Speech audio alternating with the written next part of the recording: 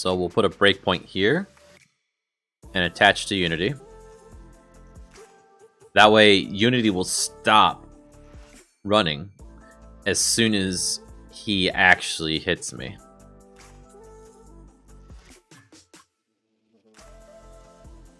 Good, he's coming this way again. Over here, dude. You want to come up to me?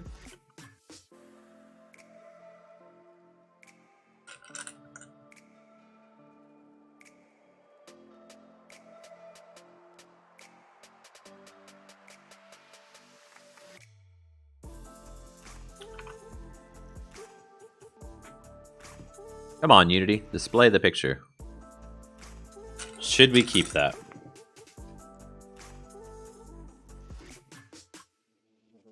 I'm tempted to make it just slightly smaller.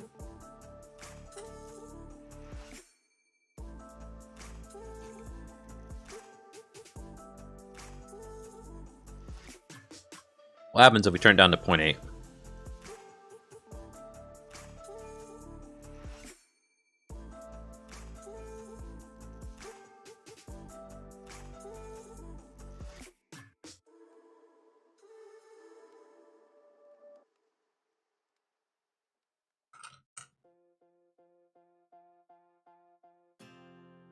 I think the swiping motion, like the effect that is there to exaggerate the movement, is always at the same position regardless of the weapon he's using.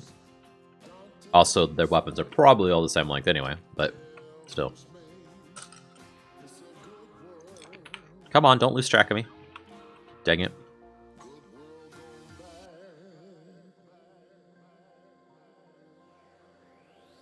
Getting lag spikes every once in a while. I don't think it's the game, I think it's my computer. I got Twitch going. Music, maybe. Shouldn't really. That looks better. So he's actually... The swipe is through my arm in this case.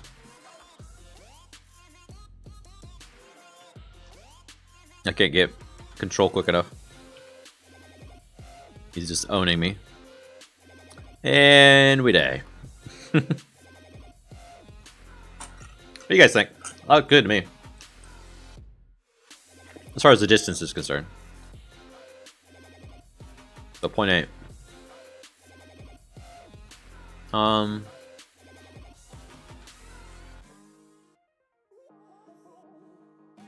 So that's the class, or script, whatever you want to call it.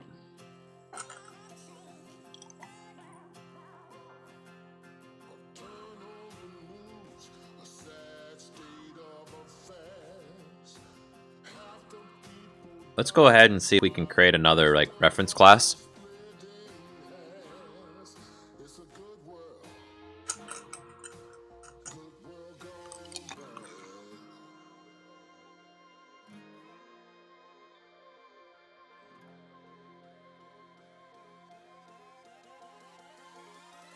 Organize some stuff too.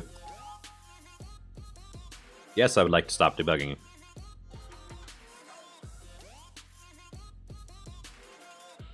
So let's delete this.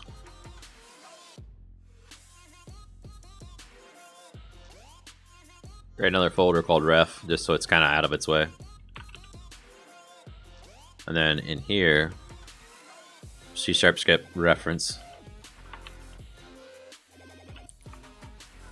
And this should hold like static stuff.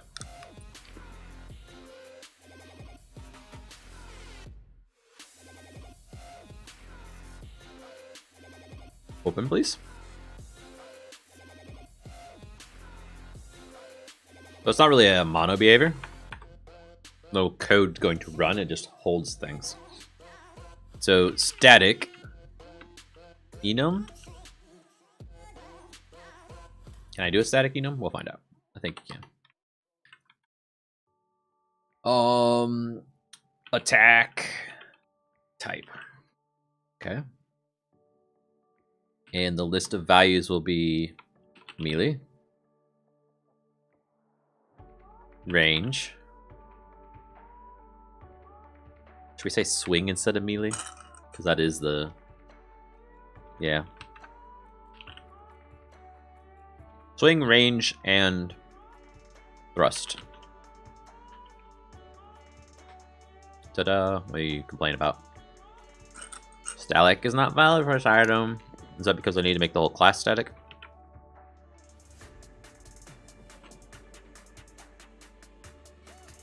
Yeah, I didn't think so. Crap. If I do this, public. Now I say static. That's probably what I was complaining about. Nope. Okay.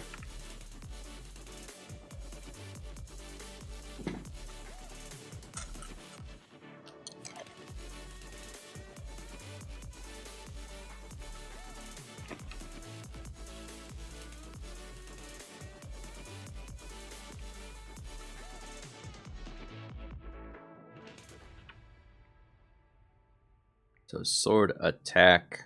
Nope, we want the entity or enemy AI interaction, which is really the main brain of the whole thing.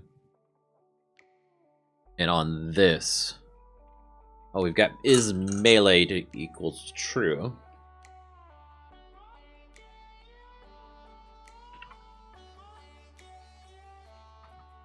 We'll use it one spot though. So the reason I want to use the enum instead is I can just drop it down from a list. Public reference dot attack type.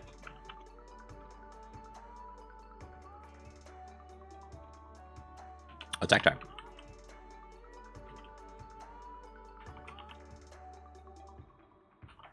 Get rid of that. And we'll say attack type equals reference attack type swing.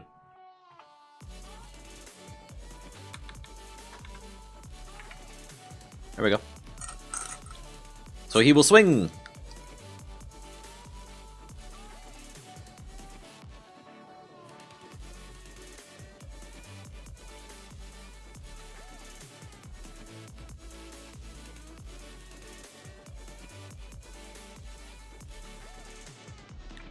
Else, pink that, right?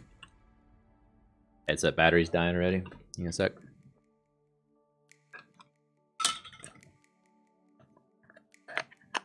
Oh, I just realized we're gonna need a an arrow. Come on, battery. Get in there.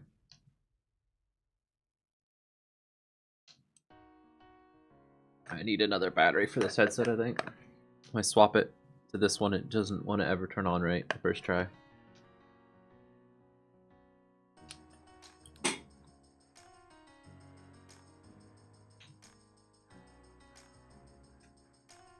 Contacts look pretty clean.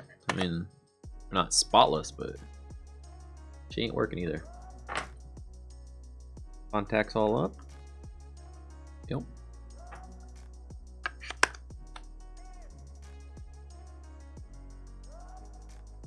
Wonder if it's even got a charge. Let's put it back in the charger here.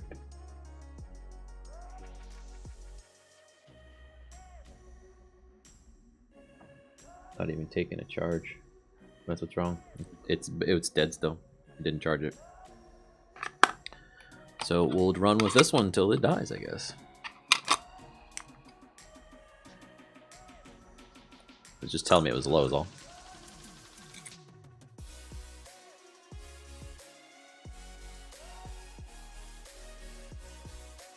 So this one's going to say ranged.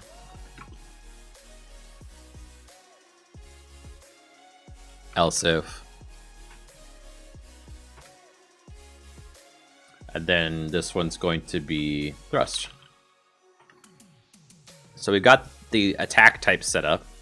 We're going to need this still, I think. Need to know the direction we're going in. We're probably going to need to do this, but actually all of that's going to be the same. The only difference is the type of attack we're going to do.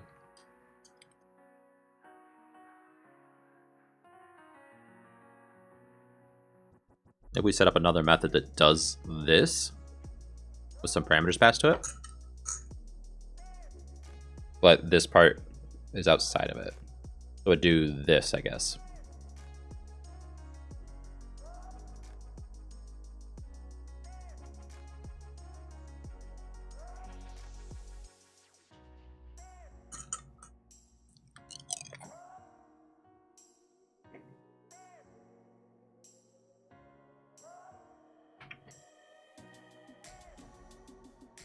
So it's going to return a raycast hit.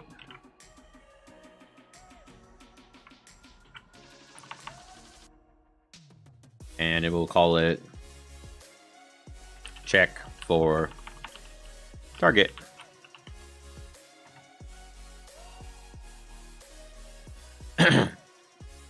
Wow. I'm choking on some. Take all of that, throw it in check for target.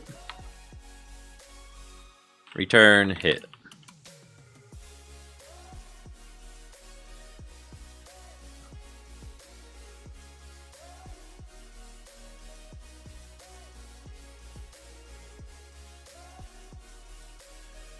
So in range, we don't need to do this. And in thrust, we don't need to do this. Instead, we need to do this with a little bit of that action. And we need to call check for target, which will return the hit that we're after. And we don't care what it is we hit.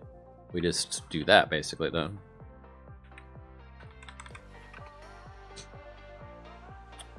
Reusable code, yay!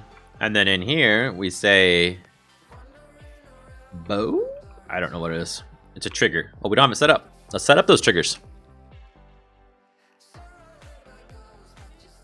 Animator, please. Please, sir.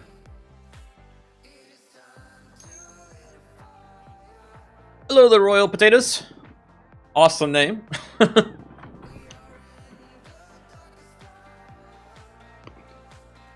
Wait. Oh, yep.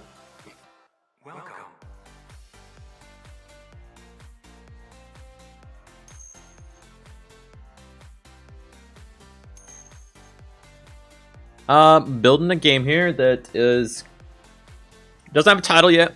I'm working on ideas for titles. I don't know, but if you've ever played A Link to the Past, it's inspired by that. So that's a easy way for me to describe it, right? Quickly in one sentence. That's Zelda: A Link to the Past, by the way. But it'll be its own thing. It's not, Zelda characters or anything like that. Oh, let's see. So, bow. We'll just say bow. Everyone is doing so many different things are difficult about game development, but to be honest, naming the game is the hardest part.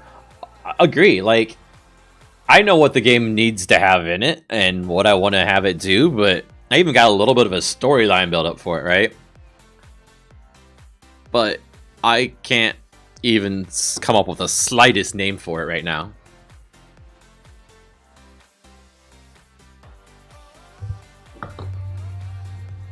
Maybe I'll just call it that game. So we've got this set up. We can go from any state. We're going to set this just so that I can come in here and say there is no exit time. All right. And undo that. I like setting this up so that there's no transition between these because these are very cut and dry animations. They're not, doesn't need transitions between them basically. And we need to say bow is our trigger. Unity has been mean to you lately. Oh no, what's it doing to you? You're not that group of people that are that team that basically got their Unity license revoked, are you? That's awful.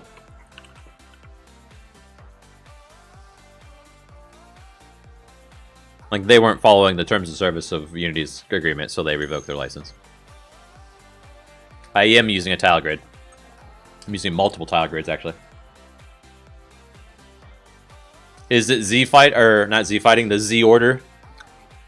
Or sort order of your sprites that's the issue? Because I ran into that. Basically what I had to do was take and change my order in the layer for my character based on his Y position in the world. So to say this fence, he needs to be in front of the fence sometimes and behind the fence sometimes, depending on where he's positioned. So in order to achieve that, the fence is not a tile map object, it's a game object, and it has a script on it that is set order in layer that I created, or sort order in layer by Y. And it basically looks at its Y value, right? So its Y value does some math on it basically, right? So that I can get it in a certain range because the order in layer is limited. And adds in whatever the default value is as an offset. So you can still stack things in the proper order among each other on the same Y. Tiles are bleeding their edges into other blocks because Unity puts this weird blurring effect on the edge that expands it when dealing with tiny sprites. I think I know what you're talking about. If I run my game, start. Every occasionally you'll see these black lines popping up. Is that what you're talking about? That type of thing where there's this green grass sprite has a black sprite beside it for our next example. If I go further up, there's a yellow sprite beside some of the green grass. And that shows, but only like sometimes. That's exactly it. I've tried so many things, dude. I've found things that impact it one way or another, but nothing that fixes it perfectly.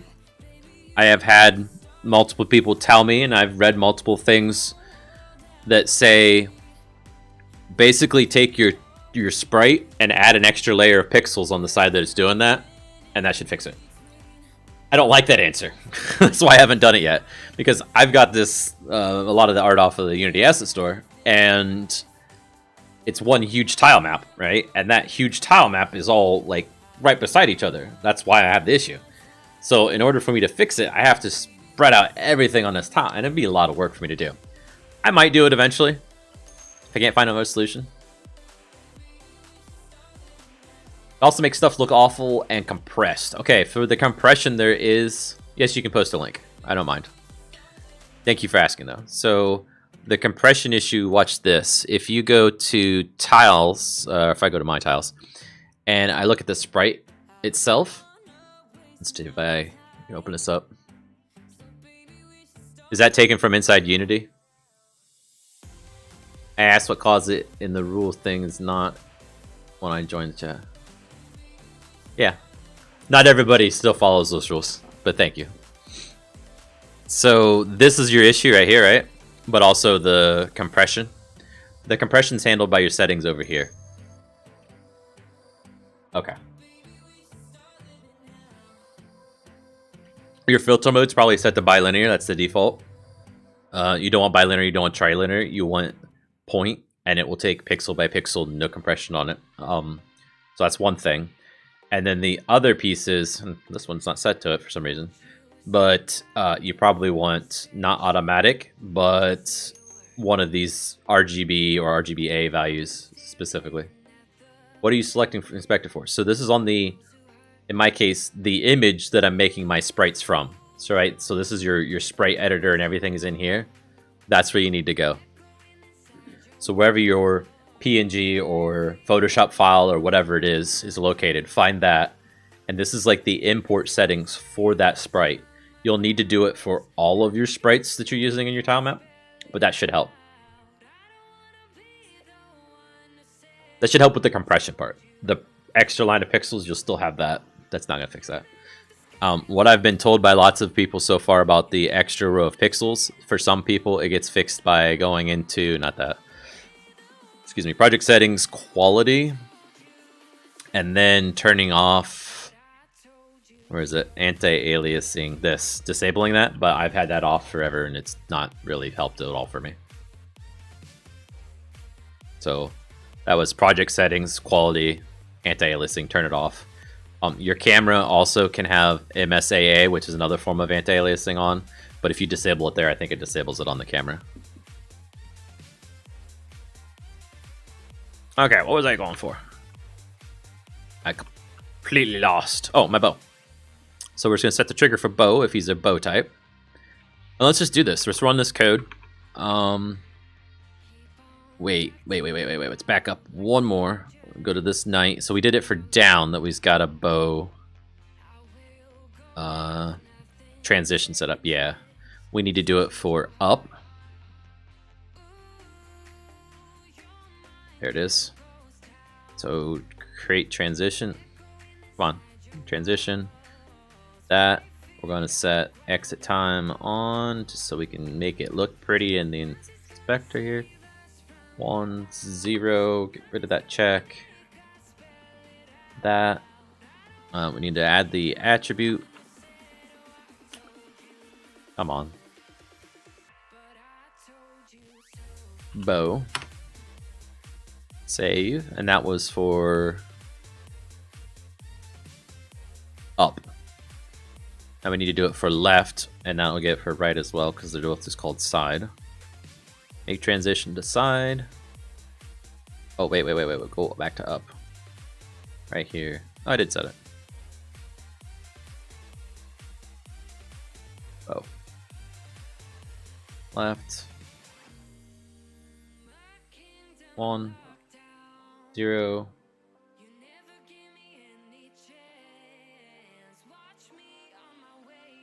Bow.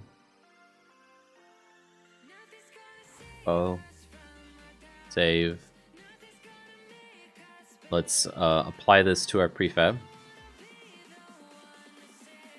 There's no overrides?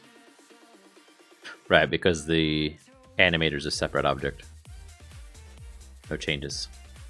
Instead, let's change him from swing to range and hit play. And in theory, he should go and try and release an arrow at me, but he won't have an arrow to release. Our main menu pops up. He's gonna wait till he gets super close to do it too. Cool.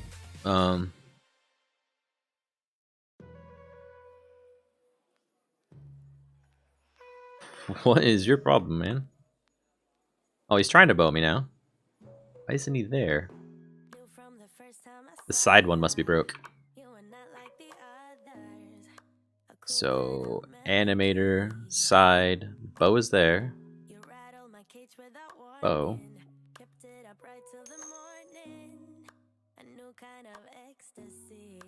Hello, Below the Stone. Ah, both of our...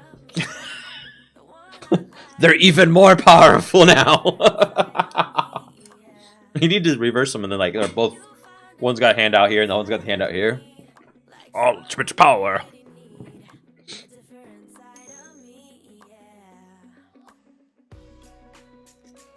Nice. Ah, the first one we had was pretty good too. That hand thing, had I realized that was there, I would have made it even better for that. But, oh.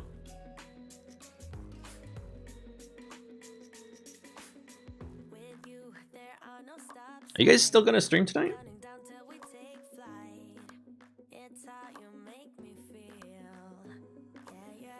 Or are you running on too little sleep to stream tonight?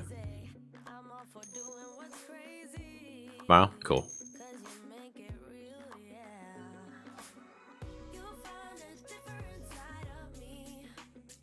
You're fine, man. It does look better in... Okay, I see what the problem is already. So it looks better in the editor, but not in your game because you got your zoom factor on. That little slider right there that you took in your screenshot. So if I go over here to my game, it's loud for me. This thing, right? You're zooming in, so it's not able to render it without scaling it up. And that's what you're seeing this oddity about. So try putting that all the way back to 1, and that's where you want to leave it. Unless there's something you need to zoom in and to see. Because your game is never going to do this when you actually play it. It's always going to be scale 1. Let's try that.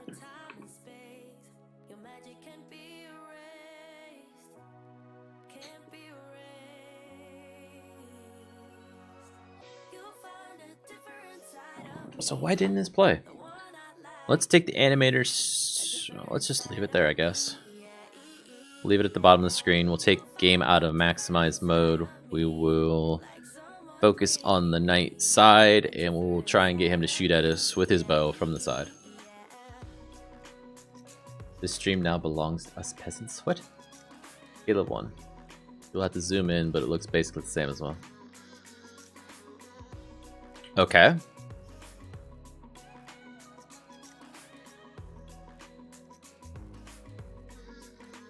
Let's compare that to your other one, though.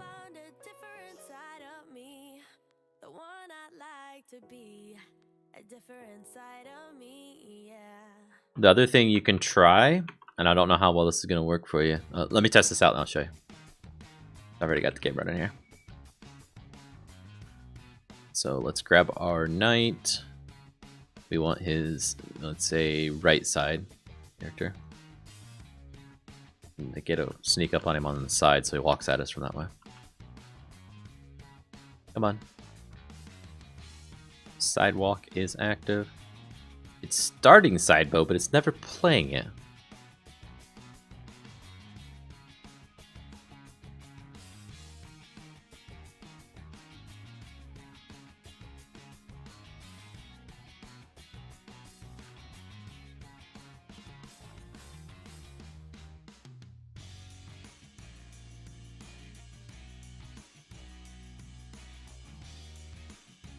So we don't want exit time.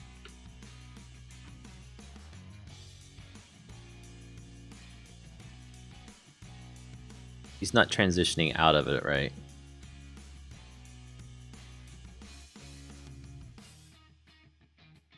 It's also still sliding. Why is he sliding?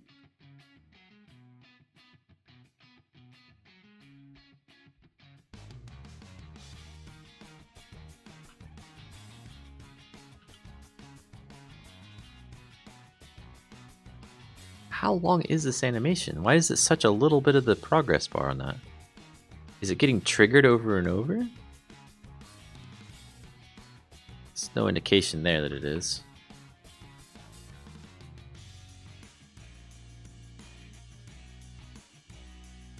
This one. Right. Literally, he's learning how to do this right now. For the first time. Okay, let's take a look at the, what was I going to say about your thing? Oh yeah. So the tile itself again, on this, check your pixels per unit. See if it's scaled properly for what you want. All right, so my tile map was 1 unity pixel, and each tile in this tile map, so in the image, right, each one is 128 pixels, so I set 128 pixels here. That means that one complete tile, one complete image that I made, which is 120 pixels wide, will fill 1 complete unity tile. So clamp mode really doesn't matter for this. Point filter, your max size, make sure it's set reasonably high. Resize algorithm, you can leave it at Mitchell, it's fine. But typically I set it to RGB A32, but for this one I didn't for some reason. Probably should. Because it will be compressed otherwise.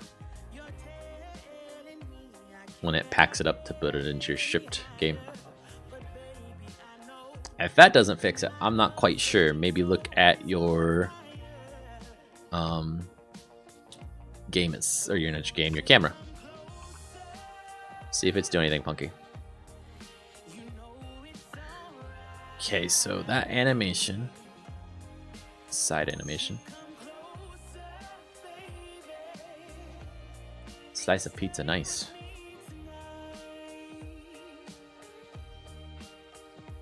Swing can go into that.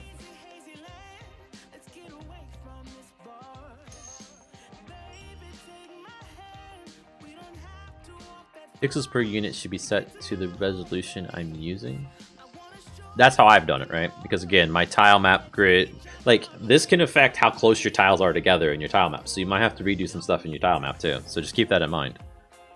Because when I initially did it, I had to go through and set my tile map up again so that it fit. There should be a setting somewhere on the tile map for it, somewhere. Grid size. cell size, right? So if it's not set to 1, then that might mess with you.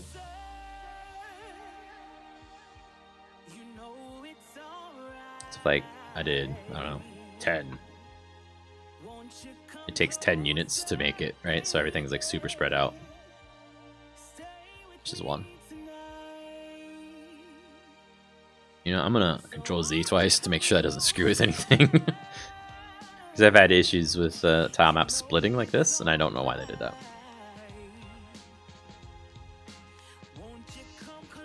Because those are all the same. They shouldn't do that, but they did.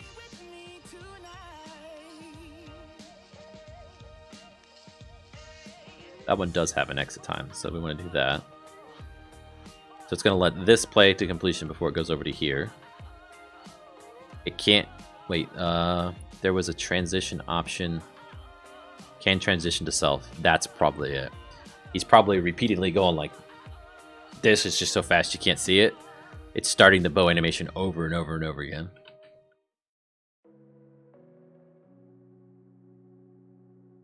Yep. And we just need to somehow figure out how to like pause the nav mesh while he shoots, which I've got set up in my swing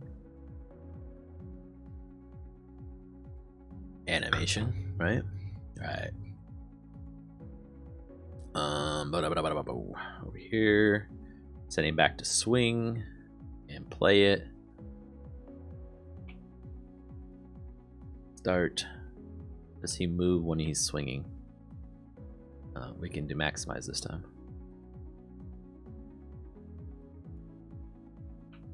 You stuck, fool. There.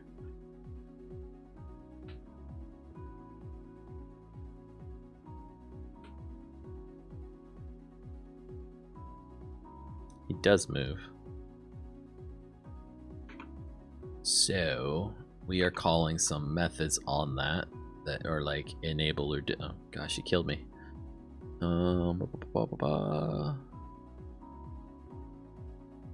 Set float down, but that's not it.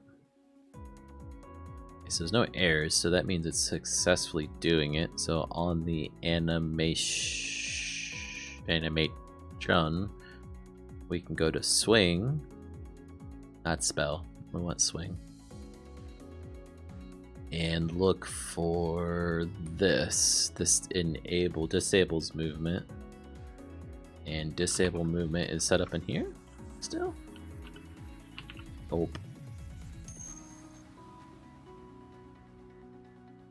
No, it seems like to a degree it looks like it's kind of a hack, but it works if you give it enough effort.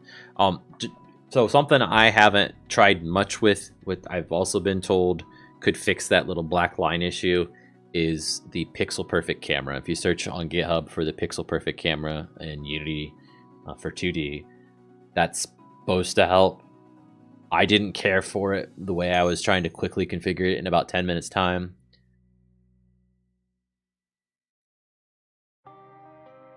Really? Well, it probably has to do with taking what's effectively a big image, if it's set far away, and if you have perspective turned on, maybe you don't. Let me just describe this to you. So here, let me go to a different scene. Yeah, I'm gonna save that. This is where my camera lives, right? So if you have it set to orthographic, you're fine. If you have it set to perspective, though, then distant objects should appear smaller, right? Because that's how a normal 3D game works. So a 2D game will have a different looking camera in the editor. So if I go here and then turn off 2D mode, it actually looks like a 3D game still. So you can see that there's a camera, but its bounding box of what it's looking at is in a straight line. But if I go to perspective, you'll see it changes into this cone, because that's how a camera works in 3D. Things that are closer to the camera appear bigger. Things that are smaller than the camera or further away from the camera appear smaller. So if that's what you've done and you've like zoomed far away and you have it in perspective mode, it's trying to scale it down quite a bit. If you have it in perspective mode. If you don't, then set the orthostatic. Okay. I don't know then. Because that shouldn't make a difference how far away it is, as long as it's within the clipping range. Is your size different? That could be another thing. Just Control Z through all that, and then open my world I was back in. Let's go to... Actually, let's fix these first. So we've got this set to... Can transition, good. Is off. Bow. And transition 2 is off. We want to have a idle transition as well. This idle transition is going to have this 0. I think that's exactly how we want it. And then can transition to itself. That is how it's set. Cannot transition to itself. That's how it's set. Cool.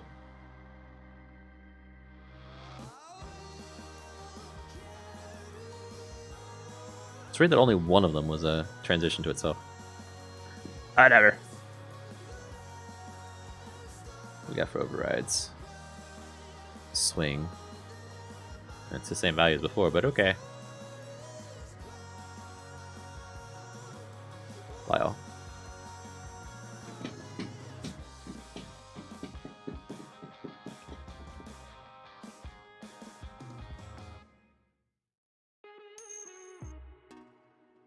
Picture 2 sprites causing weird lines in the Unity editor. That black line. Yeah. If it's same picture but in sprite or in Unity. You got something funky going on. For sure. You're not zoomed at all? Like on the game view? Like the scale?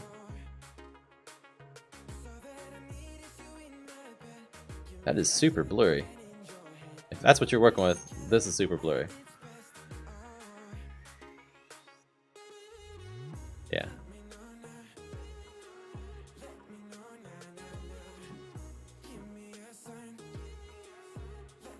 MSAA is turned off?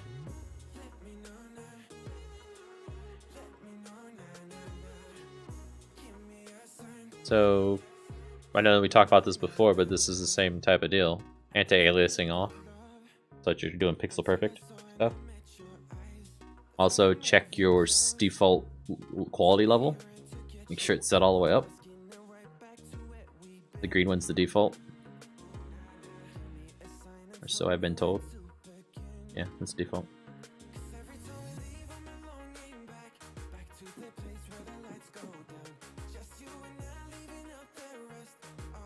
It's not that, I'm kind of running out of ideas. I don't know what else it might be.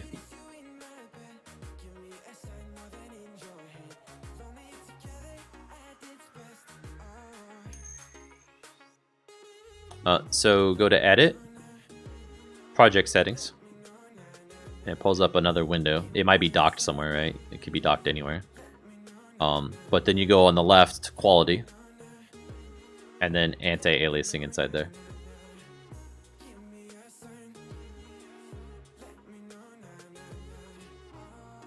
I would disable anti-aliasing for that.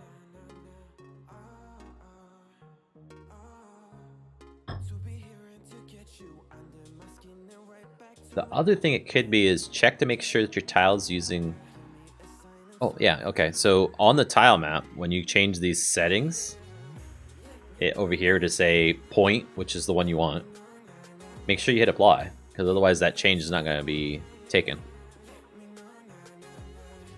And then, like, you know, you drag these tiles into your tile palette. Drag it in there again, make sure it gets the updated one. Just in case something funny happened, and then paint those tiles somewhere and see if it does it. Or if you're using a rule tile or whatever, make sure you put it in those.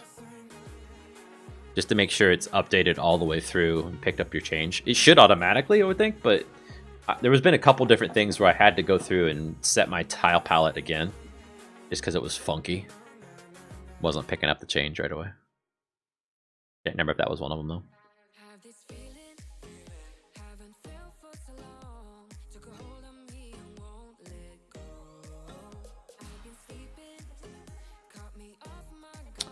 So let's see.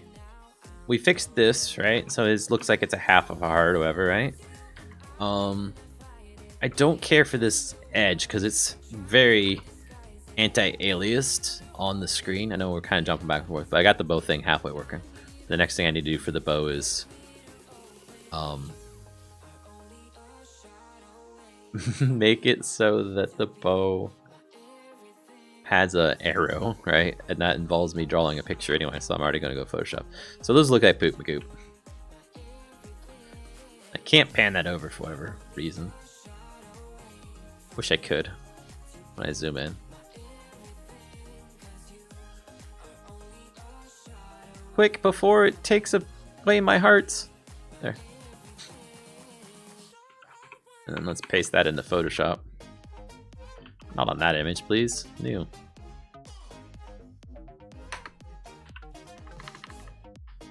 Yeah, see what it's doing to them? It's just awful because they're so small. A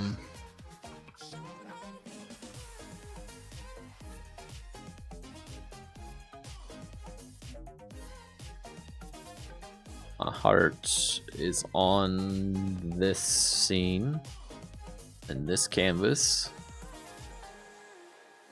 Displayed on these objects.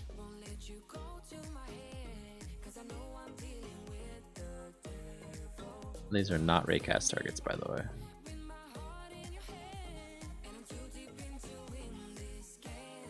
Default shader because it's the... Sets the size to match the content.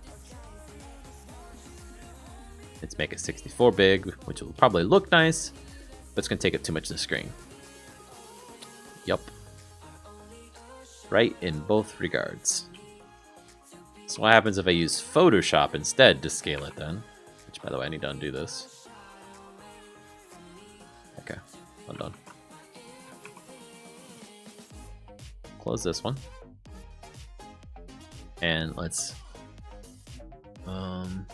save this first as a different name. Art. Full size, all layers.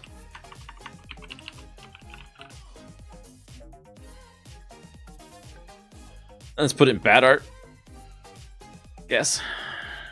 And then, okay, so here we need to go image size, and we're gonna make you 16 by 16,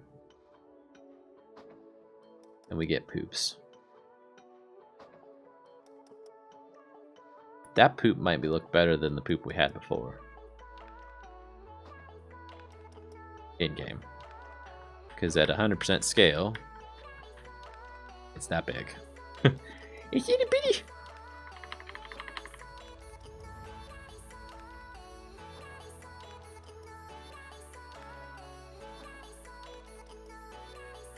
So let's save as bad art, heart, damaged, save, and then full heart.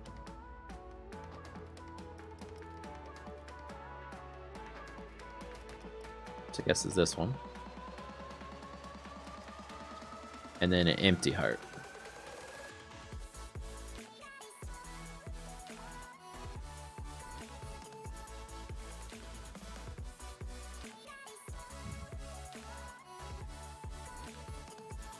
My document is clearly open. It's close done.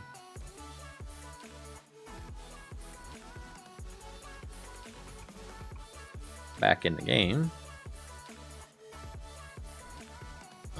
Let's do this, and we go to here. It says 64 pixels per unit. What if we do that to 16? This is part I'm not 100% sure about. Hard empty. 16. Apply. 16. Apply. Awesome. Glad it worked, man.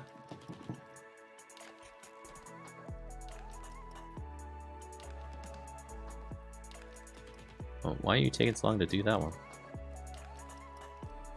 Well, that's in bilinear still. Point. RGB 32A. Apply.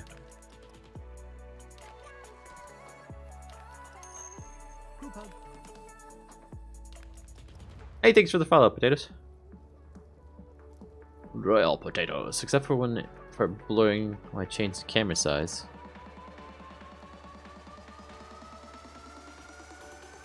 So you're getting into the realm of probably needing to use the pixel perfect camera if you're going to do that stuff. And that's an advanced topic for me, right? I did not, the documentation was not clear enough to me as to what it is you need to set to get it to wait to just like a foundation of how it should work, right? So I guess I need to research it more. Hey, you already got tile maps and all that.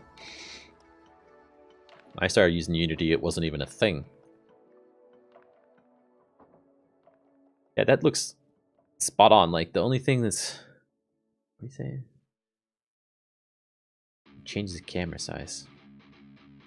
That's just scaling in and out on you, and it's gonna get blurry. Basically, like if you have a 1 pixel wide thing in your art, right? And Unity needs to make that fill 2 pixels, it has to do some funny things to make it work. Or what happens if there's a rounding error with the size of your camera and that single pixel is kind of in between the 2 screen pixels, right, in the world space. That's where it gets funny, and that's where you get weird things happening on the screen. And that's what the pixel perfect camera is about. It's trying to lock the camera into certain positions so that it can't get those weird rounding errors anywhere, or less often at least. Well, I thought the camera size would just show more of the screen. Yeah, that's what it should do. But when you have things that are like pixel based, it gets a little fuzzy like that. It's just like, let's try this. I probably don't have a good description for it. Like if you took a picture that was, I don't know, 10 megapixel picture from your camera or something, right? And then downscaled it to 64 by 64 pixels, right? It's going to look like poop when you put it back up as big as it was before, because it's trying to guess what was there. There's detail loss is what I'm trying to say.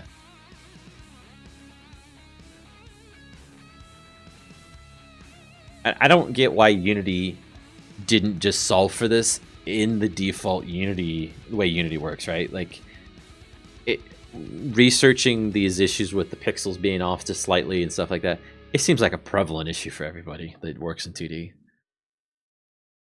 So they should have just fixed it before they released 2D, but maybe they didn't realize it was there. I don't know.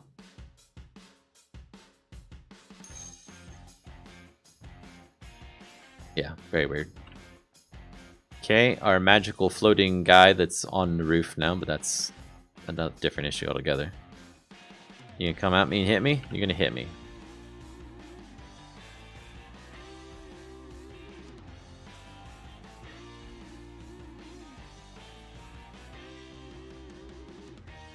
Oh, I should be dead, but I'm not.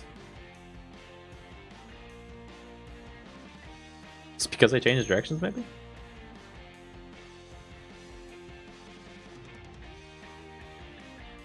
What you got? Yeah. Assuming you don't care if I share this with everybody. So that extra dot there gets all wonky, right? Because it's actually taking 1 pixel and making it into multiples, but you still have your scale up, right? That's gonna be funny for you. That scale there is like, you can't do that scale in the game. Like if you build this game and send it to somebody else, they won't have the option of using that scale. This one. I know you're doing it so you can see it, but it's gonna make it worse. Like you need to turn this scale down and scale up the camera probably instead if you want to be more zoomed in, or size the camera. So that's on the camera settings. There's a size in Inspector.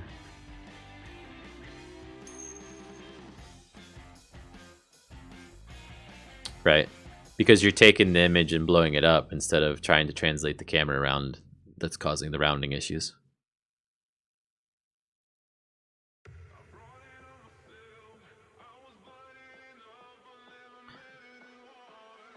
If you can find the magic recipe number, so what I understand the Pixel Perfect camera does is it does a whole bunch of math to figure out what the exact size and position of your camera should be and locks it in. You can move the camera around, but it's not going to ever be like on a half pixel where it moves it to. It prevents that. So you might lose some very, very, very fine control on your camera to not have these issues. Look it up, Pixel Perfect camera. Magic. I don't have a thing for that. I do have this though. Just because it goes shallow doesn't mean it's 30. You're welcome, Reaper, if you ever watch this.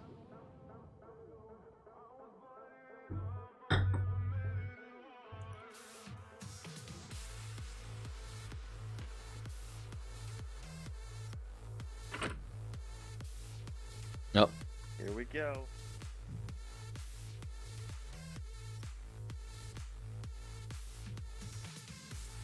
So let's take our knight. Let's make him a bow again. Oh, wait. Whoa. Lost track of what I was working on. I did the parts.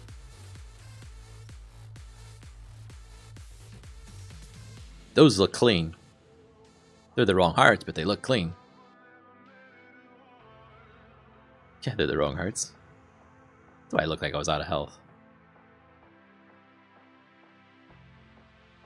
They look much better.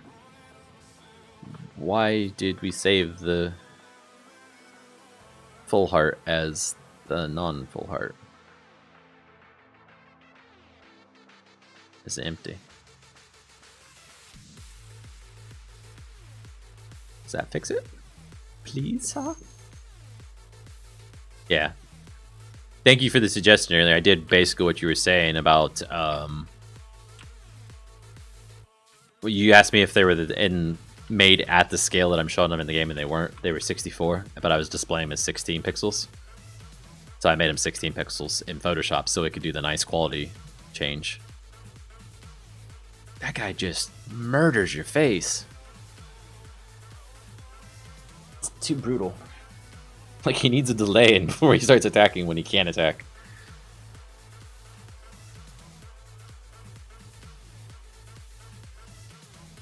Okay, so let's set him back to bow. Right, let's get an arrow going, I guess. How big the arrow should be, I have no idea. Is there any way I can get a pixel count on it? Like, by looking at the character? I doubt it. What if I pull up his character? My game is so hard. I can't swing as fast as the character can. It's in boss mode. Sprites. Let's get this one opened. Let's find the bow. And that is the bow. Jesus. Did I make all these pictures on the screen now? No. I do not have that skill. Only person I know that has that kind of skill is Below the Stone Dev. You should check out his streams if you don't already follow him.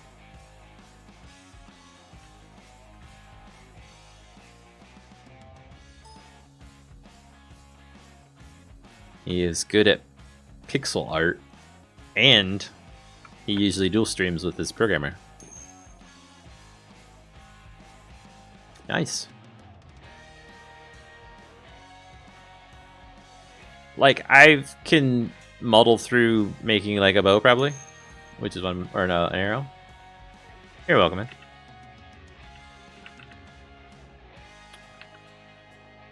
And that's what I'm gonna try and do. Shiffy. And then see if I can. I'm a cheatin's little fool.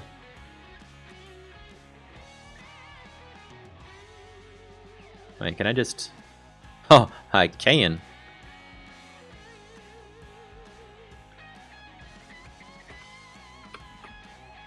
Oh, I got to enter, and then I can do this.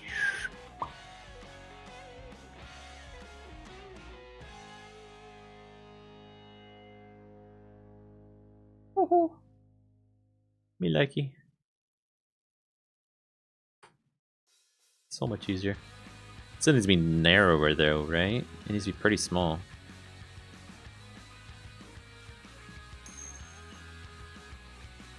I am turning the bow into an arrow.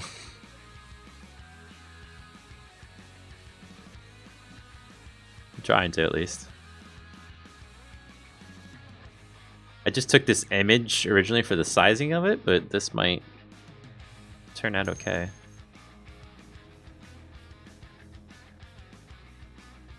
Thank you. Let's also...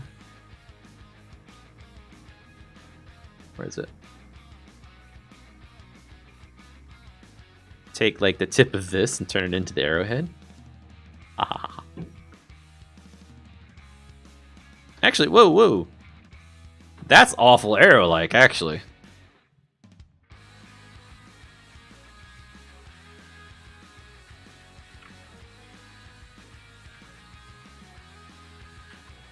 Yeah, let's use that instead as a starting place.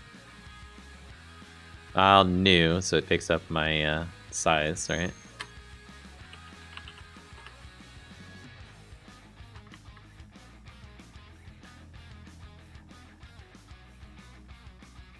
There we go. And hey, I'm desperate here. Probably want that gone. And then this can be moved up over top. No. Let's cut that all together now. Let's add it as another layer, paste it on that layer, and then switch the layers around. That's better. It's still pretty stinking long for an arrowhead, right? Like, it's massive. Can I scale that down vertically without making it look stupid? Yeah, I can.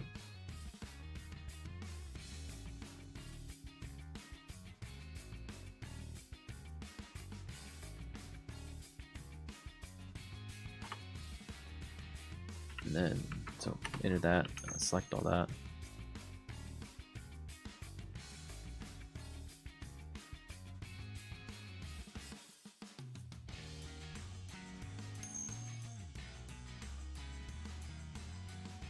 You're right, it should.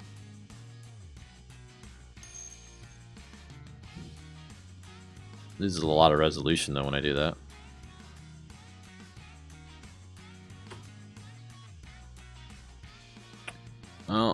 Oh, that helped a lot. That looks a lot more like an arrow now. It almost makes the arrowhead look a little fat now too.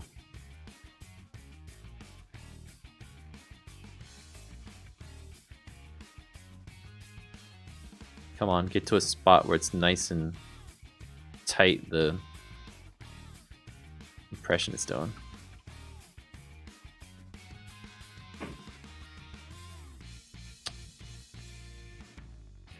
Doesn't want to scale very nice. So I get this funny anti-aliasing crap, or whatever it is. Artifacting.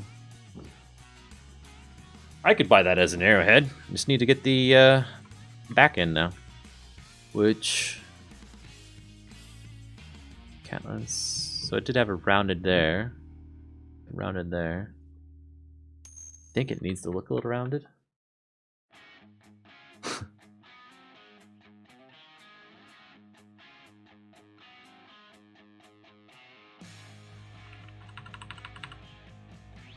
Let's see, do like that. And that.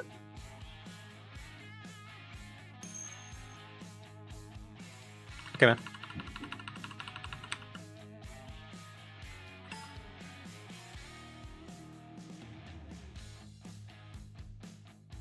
That there. We'll grab the eraser. We'll get on the right layer. Oh, good grief! I put that on the wrong layer.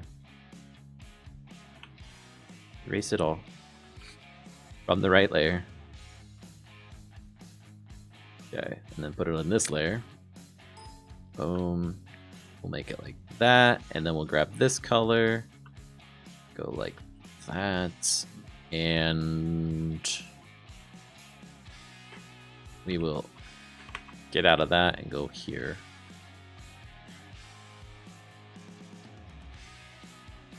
That's nice and rounded. Yep. Looks good to me. How do you have your camera out so far out without it destroying everything with the math, whatever we're talking about? So each one of my grids are 1 Unity pixel, first off. My camera is set up in a way that it's got a size of 10. That gives you the zoomed out look in this mode. So set that size to a different number. It doesn't have to be 10, but whatever is appropriate for your game.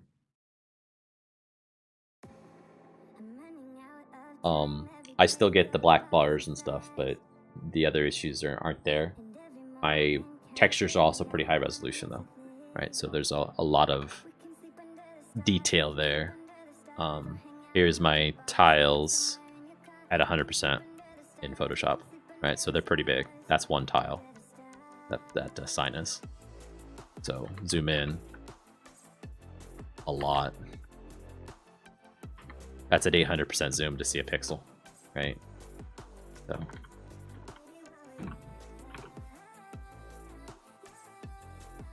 let's get us a nice white color. Not exactly that color. Box, no. Don't want it pure white, but we don't want that color either. We'll go more to the yellow side of things, I guess. We'll add another layer altogether and start drawing.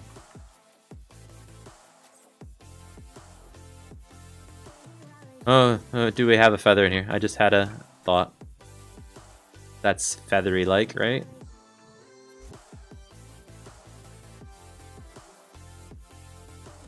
There's feathers. How do feathers look in our universe? Lots of colors in them.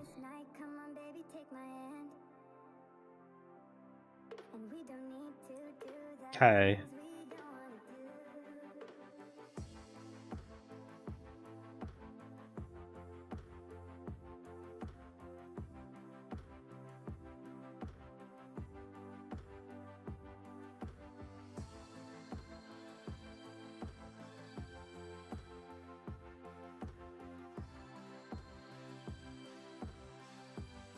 It's too far out for an actual feather on a bow. That's better.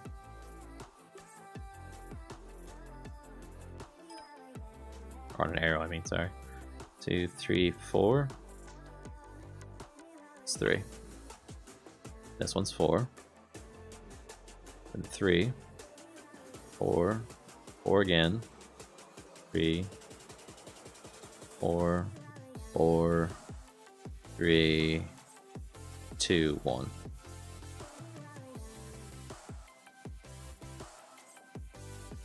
Add yet another layer. Right to the bottom. Hit G. We're gonna get us a different dark color here, called black.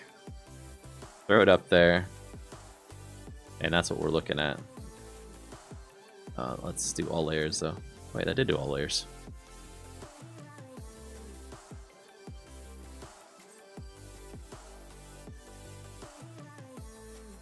Huh?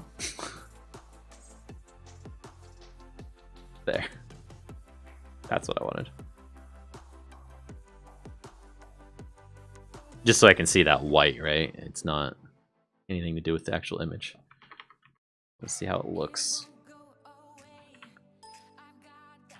B. It's the Illuminati song.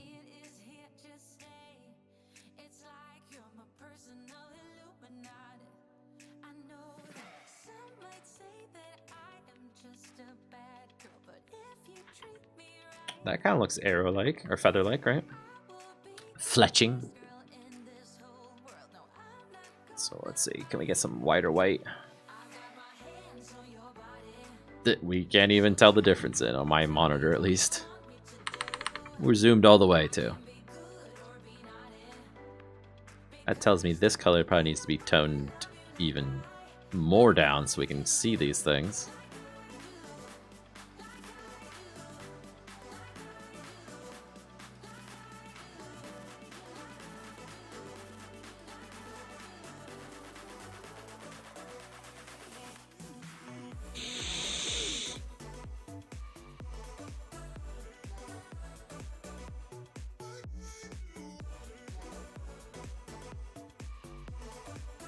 Painted it on the wrong layer.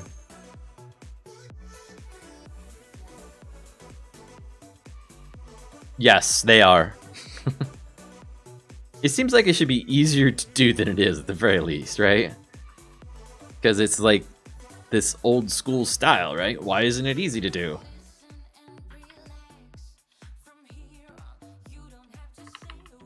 Okay, that works. Let's grab the white. There we go. Now the white shows out. We'll put a bit more white on this side, right? Not there. We'll put it there. Put there.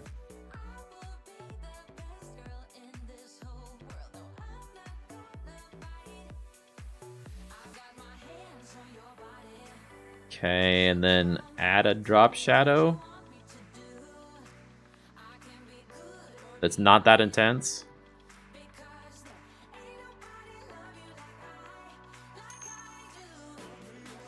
It is, but Unity 2D. Unity is awful for 2D, but for Game Maker Studio, which is basically Unity, but made for 2D, doesn't use C# and stuff. I know. Oh, okay.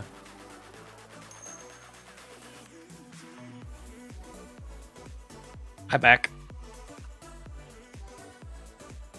Welcome back. Let's see, does this do what we want?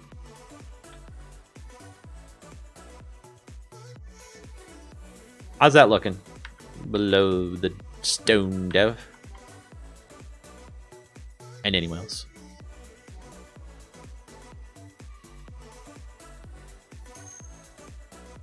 Great. Starting over. Delete. Why are you not picking all the layers, please?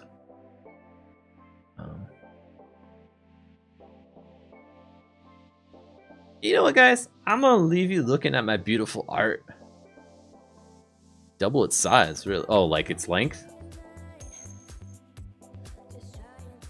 The arrow on the hates and such are red. The fletching doesn't fit.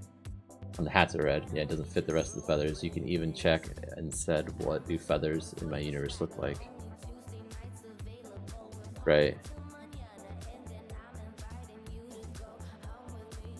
I'm assuming you mean like double them forward to back, not make them wider. I get what you're saying. I wasn't gonna make them red. I was trying to look for what's the art style of them to see how colorful they are, and they're very colorful. Like, how many different shades are there? But I don't know that I'm gonna be able to accomplish that in the small area I've got. Just taller up and down. Yeah, no wider. Okay. So that's simple. Just duplicate the layer. Control Shift V, so it copies it and paste. Place. And it gives us another one. Like that. Yeah. I hear the car running. Let me see what's going on upstairs. Make sure everything's okay. I'll be right back, guys. Try and stack them. What do you mean by that? I will be back.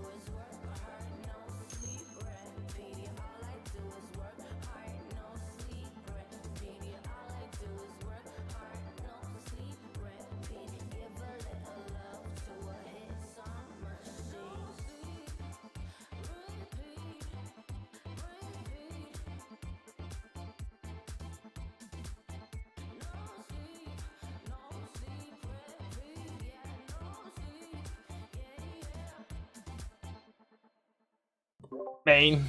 Low. Tic-tac.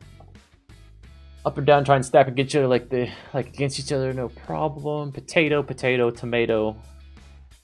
Okay. What game are you working on? That is a good question.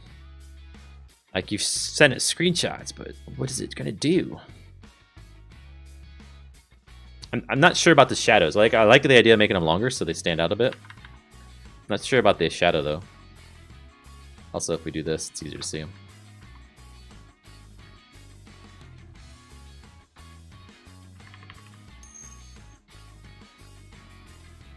Yeah. At least in this gap here, it's a bad idea.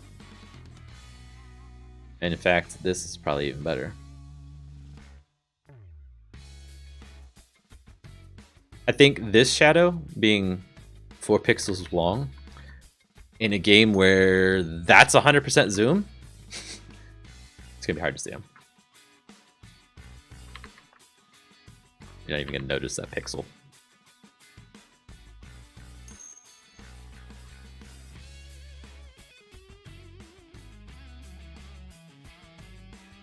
Right now I'm just trying to get the tile grid to work so I can choose between one of my few. Okay.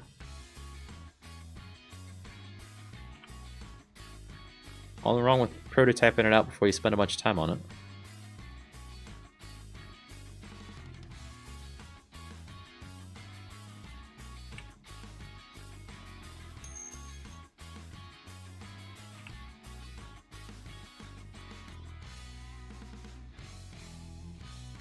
That side is wider than this side.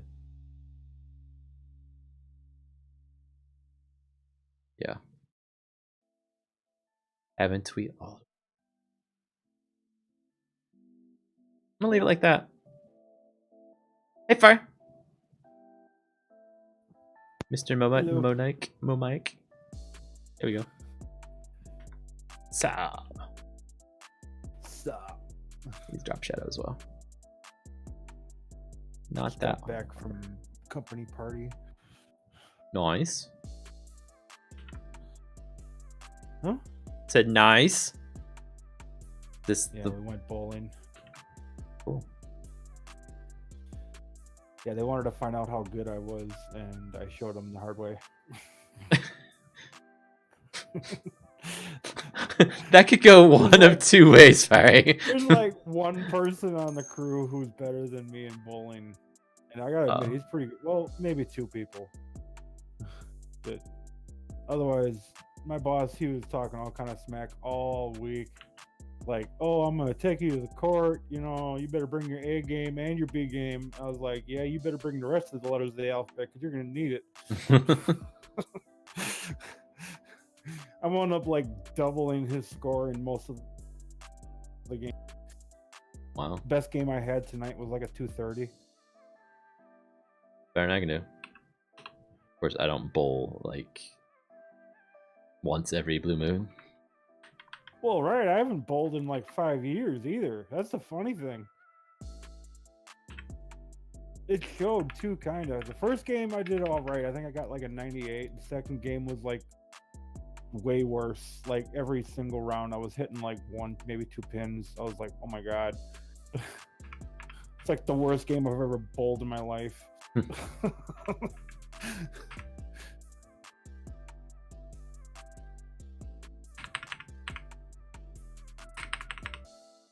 It's all right though. That third game came around and I was like, yep, you guys, those other games were just practice.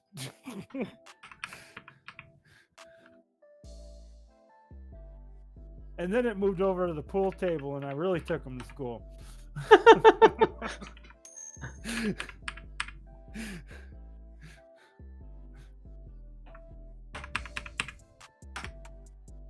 The arrow's looking good. I don't know if you did it on purpose, but having the feathers go 1 pixel into the wood on each side makes a nice... Yeah, I did do it on purpose.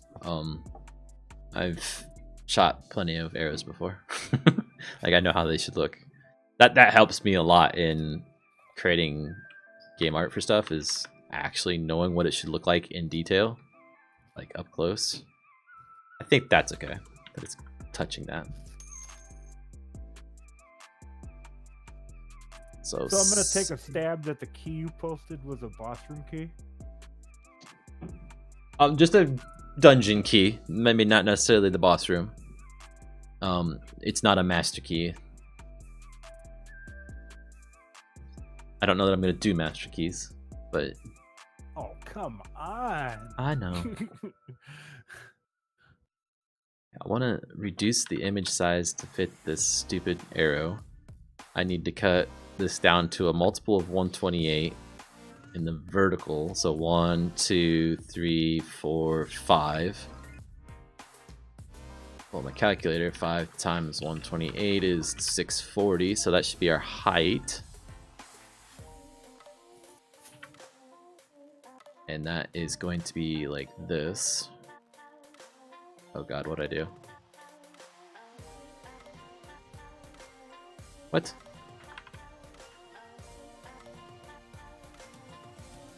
That was not expected. Image. Canvas size.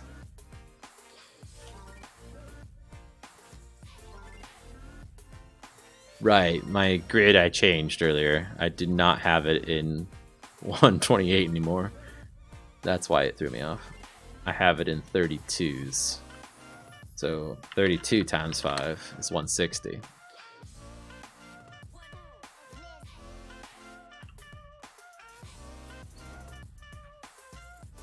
Proceed.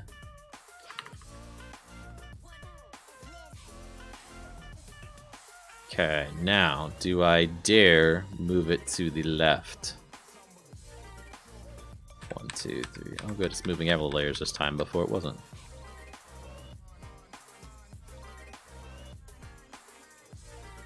Can't zoom in like this, can I? There we go.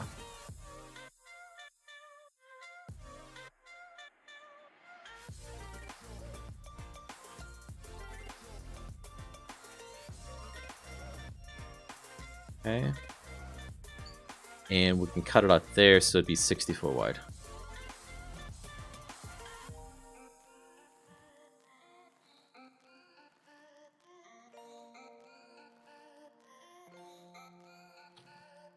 That's not right. So that's 32. So this is 4 divisions of 32. So it should be 16 wide.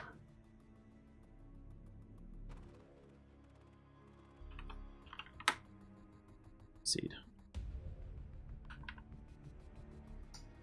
Arrow.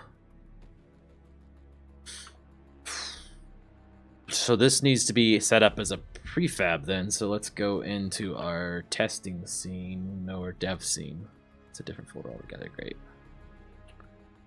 So we can delete this one now. Brand new empty. Arrow.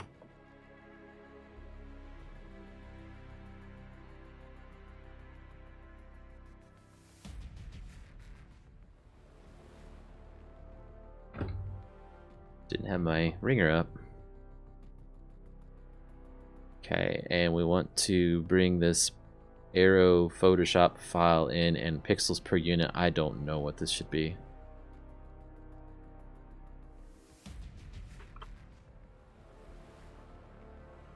It is how high again? 160.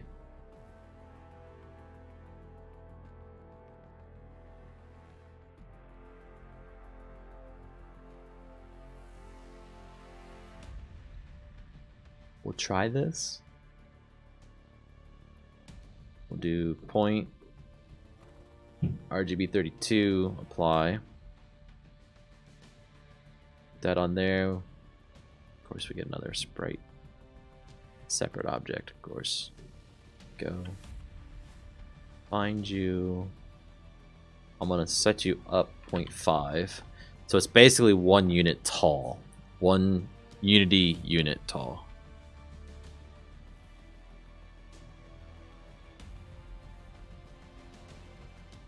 It doesn't look so bad right now. Those are kind of harsh edges, but it's an arrow.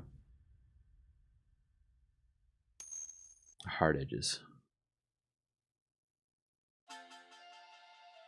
Everything else is soft. That's hard. should I? Thank you, Below the Stone.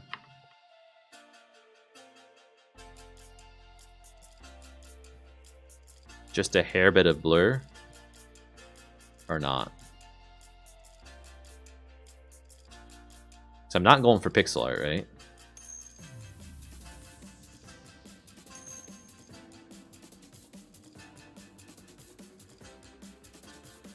Yeah, that level of blur looks good.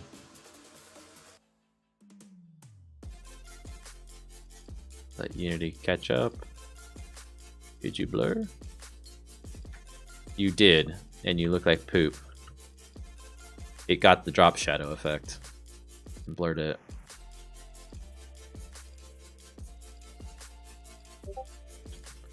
Is there a way for me to take the drop shadow and put it on its own layer?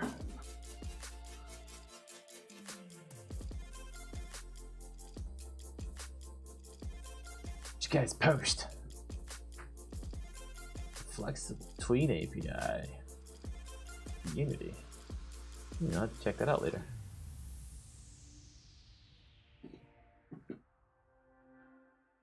I like my drop effect. I don't think there's a way for me to capture it and put it on its own layer.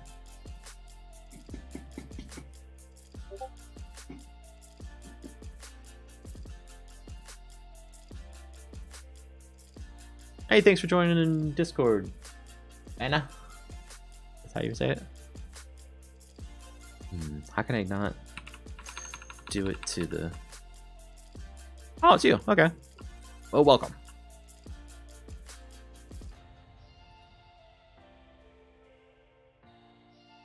And see, it's just blurring out everything.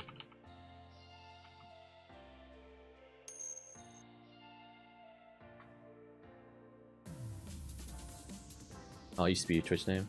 Yeah, I had that happen to me. Account got hacked. And Twitch disabled it. Because it was like whoever hacked it was just spamming people like crazy.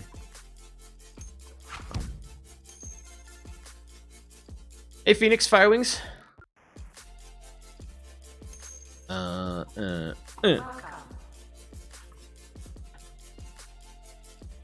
Andrew. Welcome back.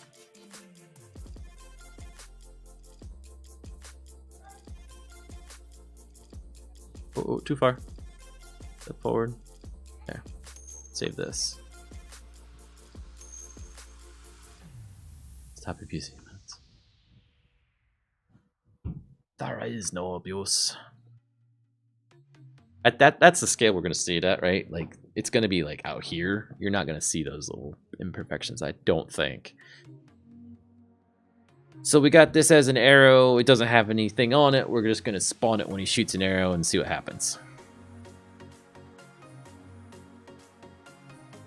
Prefab, yay! And back to our overworld. Let's see. Walking in the dark, I just walked into a wall. Oh, ouch. 3 a.m.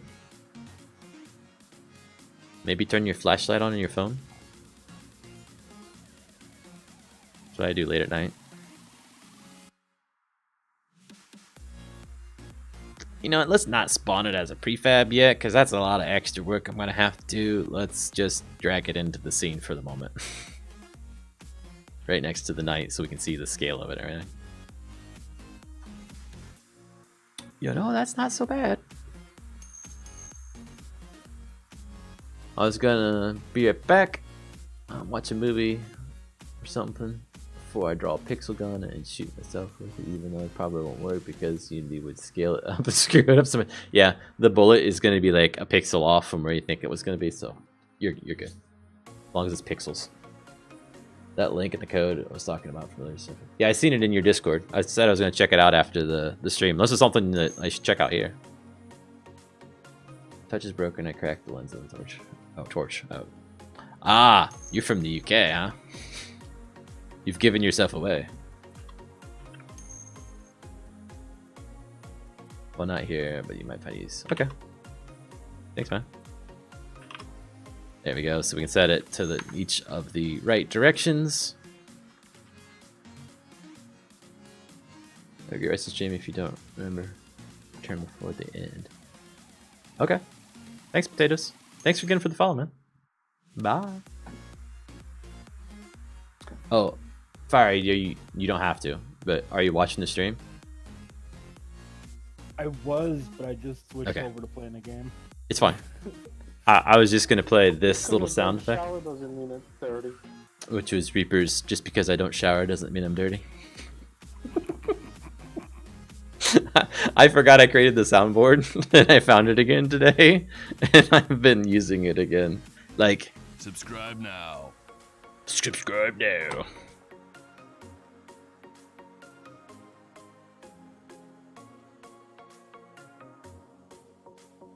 To me, that scale looks perfect, right?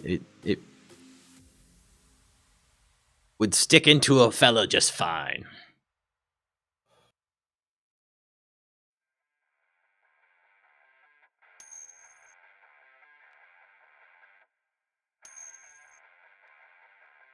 Jatsuka works.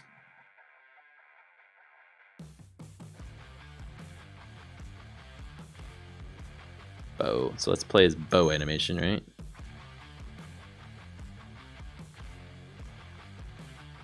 Oh no, did I take his bow out of this whole sprite atlas? No, it's still there, okay. Still working on my new game engine. Wolf and S-Moon engine is based off the SOA Cardinal engine. There's a lot of things in that sentence I've never heard of before. I've never heard of SAO Cardinal engine.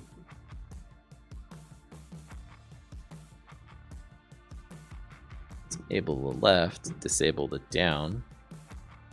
Play the left's bow. Why did I do left? I wanted to do right. Sword Art Online engine? What? Let's do this bow animation.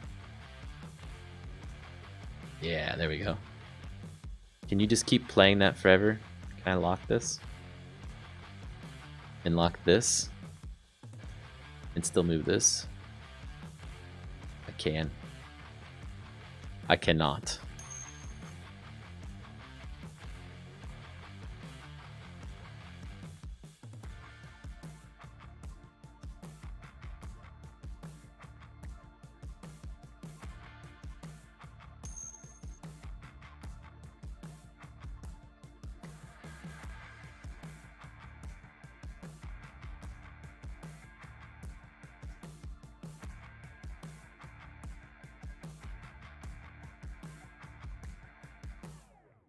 I think that fits.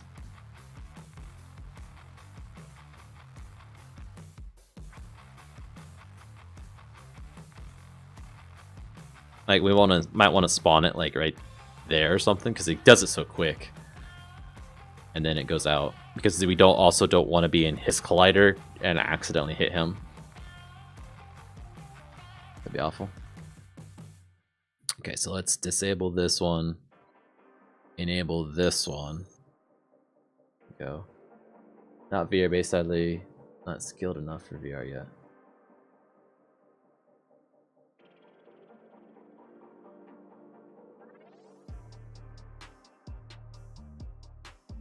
Practice makes perfect.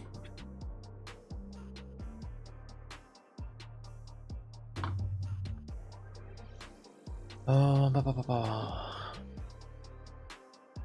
let's add a collider. A box collider. That is amazingly perfect by default.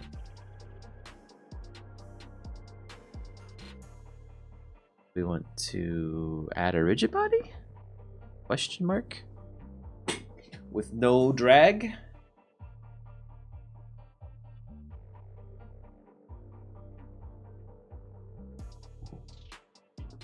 We just set its velocity and go. Let it fly to where it flies.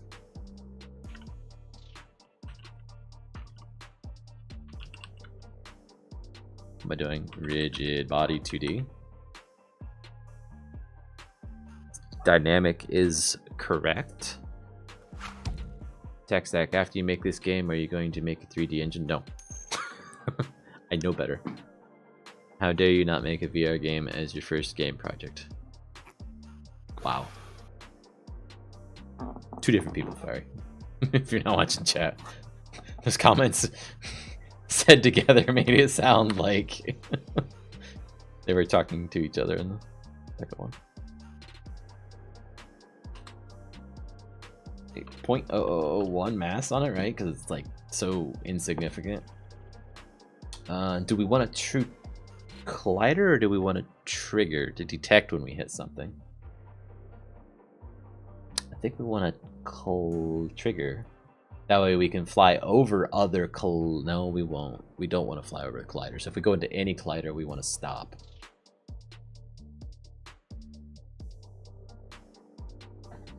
So we probably want a regular collider then. That way it'll physically bounce off stuff. Or stop at least.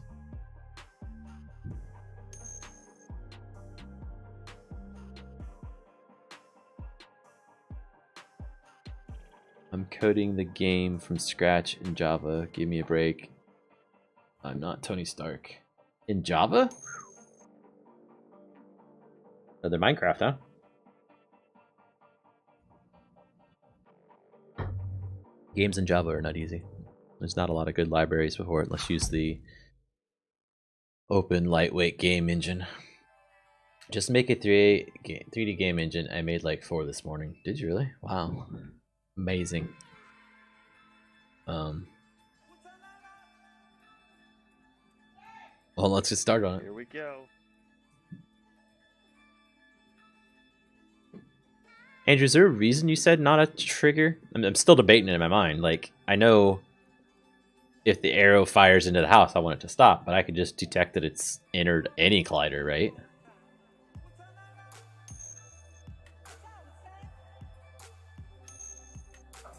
Right. I've got them set up for those type of things.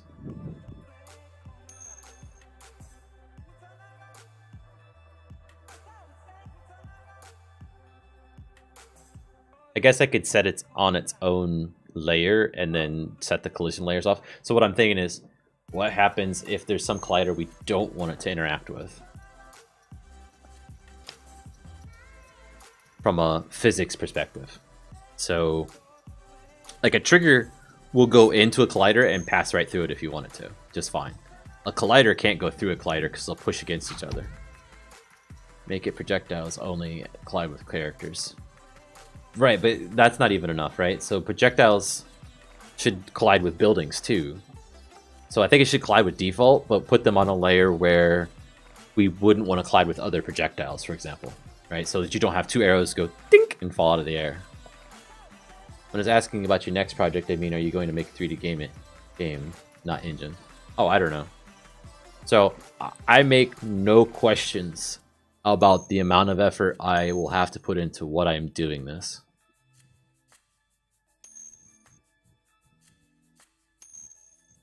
Right, I know what you're talking about, the checkbox pyramid. Like, what layer collides with other layers? What layer in the physics interact with each other? Yeah. So below the stone dev, one time I got raided by like 100 people playing a game. I turned the ding off that night. It was like bing, bing, bing, bing, bing, bing, bing, bing, bing, bing. Yeah. They were complaining about it.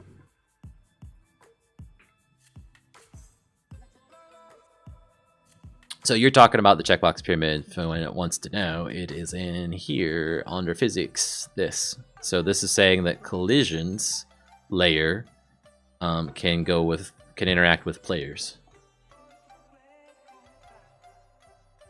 Right.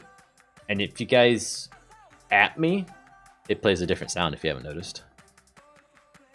To get my attention even more so.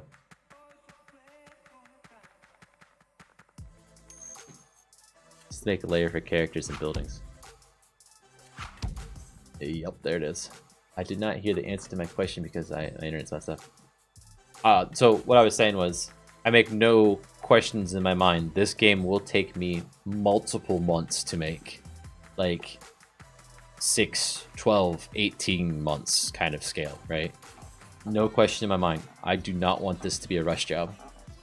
Like, I'm rushing now to build it out, to flesh it out, to make sure the idea is sound. But I don't want to rush the whole thing, the whole overall project. I want to put a lot of content into it once I get the basics down.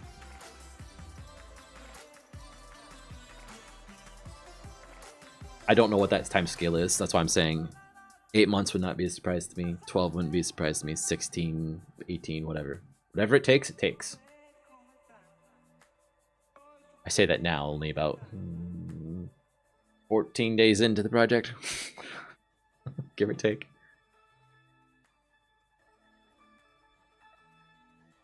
I think I need to make a layer here that is for projectiles, and just turn off collisions between projectiles, because that's the only thing I can think of that I wouldn't want to hit.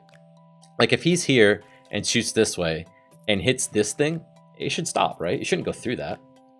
Same thing with the building, same thing with the tree, same thing with the fence. I can't think of something that I would have a collider on that the player can't walk through that I would want the arrow to go over.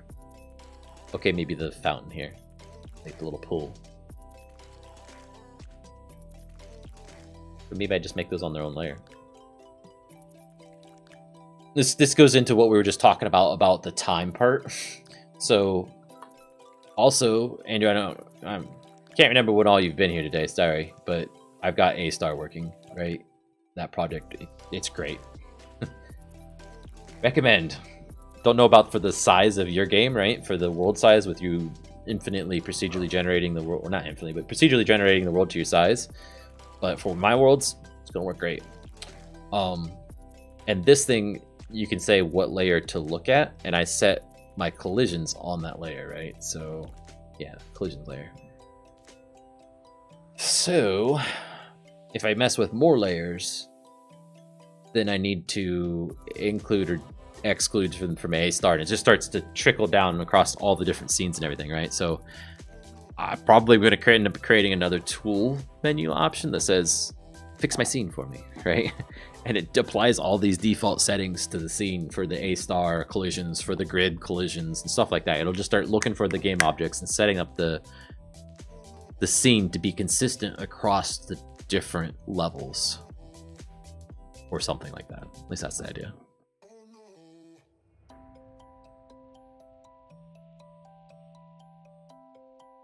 This might be enough. We'll leave it as not a trigger for now. It's going to be on its own collision layer, and it's going to be projectiles.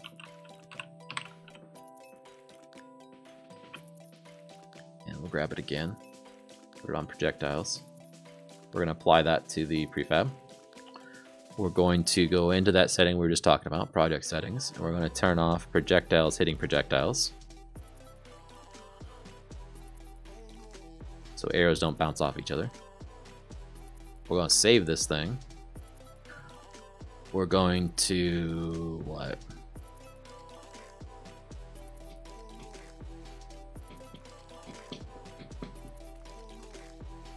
Delete that from the scene. We're going to go into here and look at this script.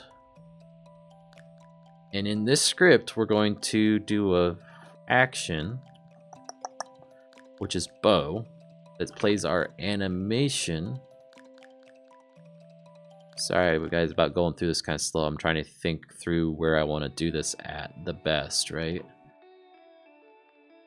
I want to fire the arrow like on that frame. And why his bow is not there is baffling me. Oh, he probably doesn't have it set. Crap. That's probably what's wrong. Weapon bow, none set. Let's go here.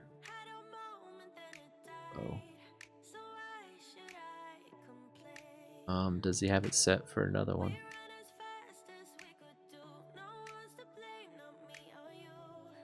Body, chest, right shoulder, right lower, right hand, bow, bow weapon, effect.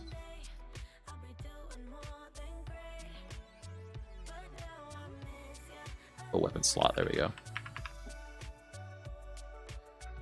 It's that. Okay, so we can put that on our character as his bow. Say update sprites.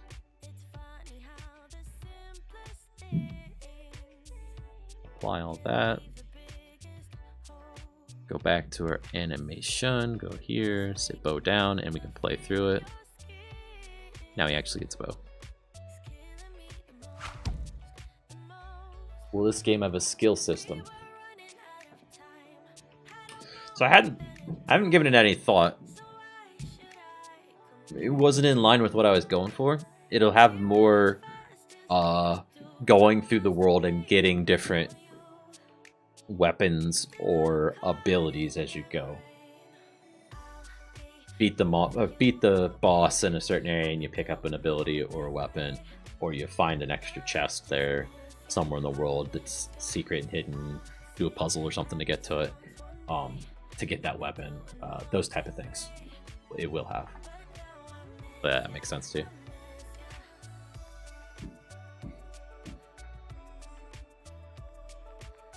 Think similar to Link to the Past, Zelda, Link to the Past, for the SNES.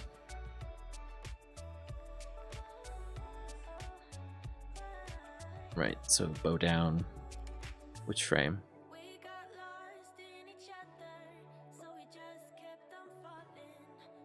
That frame. So we'll add an animation event there. And in the same script, we do sword attack. Do we do the same in here? Sword attack's not it, is it? It is. That's when he swings. And then we just change this to attacks or something like that. XX, that's classified as a non-player interactive skill system. Ooh, so maybe. But I don't classify it as a skill, right? You're not gaining a more health. Well, you will get more health through the game, I guess. But you're not getting faster, right? You're not getting stronger. You're just getting a better weapon. Or a weapon that behaves differently, like having a bow instead of a sword. Getting your initial sword, getting a mace, getting a magical wand that you can shoot lightning bolts from, those type of things. And the last one's one I'm debating. If I do that last one, it might break the art style look. The way it would work. I don't know if I want to do that yet. So let's just go for it here. We'll say public like that, and we'll say bow attack. Bow attack, yep. And we'll just select bow attack once it compiles. Bow attack. And that is going to be on the sword weapon crap, this one. Which means anything we add in here needs to be set 4 times per character, and it's super annoying.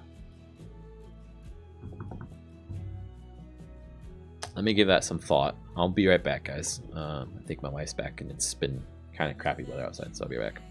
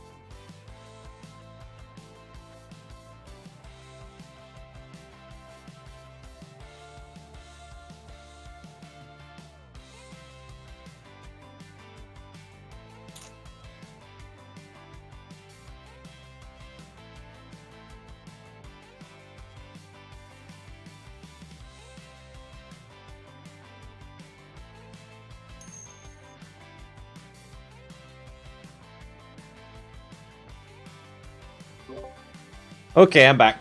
If I can get my chair to settle where I want it. There it is. What y'all talking about? Nothing. The chat, Fiery. I actually have people watching me do this stuff. Woo! Speed and strength of a buff system. These as a tool power system is a technical classified as a sub-skill system. Okay. What you're working on, Phoenix Firewings. RPG with multiplayer option. Boy. The way Unity animations events are handled seems so sketchy. Those is so sketchy, yeah. My name changed to null somehow. What? RPGs are hard to make. Got me pretty. Okay, somebody's at my door now. I'll be right back again.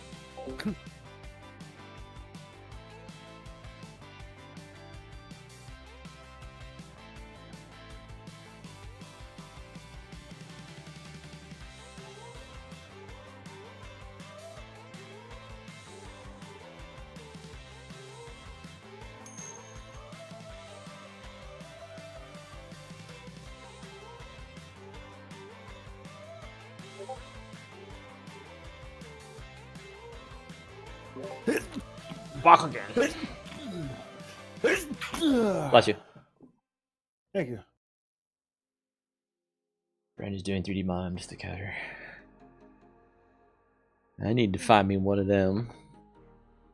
Friend that can do my art for me. At this kind of quality that I've got in here. Okay, so we did this, right? We got a sword attack, bow attack. Now you're just like fishing for bless yous. Bless you. Oh. Welcome Q-Tip Wayne to the Discord server. He adopts me. I do art and do Discord. Yeah.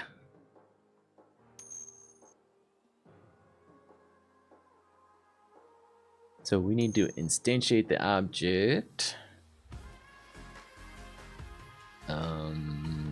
Play this one. Welcome. Oh, that's a crappy one. Welcome. Welcome. There we go.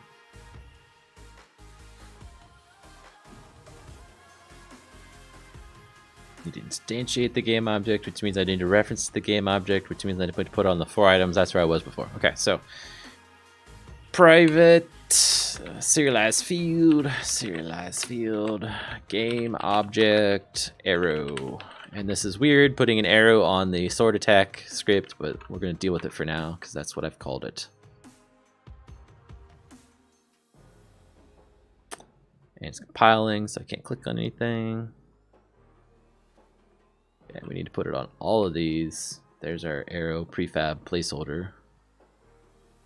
And here we go. Okay. So we need to be coding for tiers. My first thing I wrote was a 2D game engine. Cool. Yeah, bow attack is just a method that lives on a mono behavior. As long as that method name is the same as the animation event method name, it just calls that method. The whole idea of subscribing and unsubscribing from events seems like kind of an important thing to do. Yeah. That's what I do basically with this instead, right? For the button. Where's my button? Button. I've got actions on them so that you can say chest, and drag in the door, for example, and then do the open on the door. It makes creating game objects and linking them together very nice from inside the editor. Obviously it wouldn't work very well if you're, I guess you could make it work from code, but it's not as nice. Code, I just literally just say door, you're gonna get your open function called. Boom, when the pressed event happens on this button, stuff like that. Same thing with the lever. Like setting up traps and doors and levers and all that, kind of nice.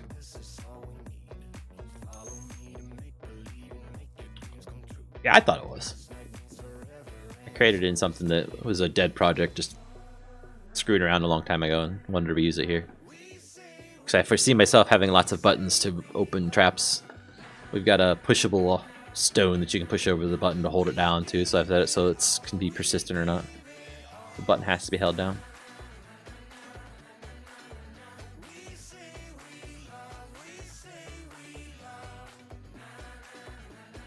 So we need to instantiate arrow, and we need to do it at a specific spot. I don't care what your parent is.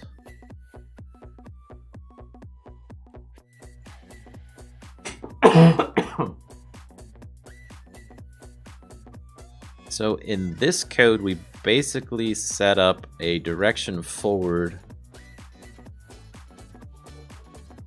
from the character like this, right? I think I might need to reuse that, which means we need to set up our direction stuff in a way that we can reuse that. So all of this. Boom. And we'll make a private void get direction. And we're going to change it from void because I just realized I need to return the direction. And we're going to get what? We're going to get current direction, which is a direction. Passed to us as an argument.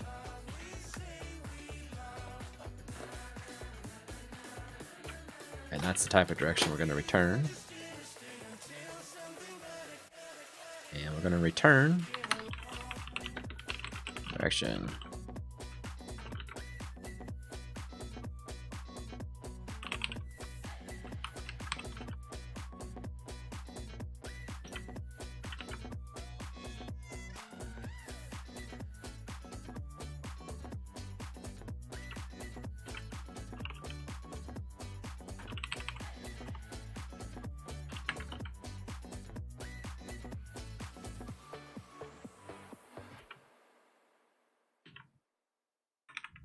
Let's do it this way instead. We don't have to instantiate another variable. Then we don't need this, because that'll never get reached.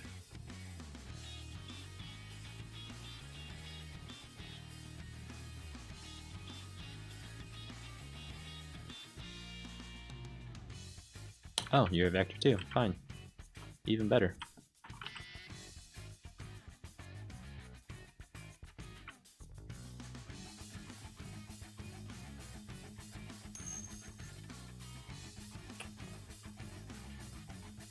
Can you just give the instantiated object the same forward as the parent, in this case the player? I can give it the forward direction of... I need to get the position though, is what I'm trying to do. The forward's not what I'm worried about right now. Because you're right, the forward direction, well... Forward direction should work for down, the forward direction should look for up. I'd have to think about left. Right should work, but left is basically scale -1, right? So not sure about that one. I have to think about that one some. Now what are you complaining for? Represents a 2D vector in points. Cannot implicitly convert from unit vector. I thought I fixed that. Must have undid it. And we say vector direction equals that. And we're good to go. And I can call the same in my arrow code.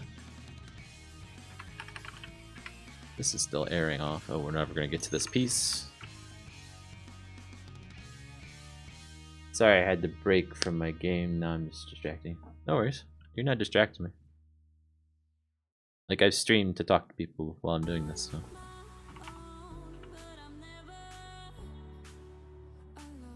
Extra thing in there. Current direction, and we're getting current direction from where? This code. Awesome. So we just make that its own thing too. I think so. So this is basically saying, is it a player or is it an AI? And get my direction based on that.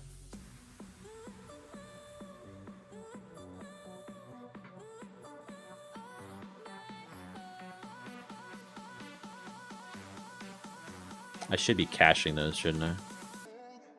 The different components. Not though.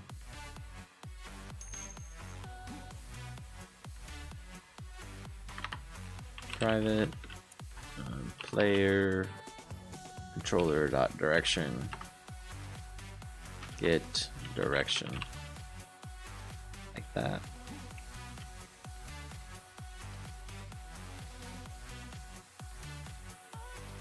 What's the difference between current direction and direction? Oh, current. Okay, direction there is a vector. Too. Do it like that, so it's more obvious to myself later. And this is going to take nothing as input and going to do all this and return this or this or return null.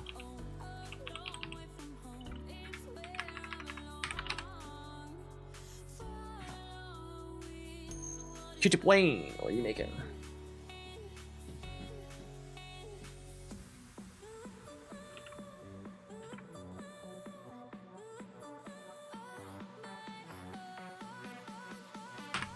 Never gonna reach it because it's an else. And then we can say just get direction right here.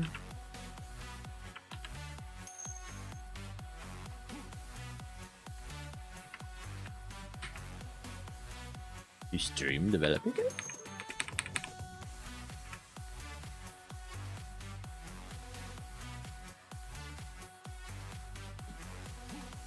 POE type.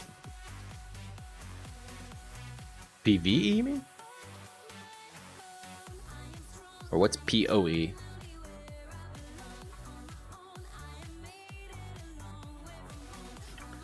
Okay, so that gets me my offset, which is all I was really trying to do. And then I can say this is what I needed to do for my position. And we're going to instantiate this as what? So let's go through these. So we get the one that's got a position. It's a vector 3 though, so we'll say this, but we'll change that to a 3. We'll add 0 to that. Is that going to screw with this being a direction vector 2? Probably. Can we convert from vector 2 to vector 3? I think there might be a way.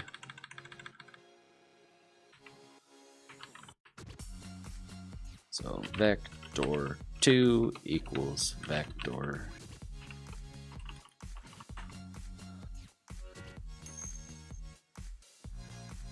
D equals new vector 2. It's 2 ways. Oh. Okay. We'll say vector 3 down here. We're going to need to cache this vector 2 then. Vector 2 temp v equals that.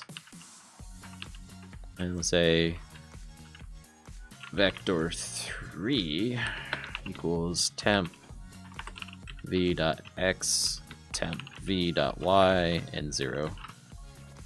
And then what's the third parameter? Rotation. I'm going to try your suggestion. Well, no, the rotation won't work. So the rotation of this is 0. The rotation of my up orientation is 0. They're all 0. So I need to base it off of my direction again. So this get direction is probably going to come in handy to pass to yet another method that's going to return a rotation. So let's create this method. So private RIVATE quaternion get rotation for direction. Okay, and we're going to say We're gonna get a vector direction. Be player controller dot direction, which is an enum direction. I'm not, but I have the best environment for streaming. Kids. I don't have the best environment for streaming. So I've got 2 kids. I also have a lock on my door. They're busy off doing other things. They're not that young though. My youngest is 9.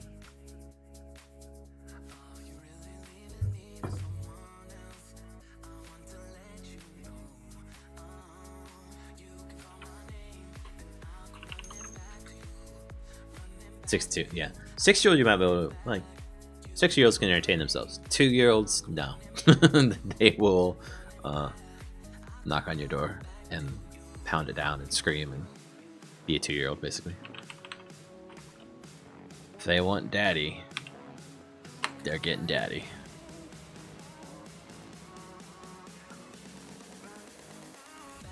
Oh, new. Okay, so we basically need this type of structure with the switch statement like this, and we're going to return different things though. So we're going to say, can you do quaternion dot, does it have directions like no, it doesn't. I thought there was one like origin identity. Identity should be straight up, right? And is there any like to the right or left off of that? No. Can I F1 that and get a Unity help page? No, it takes me to the Unity documentation.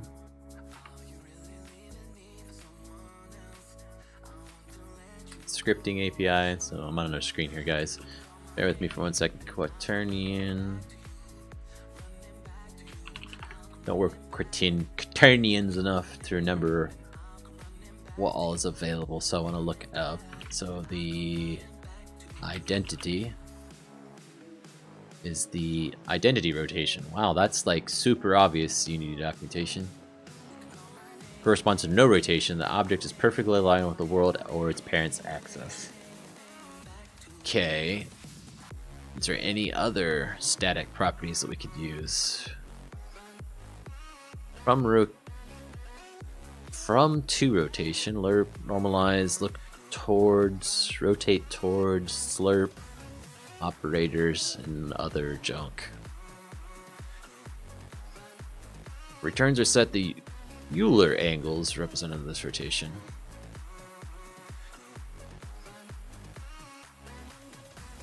Rotation, so we want to rotate around the Z axis if I'm remembering right.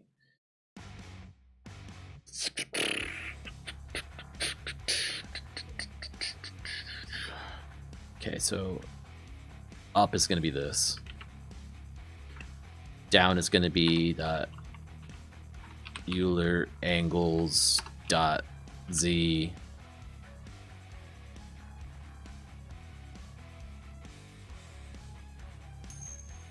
What I was saying before is that you can set the position in the parent position the way you are now, but immediately after set the instantiated objects forward to the parent's forward. But the parent's forward is always up. Right? So because this is a 4-directional top-down, and these assets were set up this way, so his down is that one. He has no rotation. The up is that way, and he has no rotation. So their rotation is going to be the same, so their forward is going to be the same. Same with the left and right. They're all 0 rotations on the z-axis.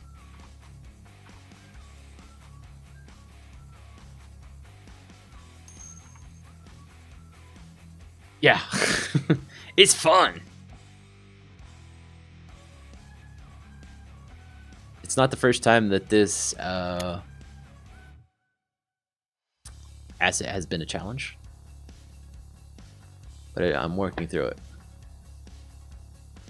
Wow, the Unity documentation for Euler angles really stinks. Where are you even used at? Oh, it turns it into a vector 3. What? Can you set the Euler angles to a vector 3? Is that all it is? Equals vector 3 0 0 90 or 180, right? It's down. It's new. Does that transform it into a regular? Deprecated. Cannot assign to Euler angles because it is a method group. What? Oh, method. And it's deprecated. Okay, Euler.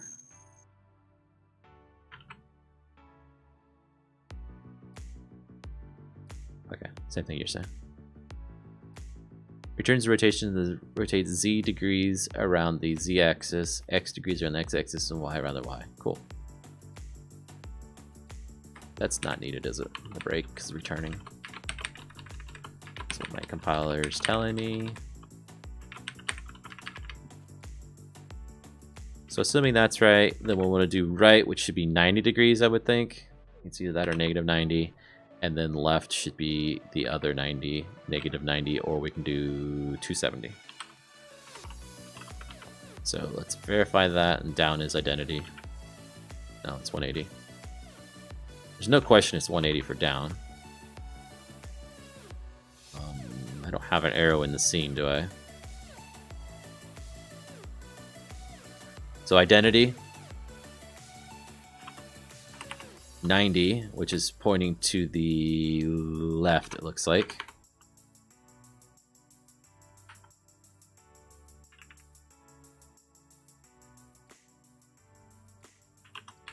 So it should be 270 then. Back over here, 180 is down, 270 is to the right. Yeah. So that gets us our quaternion for our rotation. We already got that set there. We're setting our position to the position plus the direction offset, so we're going to set it out in front of us a little bit so it doesn't collide with us, basically. And we need to give that game object, so we're going to get a game object equals go equals that, and we're going to say go dot get component on that game object, rigid body 2D,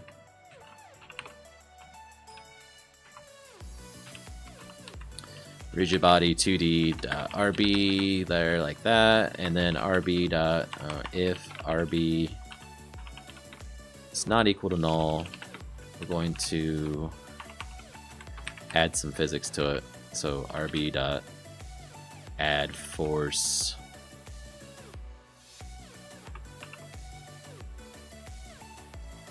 and it's a 2D vector because it's a 2D object. New vector 2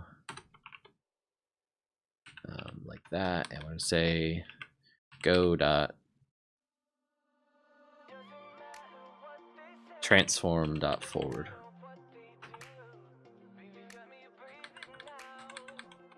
Does that work? I don't know if that's a 2D. It takes it.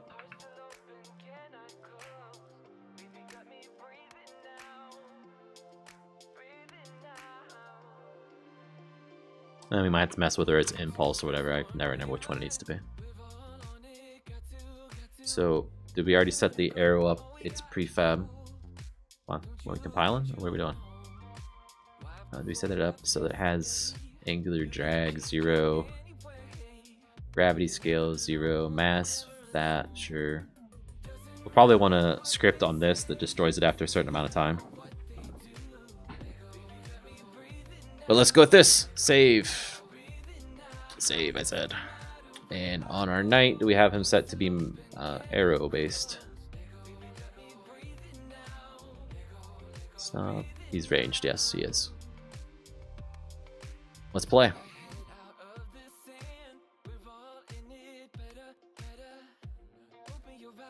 Start. Okay, he's a deadly threat that can't actually hurt me because the arrow doesn't have anything. And we're not spawning it. No errors in my console. You guys can't see it there. There's no errors. As far as what's up. I know what it is.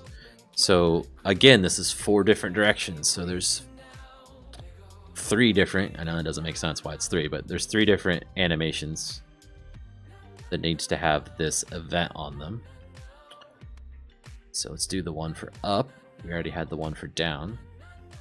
Now, what frame was it? It is the frame right before the 25, so 24.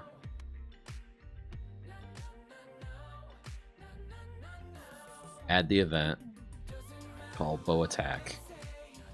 Pull up. Then this is the 3rd one, so bow. Go to frame 24.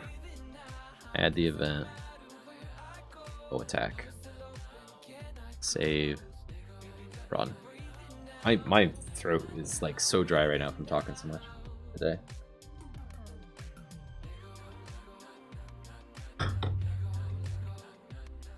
Like he's gonna wait until he's within range for there we go. We got arrows. I love how they're just continuing to go on forever.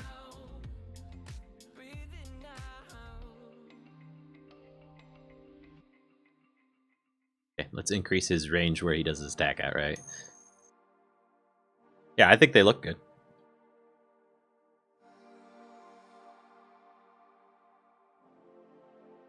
So his swing distance is that.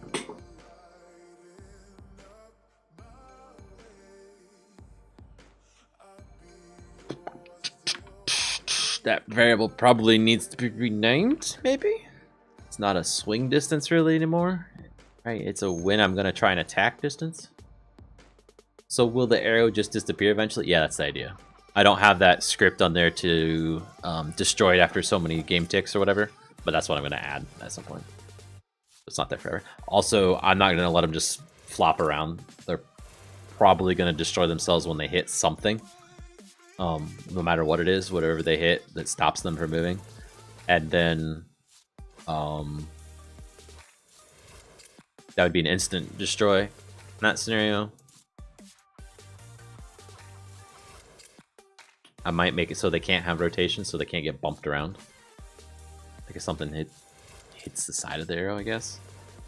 I actually might need to use a different bounding box on it now that I think about it, because should the player take damage, it's a long arrow, right? Should the player take damage, say this is the head arrow, this is the tail arrow, if he runs into the tail? Because the way it is right now, he would. Maybe they'll be at such speed it won't matter anyway. I don't know. When I get the speed set, all that. We're doing this.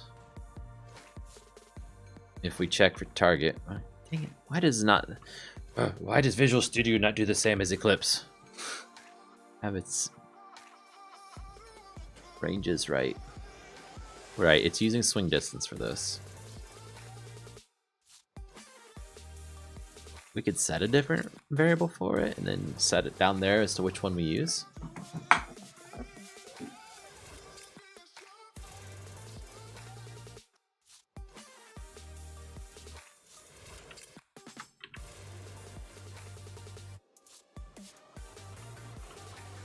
Arrow distance.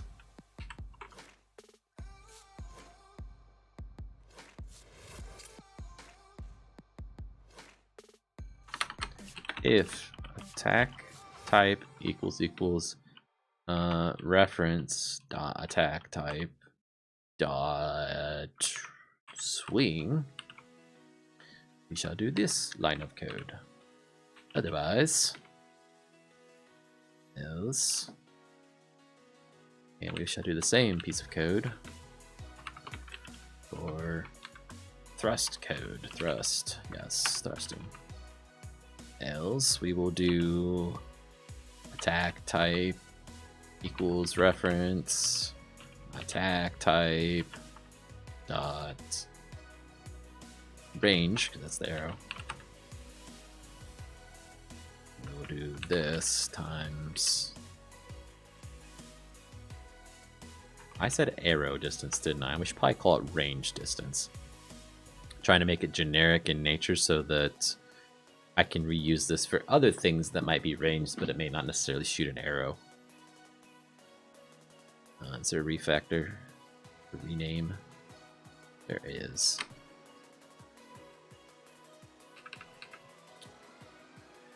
Range.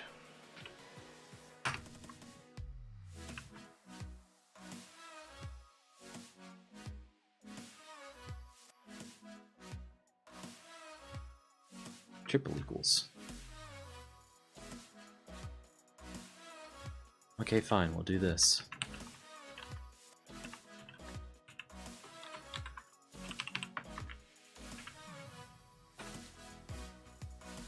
What, you're never gonna get returned? Good. But I wanted, because I was gonna put a debug line, the world is falling. Or the sky is falling.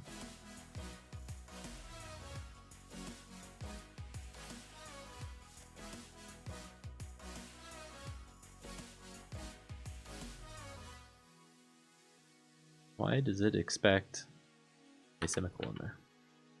Oh.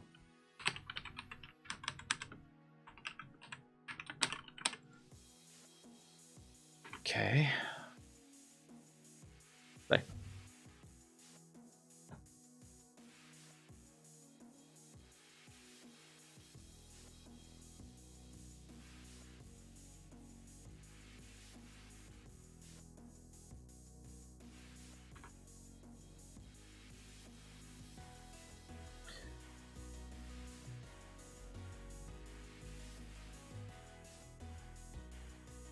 How does it not? Oh, it's an else if now. So return null debug.log. The sky is falling. It was null, and we are returning such. Tell tech he forgot to do a thing here.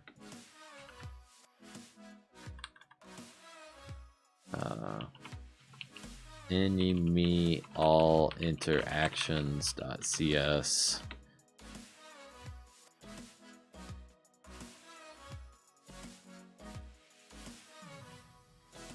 Very nice and descriptive little error message for the time when I add another attack type and can't return. So can't return null. Can I convert null to raycast hit? Really? Just do it. New raycast cast hit 2D me. I don't know why I said new. Me. And you're gonna complain that you're not instantiated. Unassigned, okay. New raycast hit 2D. Please be simple to create. Yeah, you are.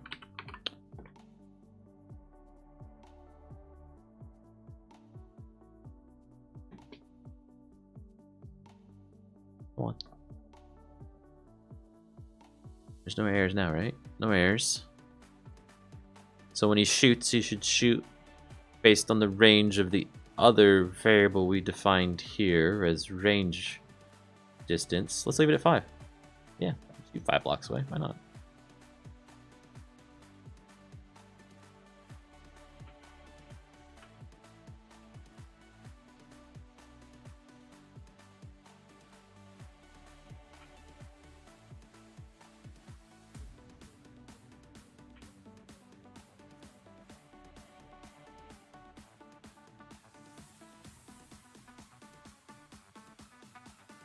I love how he pushes his arrows along.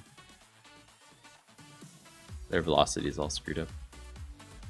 They're like hitting something immediately, maybe him.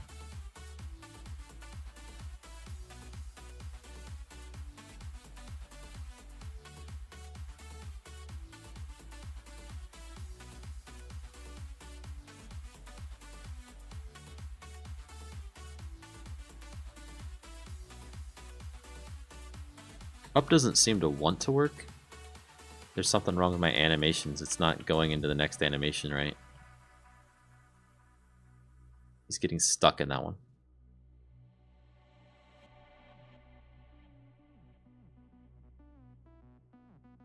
On the bow. There's no out of the bow. There should be this. Right, from bow to idle. So on up. Make a transition. We want the exit time there. Does this one say we need that unchecked? Why does that keep getting set that way? Let's apply all this to the parent and hit play. Start.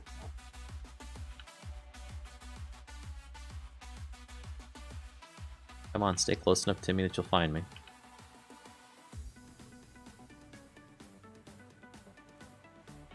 Okay. Just you're trying to shoot it at me that way now, and you are shooting arrows.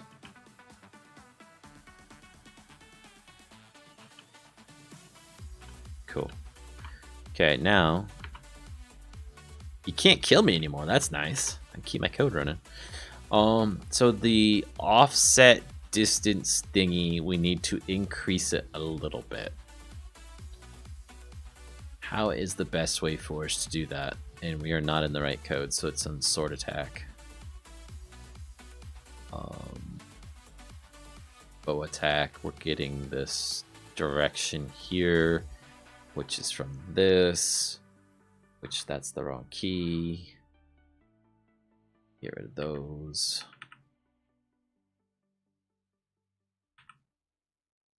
It's just a normalized one value basically, so we go back. Can we take that normalized one magnitude thing times a multiplier? Probably.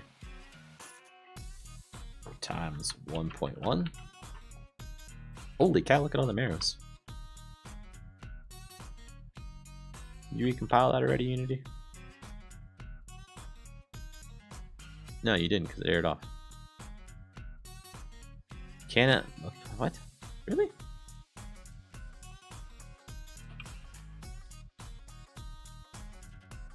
Returns the length of this. Let's read only. You can't return it by multiplied by 1.1 for real.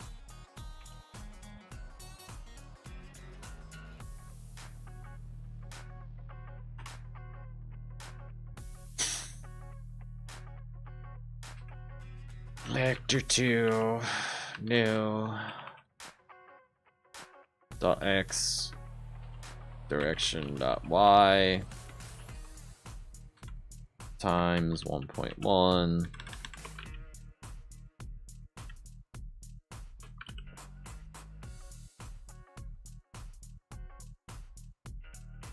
Can I convert from double to float?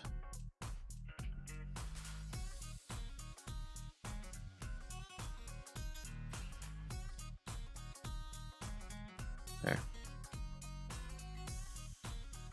Oops.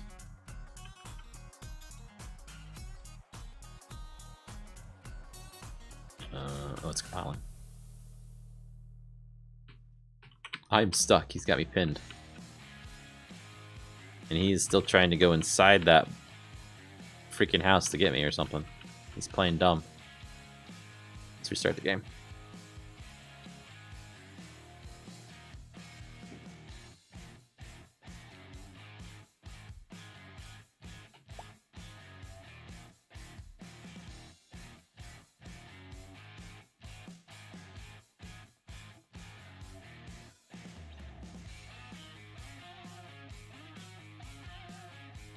Let's make it nice and big so we can see the difference.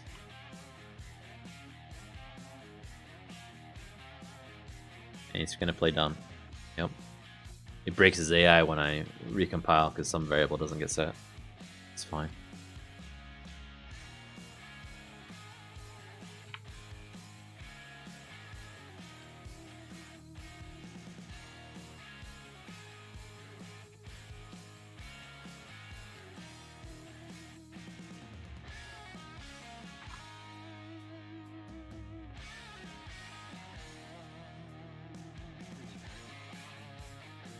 Let's just put a breakpoint there.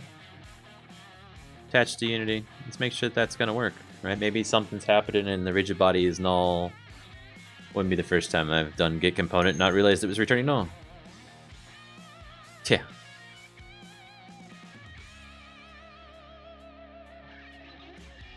Okay, it's trying to do it. It's adding a very small magnitude because it's just 1. But that forward direction is along the z-axis, it looks like. Really?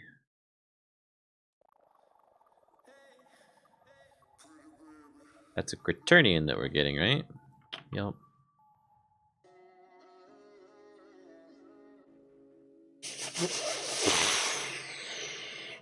So this get direction as a vector 2 returns a vector 2. So we could do that instead. If we weren't attached and in run mode. You're gonna break when you finish compiling anyway, so I'm gonna stop you.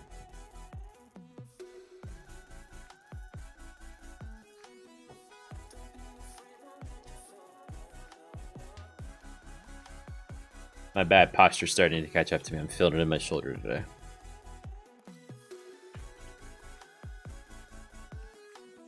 Oh, wait. He's shooting them! He's shooting them! They are so freaking fast, though. It's like instantaneously through him like it's a freaking gunshot. Why is it so fast? Oh, dang it. I gotta stop hitting F3. It's F12 on this. So that should be a vector, a magnitude of 1 as well, so we need to reduce that. It is in my rigid body piece. Let's go back. Yeah, so he went from like, bleh, and it just falling to the ground to pulling it back so hard it's like destroying space-time. It's not gonna work.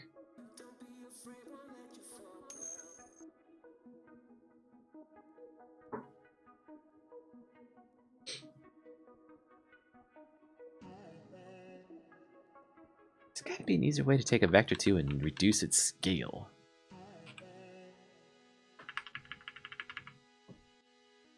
Multiplies every... If I just ask the question in the right way. But it takes a vector 2. Why would I want to do a vector 2 times a vector 2?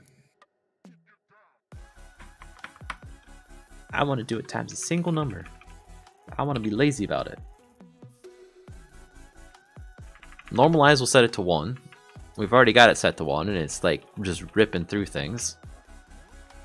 Maybe we need to do a different force type. Let's try that. So there's force mode 2D, which is impulse or force. What is the default, does it say?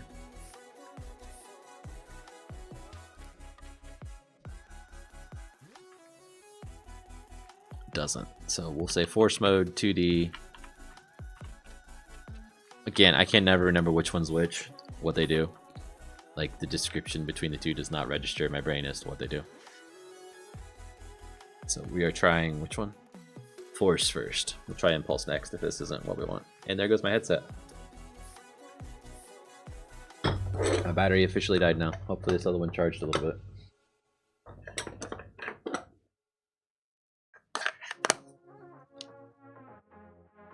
Hey, it did. I'll see how long it lasts though.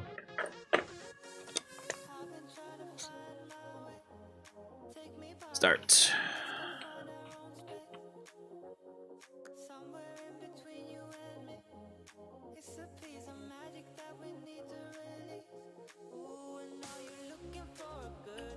They are traveling so fast that they do not even register as hitting me. They are very, very nice. This particular one, it's nice when it works.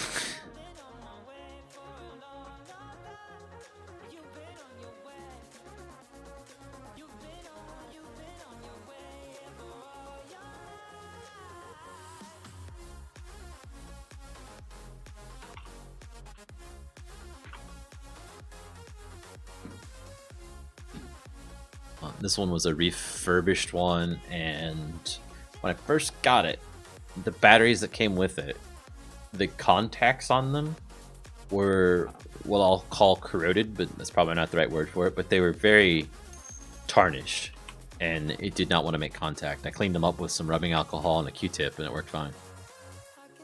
This is the second set of batteries I've got for it now, and I can't say they're much better.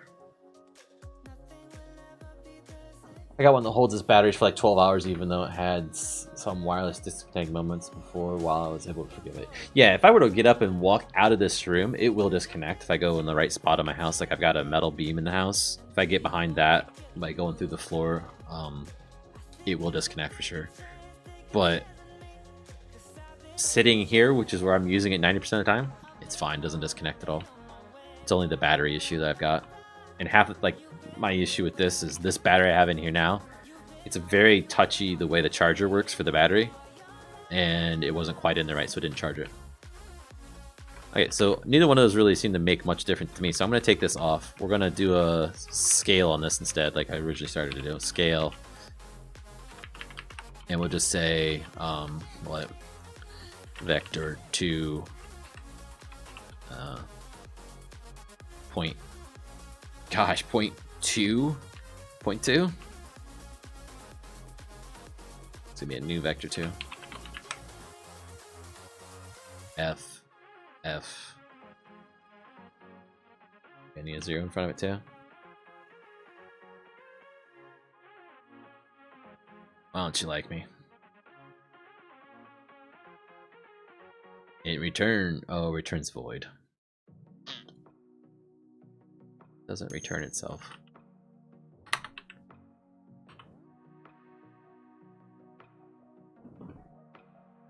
My G933s are good. Assuming that's your headset brand. Never heard of them though. V, sure, V.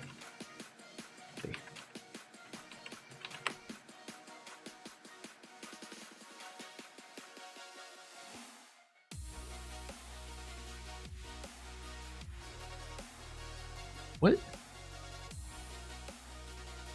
Argument 2 cannot convert from void to vector 2.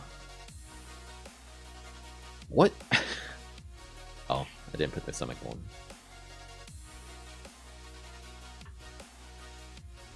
Now that semicolon's expected that. Oh, jeez.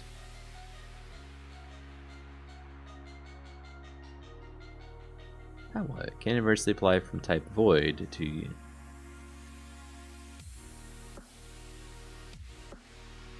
Oh.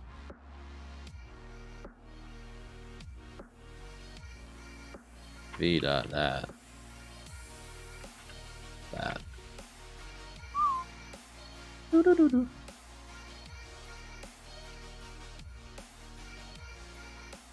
Hey, I could do direction. But we might need to use it again later, so we'll do it that way. That is a lot of arrows, and that is a cool effect that they're doing. It's like they're making a piece of ribbon. So pretty.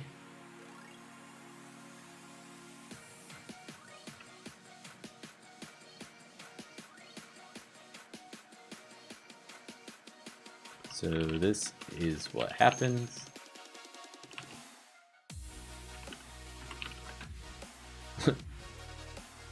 If you do not despawn the arrows. Paste that bad boy to Discord.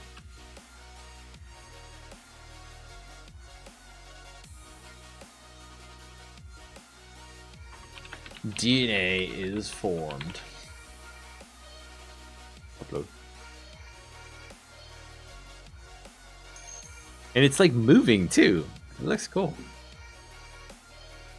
All about pyramid collapse? Oh no.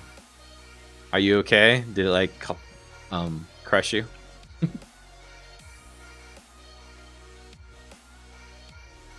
Is he still like attacking me?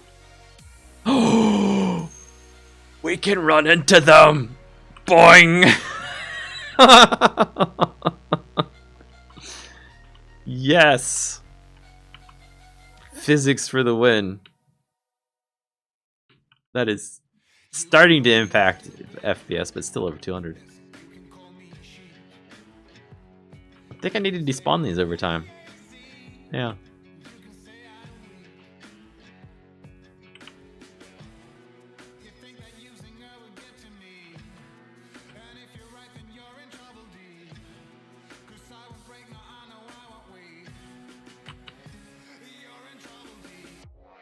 Okay, let's try this again.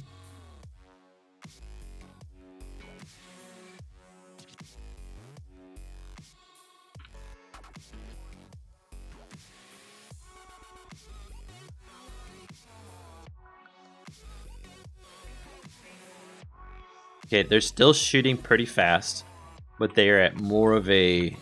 they're in the right direction, right? It's actually making an impact. So do we need to go like O2? Like really crank down the force in these bad boys? Gonna kill him again. Or kill his brain. He is brain dead. Can I get you to come out of it by bumping your direction? Nope. Can't give you enough velocity in any direction to make you move. Nope.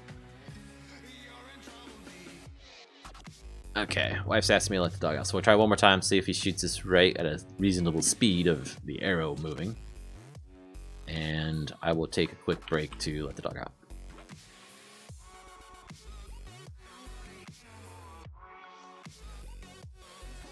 We're in the right direction with it, right?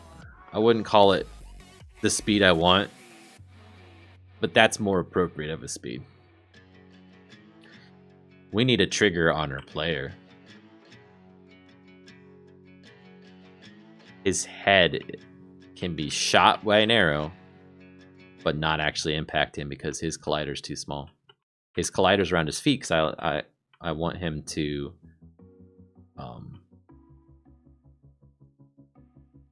what's the word I'm looking for?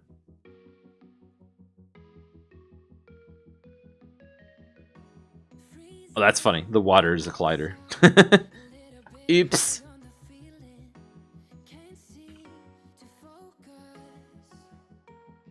The point where it's coming out of him is too far away. At least going down. Yeah, it needs to be moved up to when it's beside him. There's all sorts of adjustments we gotta do this to make it look right, but we're getting there, right? It's heading in a direction, right? Wait, literally. There it was. I'm gonna leave this guy shooting forever while I go let the dog out. And we'll go from there. I'll be back, guys. AFK screen.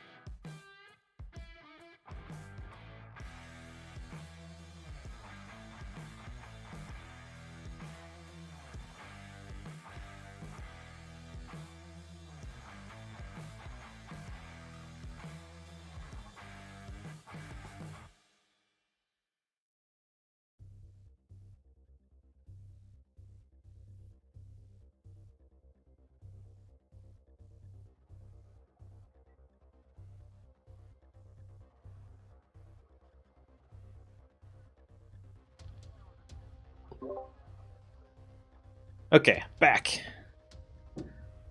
Let's see. Oh, he gave up on shooting at us, huh?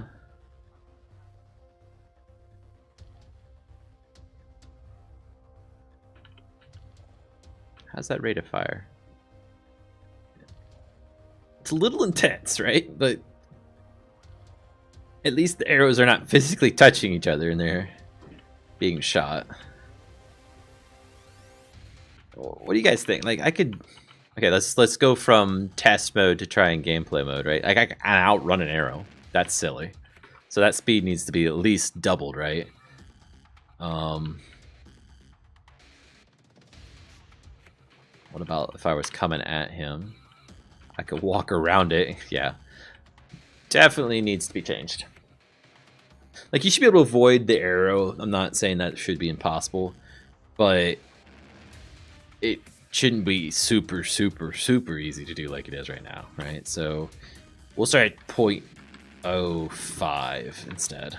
So we're going a little bit more than double the speed we're at right now. My mic is on, right? Yeah, cool. Start.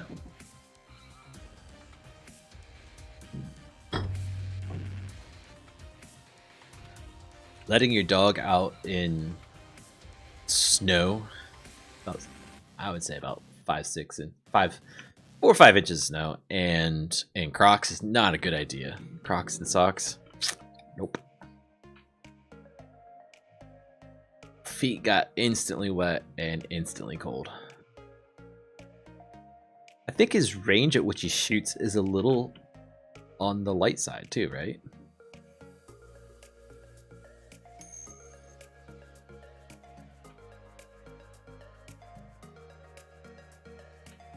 You like that speed, huh?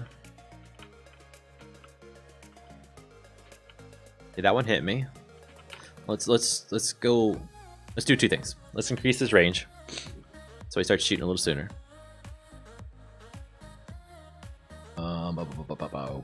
Where are we at?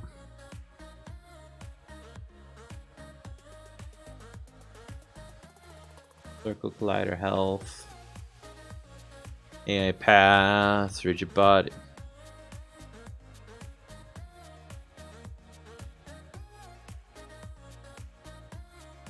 There it is. I had to find the right script. So it's at 5. Do we dare double it to 10? Let's see what it looks like.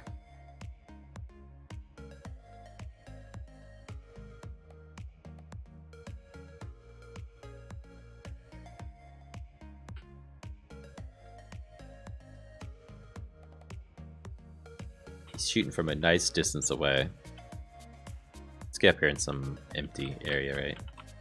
Don't like that he still moves when he shoots. He should have 0 velocity when he's shooting at me. Holy crap.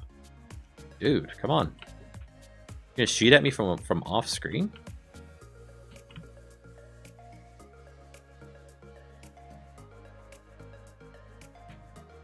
I think that distance is about right. So if I was a ranged student, I wouldn't try and shoot from super close like he was before. Yeah.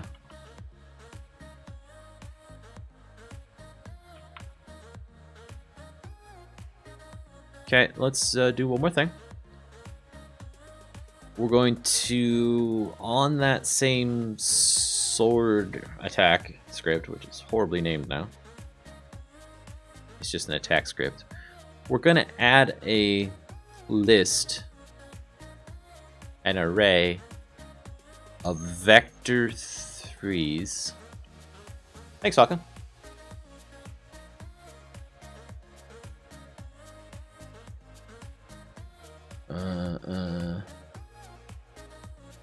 Welcome. Here we go. You're forever part of my stream, dude.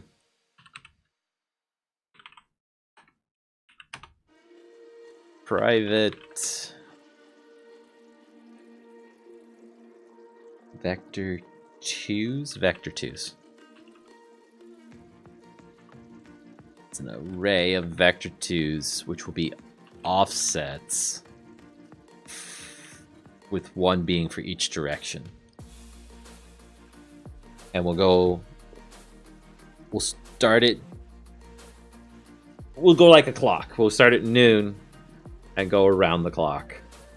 So 0 will be up, 1 will be, 1 will be to the right, 2, 3. Okay, so that'll be my offsets, which will be the offset amount that will adjust the arrow position when it's spawned in. Yes.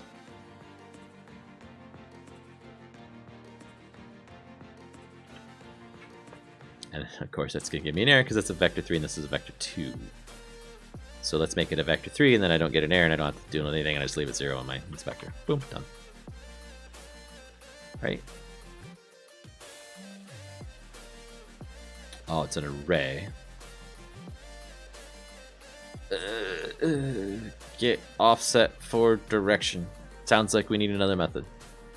Private vector 3 get offset for direction. It's direction. Player controller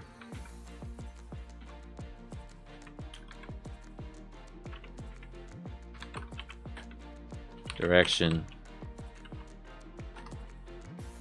Okay, get offset for direction. Needs to be uppercase there. And we're going to return, but we're going to do it based on the switch of the direction that we passed in. Which will be similar to this. And the vector 3 is going to be what I just said. So offset down will be 2. Up will be 0. Just 1 0, please. Right will be 1. Offset will be 3. And then we'll just default to 0, right? And go. And then we get, say, get offset for direction right here. And we pass in our current direction to it. And everything is right in the world again. Why aren't you happy now?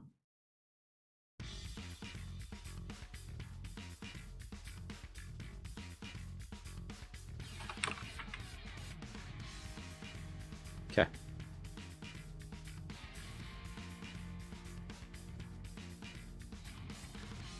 And this goes on an object. This is in sword attack. Sword attack goes on the individual pieces themselves, so this isn't needed after all. Their array is not needed. It's just going to be offset.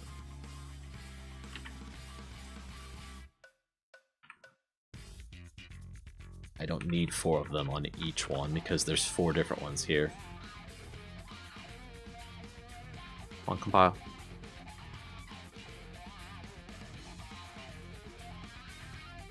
That should do it. So we just play it.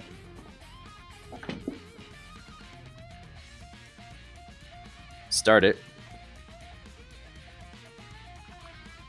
Let him shoot at us. That's fairly centered. That one's probably fine, so we don't need to do anything for up. Same thing with down, except where we might want to move it a little closer to him, actually. Let's pause. Go to him. In his down, and set the Y offset to -1. Right, that's no, set it to 1. Is that too far? So come back up here so we can test this again. Now shoot at me now. That looks pretty good. It's coming out close to him now. Okay. And it's not getting set off to the side, so it's not colliding with him, I don't believe. Need to go out of maximize mode. So we'll set DY1. Okay, so now we need to do left and right. I kind of need to do Voodoo maximize for this because they're so small. So it needs to go probably Y1 as well. All them arrows. Oh no, they're getting instantiated under always loaded.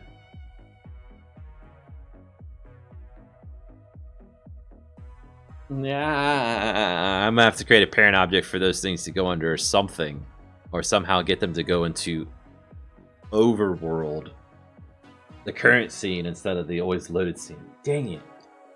So that's a drawback of an always loaded scene. Andrew, things can get instantiated under the other scene that you didn't intend. I mean, it's fixed by just giving it a parent to put it under, but Did not anticipate that at all. Let's move it up 1 and up 1. Oh, up too high. Up too high. Like 0.8.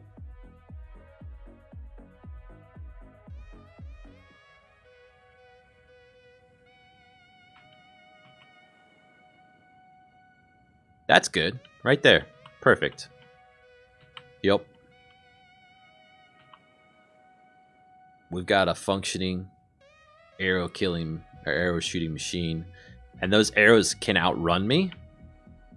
As long as I haven't like bumped them.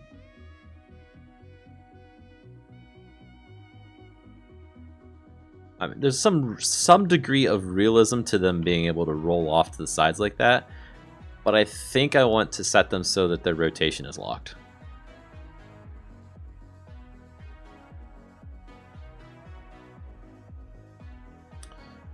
On the rigid body, it's freeze rotation in the Z direction.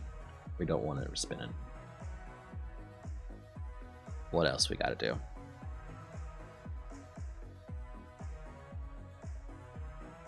Let's set those variables now. So the down direction, we had an offset of 1.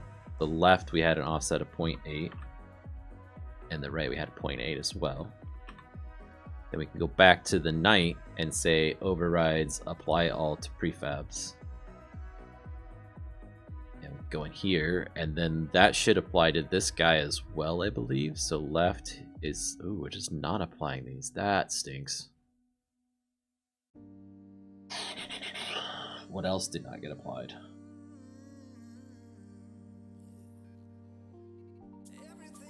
Overrides the barbarian in night. So can we apply these all to base? We can. But we don't want to apply absolutely everything. Right? We do want this. We don't want to change to the sprite render. Oh gosh. Okay, so we want this one. Nope, nope, not the health. We want the health to be different. We want his Caesar type range. And his distances are different. Let's go ahead and apply it. We'll set him back. Being ranged if we want him ranged. Or not ranged. This we do not want to apply. That we do not want to apply. This we do.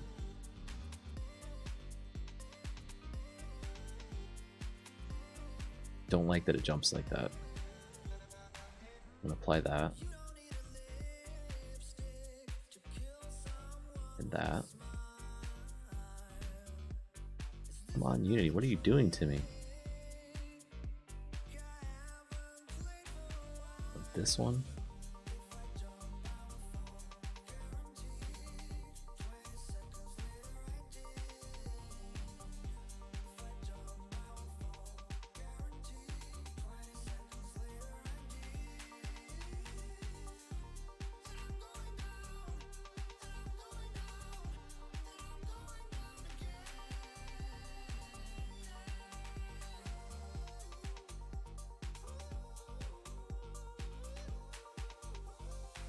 Alright, I'm not gonna sit there and go through that.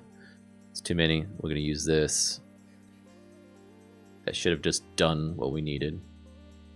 So now, if we look at it, what's it show? Nope, it shows it's not there. Great.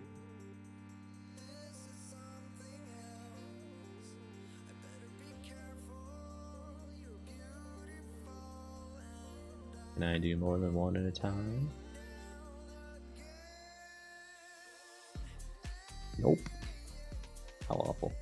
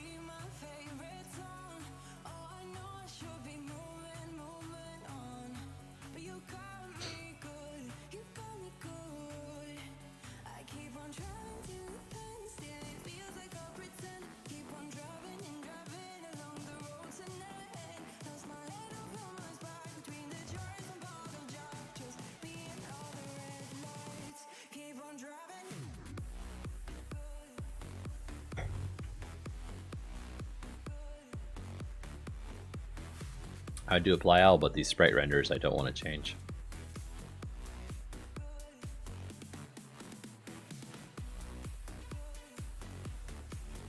Just want this one script added to everything that has a sprite render though.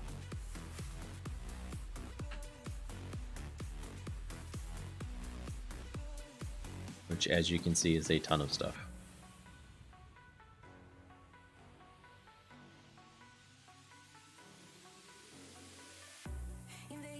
Okay, let me try something. So I've applied a lot of them already, right? Let's go out of this. Let's go into the enemy. Let's go into the base one directly. Yeah, it's not showing that there's anything weird here. We're gonna set this. We're gonna do it again. We're gonna do it from here. Like, this should just have them all now. That's what that script's about. Not seeing them showing up, but like I did there. So now if I go, do I have to save this? I mean, why is that not getting applied before? Now if I go to night, what does it show his differences are? Okay, so if I go into here, what now? Those two. All of these are still shown as different. I'm just gonna leave it. I mean, as long as they both have it, even though Unity thinks it's different. I don't know. I don't know why it thinks it's different now, because I just added it to the base.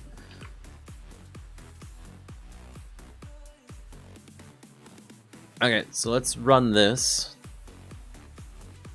Let's see how he behaves as far as attacking is concerned. He's shooting from the right spot.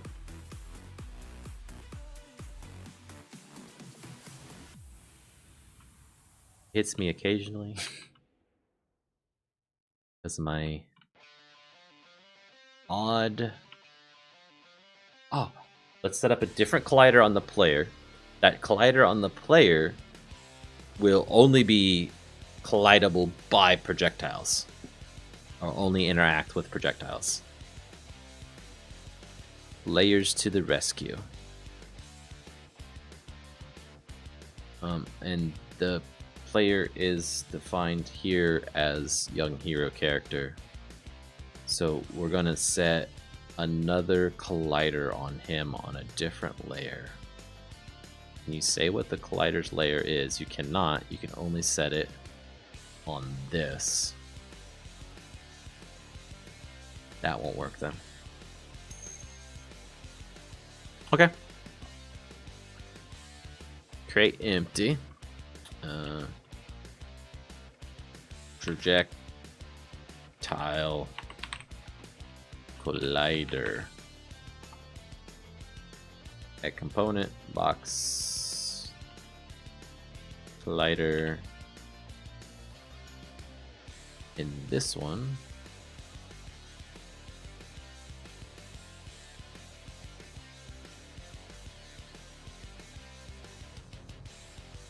so I'll be up like, and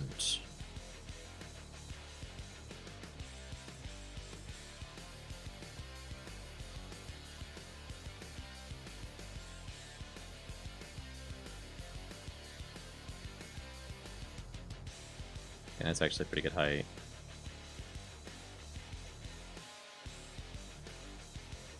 Okay, now the problem is this collider is no longer on the parent object, it's on a child object, and that child object Can be on a different layer, yes, but it's gonna have to have the script to detect the collision with the arrow, and then call back to its parent to say, "Hey, reduce your health. We took damage." No. We put the collision check on the arrow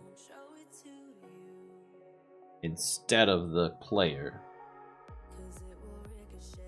And this is a trigger, so we'll look for on trigger enter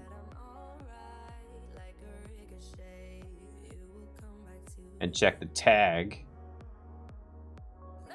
of the trigger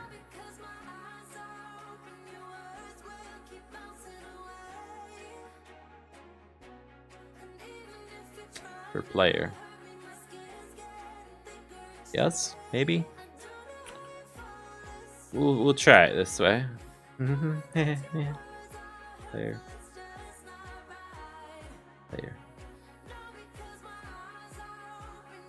One layer. Player.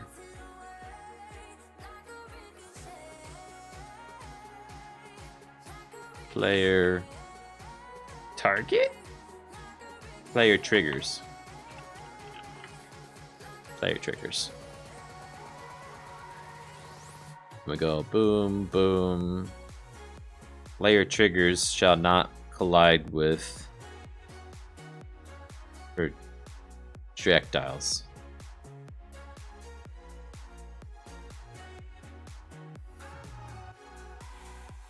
No, it shall only collide with projectiles.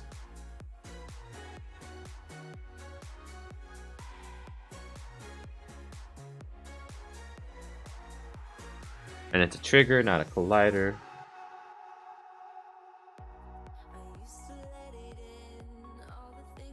I think this works.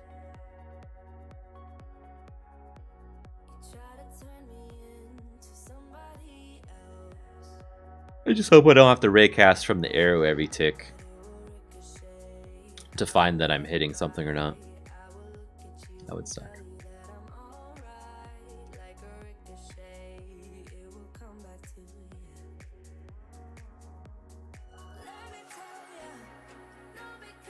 Sure.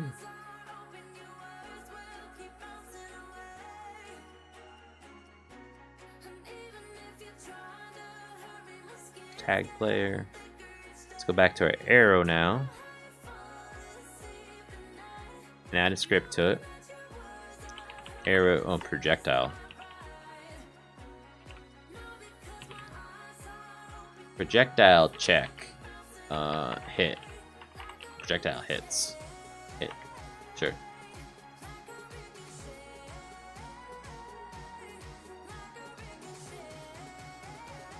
Projectile hit inside my code. Come on, open up. You can do it. Come on, seriously, open up. So, on trigger, enter.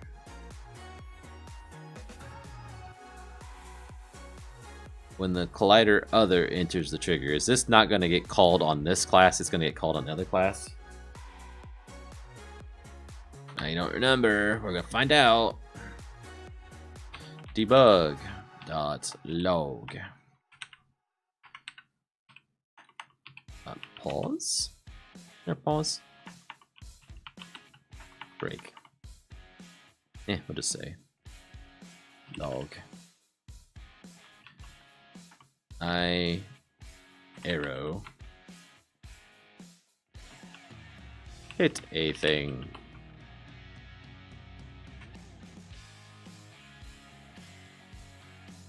There we go. Save. Play.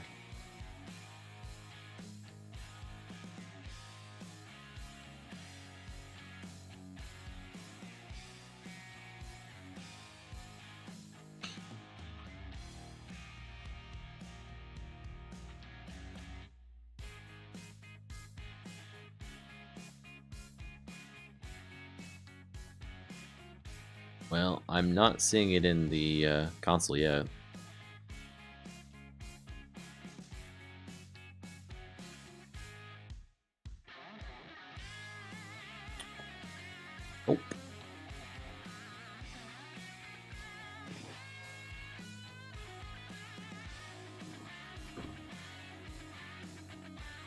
Yeah, that's the other thing. So we are the other thing in this case. The trigger needs to happen on the player object then.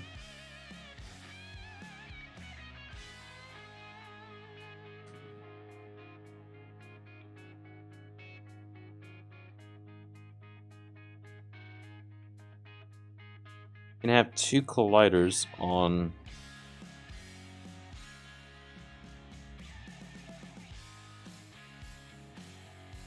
a layer or on an object.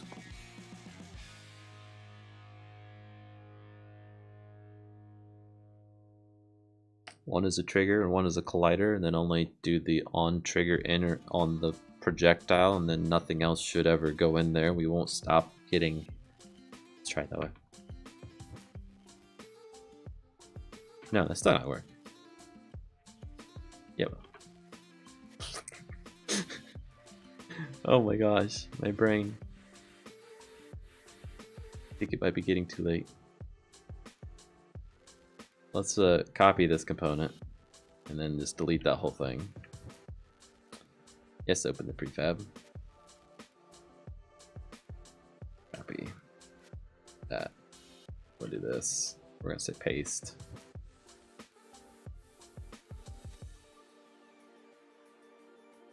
There it is. Its offset's all wonky.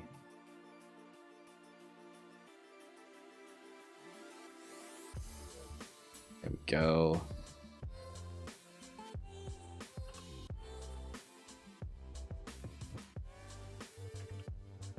That is a trigger. We have a trigger on the player. We have a collider on the player.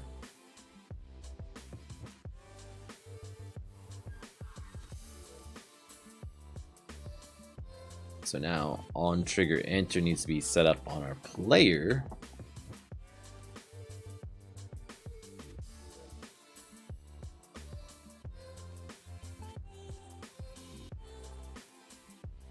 So let's add another. So just add projectile hit to this and take it off the arrow. The arrow doesn't need to do poo then. And this just needs to say on trigger enter. On trigger enter. It's going to tell us the collider. Wait, this is a trigger and a trigger. Crap. Unity trigger versus collider matrix. There is a special little matrix that tells you what collides with what.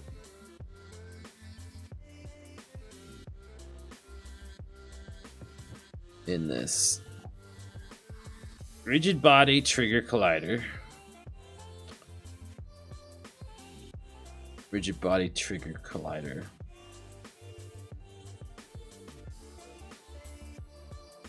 Okay, so a trigger and a trigger can collide.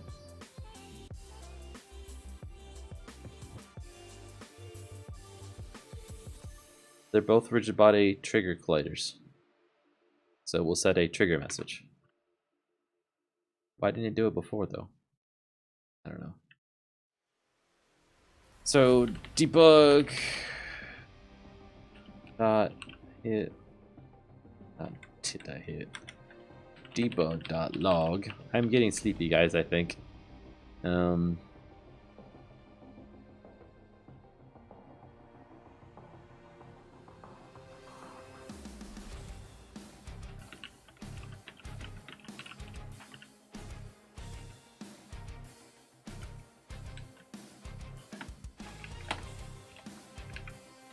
Other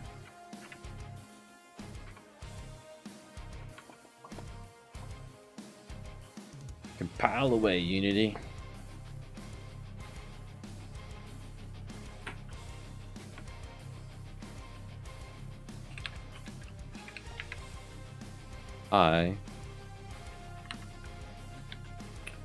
Game object dot name got hit by a thing, and then it's going to tell us what the other thing is. So we'll know which piece of what is hitting what. Right? This doesn't seem like it should work for some reason in my head, but the chart said it would. because this didn't work when we just did this from the other way. Right? It didn't detect that it hit the trigger. Because this is a trigger. Or was it a collider? I don't remember.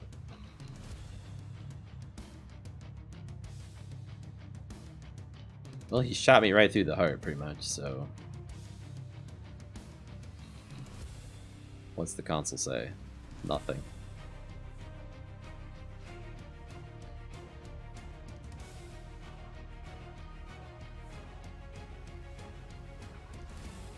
What's my arrow? Does it have a it does have a regular collider.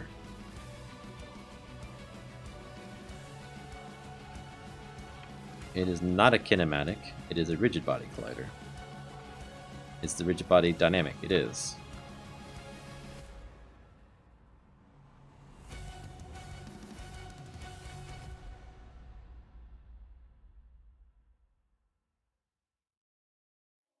Not static either.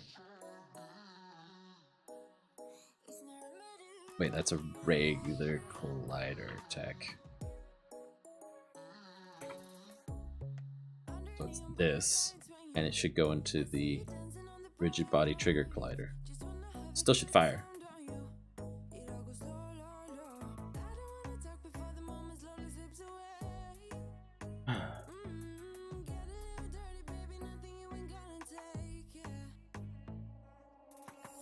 Scripts can detect when a collision occurs and is initiated a action using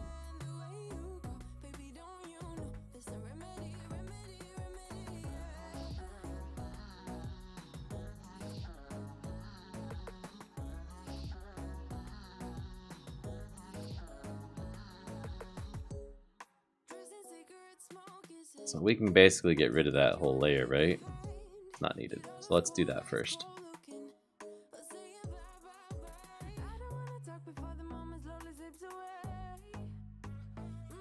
Young hero. He is on players. Okay, what's that? Project settings. Okay.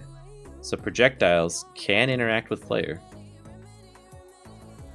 But that was it at first, but it's not.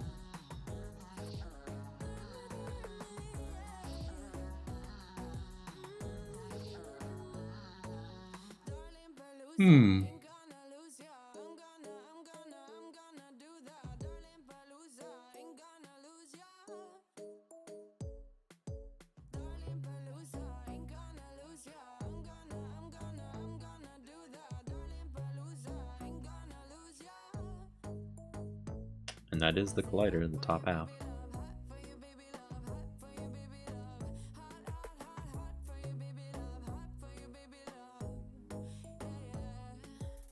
Let's let him shoot us a bunch.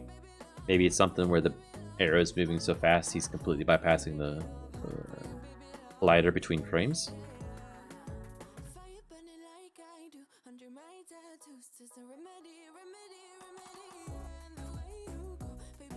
None of those hit.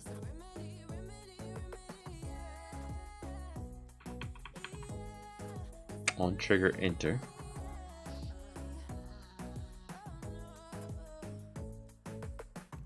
I don't know, is anybody that's paying attention see what I'm doing wrong?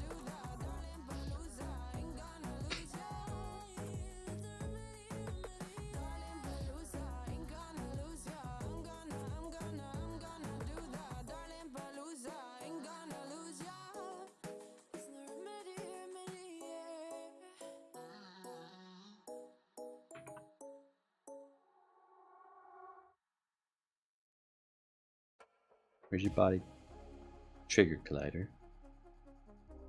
What day?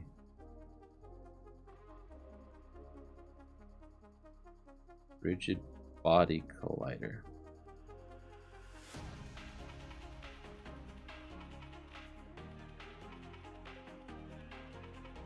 Should trigger.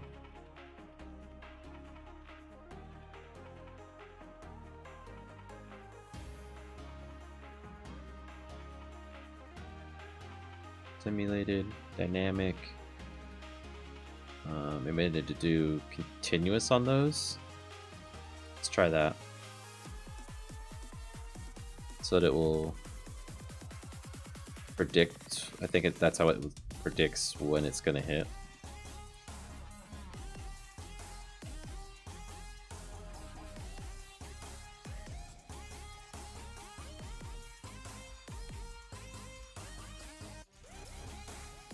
Let's skip this up.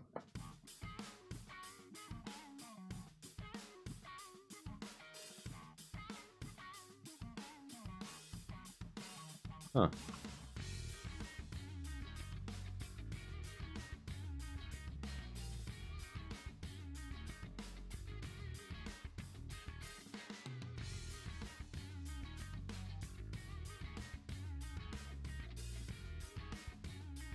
That's on player, arrows on projectiles. I'll go in here again, even though I know it's right. Projectiles can interact with players.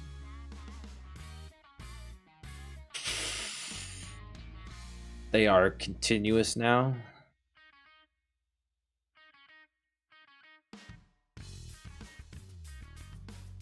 Interpolation's off.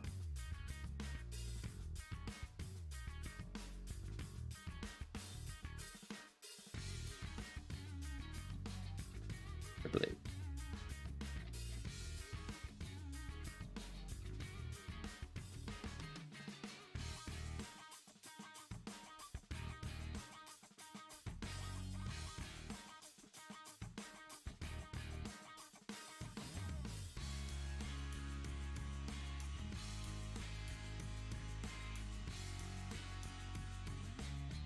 I mean, I can make it a regular collider.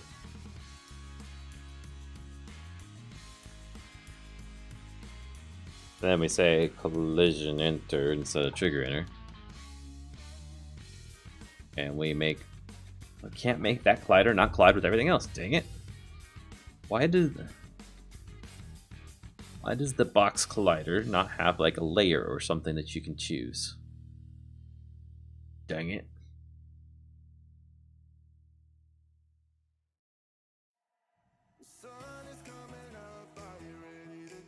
Okay, so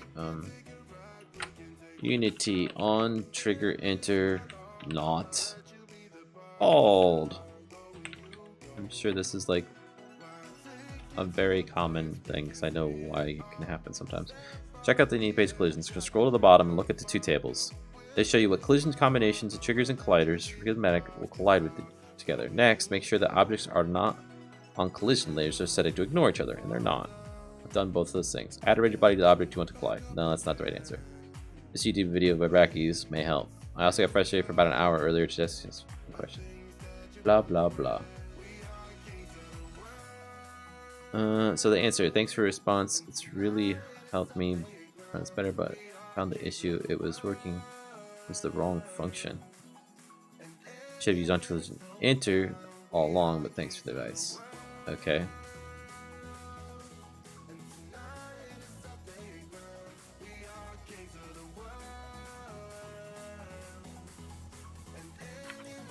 I know what he's talking about, and he's just not checked the box that I've checked.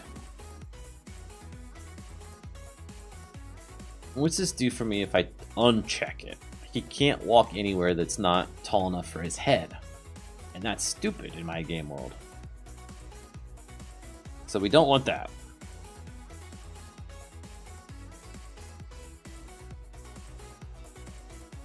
Let's remove this here. Leave this like this. Go into this. Put it here. Because I'm tired enough that I might have that backwards. And the object that gets it is the one that does the entering, like the collider, not the trigger object, blah blah blah.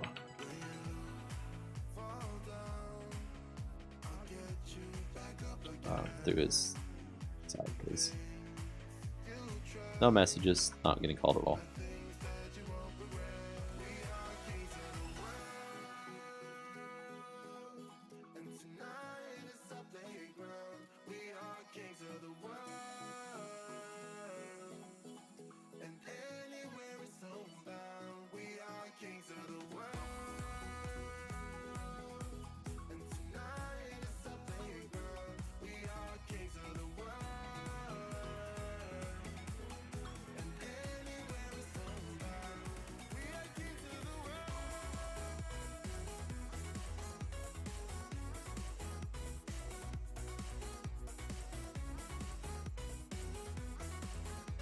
Maybe I was picking the wrong type.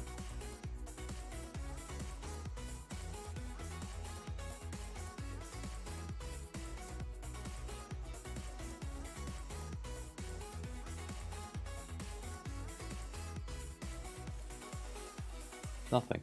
Nothing.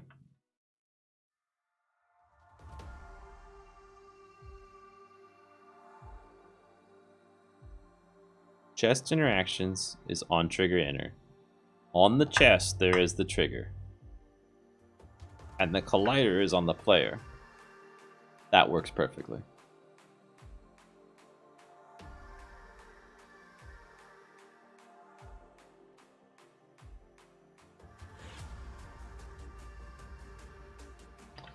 I need on trigger enter today, not on trigger enter.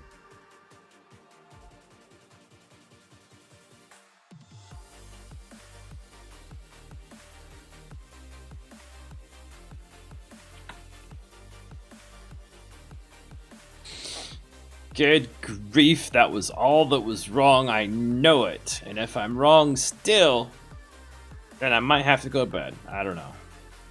So I hope I'm not wrong. Set those back. Like, that's how confident I am that that's what that is. I'm undoing these changes that I was guessing at. Start. He's using the 3D version of it instead of the 2D version of it. Look, he got hit in the head. He got hit in the head. Boom, boom, boom. There, he's not. Oh, he pushed me into the house. Cool. How nice of him.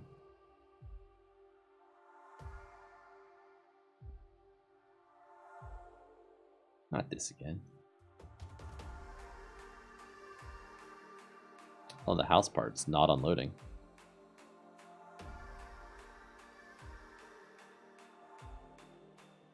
That's kind of awful. I wonder if I got shoved back in the house by the thing and then back out or something. Start.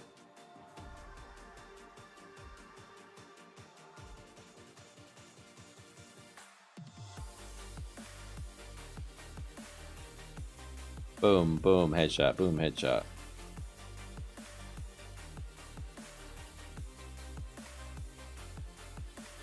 Cool. We've got it. So now,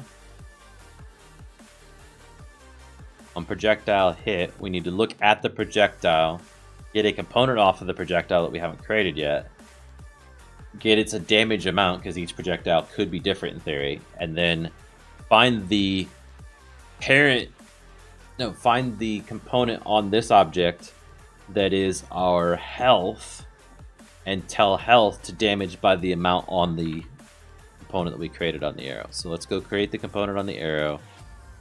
It's like a projectile damager or something. Projectile damage script.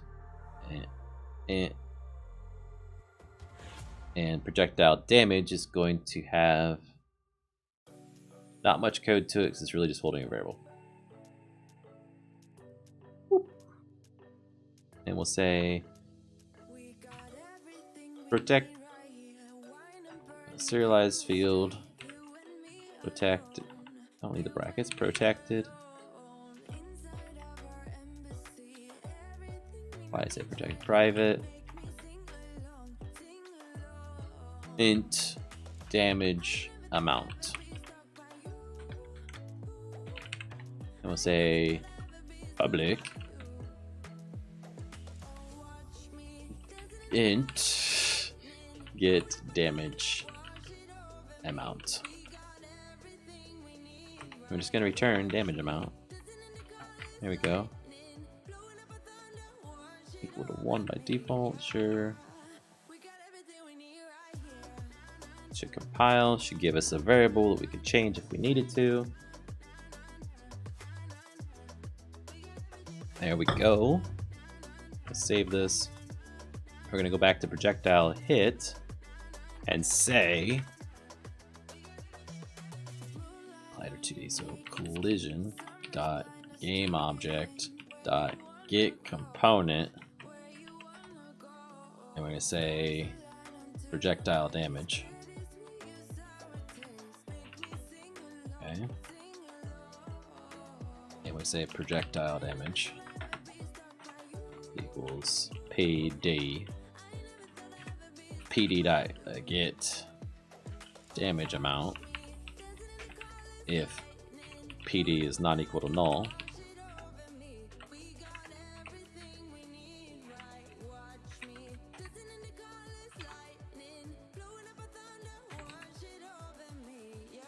Get the damage amount, and then we're going to say in start and an extra variable up here, so private health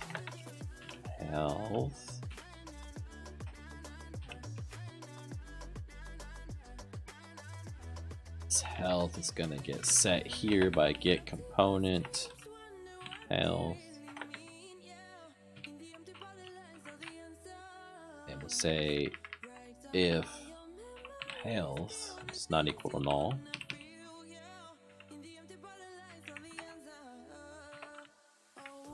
say health dot take damage, that much damage, boom, boom, done.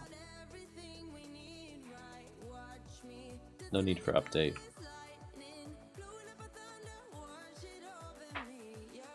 Take this out.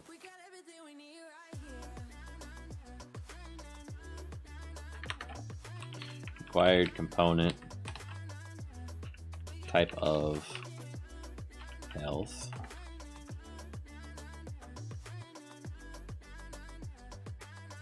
It's really just a message receiver, right, for this on trigger integer. It's just on the enter. We don't care once it's in.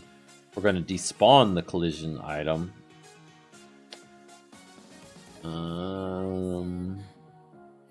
Yeah, we'll just go ahead and do that. So then we'll say collision game object dot destroy. No, just destroy. Destroy.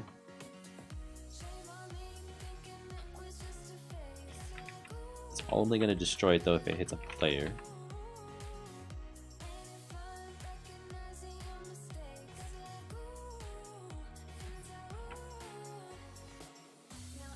Okay, so we also need some other type of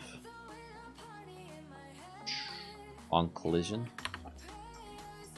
On collision, enter 2D. Hit something else. Die. Destroy. Transform.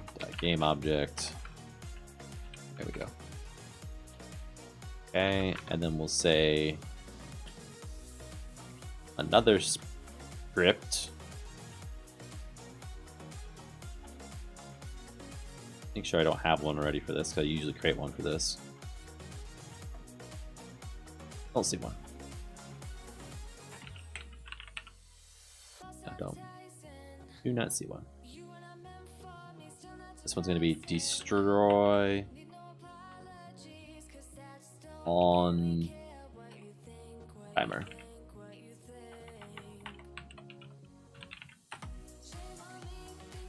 Destroy after time. That's better. Really? Come on. Destroy after time. It used to be a thing that you could hit enter twice and it would just automatically create that script, but they took that away from me. I blame Unity. Probably a bug, but... Okay, so we'll say protected serialized field,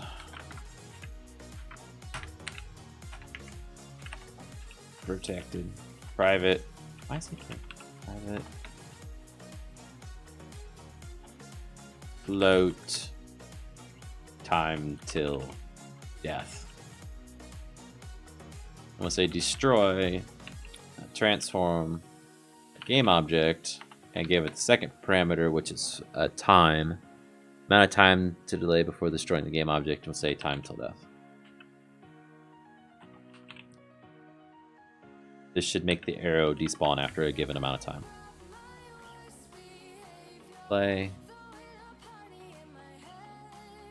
I never set that time, did I? Hey.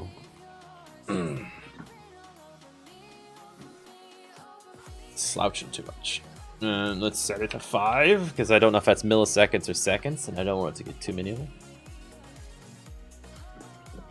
Start. Maximize on play, pause on pause. Oh my god, we just destroyed everything! We are a beast!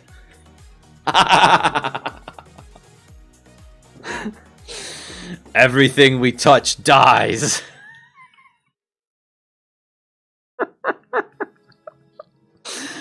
Okay, we don't want to do it that way. Back on the arrow. We need to set a tag on the arrow. Oh.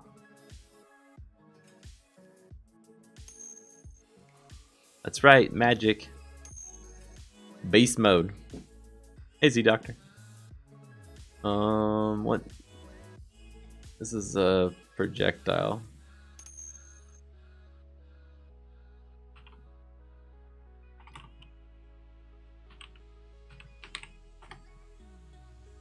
If I don't fail like 10 times a stream, it's not a good stream, right?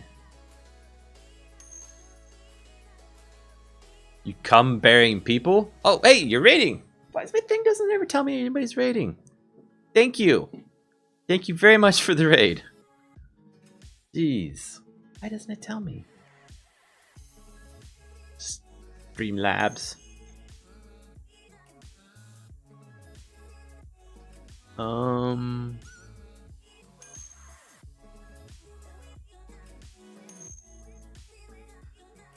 Had 10 people, I would assume that your stream went pretty well too, right? That's projectile. So we need to go into our projectile hit script and make sure that it's a projectile that we got. If collision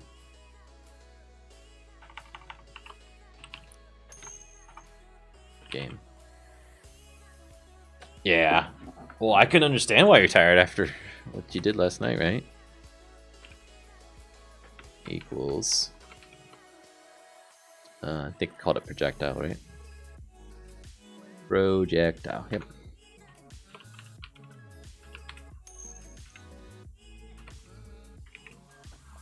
I got some work done and didn't know what to do next. Yeah, so that's why I stop streaming sometimes too. Like, I get so focused on what I'm trying to do. Oh, the burns. The burns are real. Getting tired of my epic failures. Night. Go on. Go to someone else. Be that way. I release you.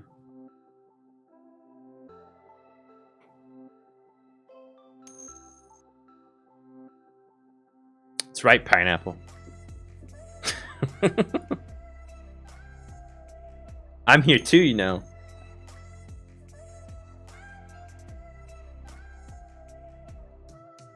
I wouldn't call it all the way done, but done enough for tonight probably, right? My next task I'm going to try and do if this doesn't epically fail yet again is to, I'll see if he dies, and then I'm going to try and make him shoot arrows. I animated a slime and connected it to my system. It looks awesome. Cool. 2, 3. My health is not going down, but also I don't see my health. What's up with that?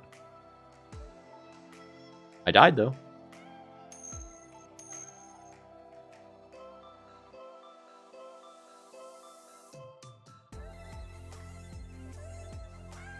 I don't know on Dr. Z's Discord yet. I don't think I got that one.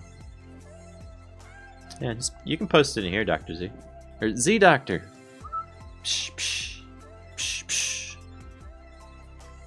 By the way, everyone that came here.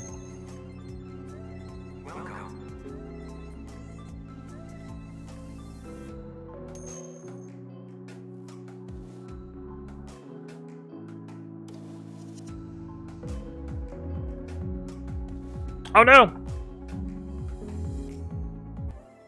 Oops. Hit the wrong button. Sorry. I have scenes set up to do different things, so.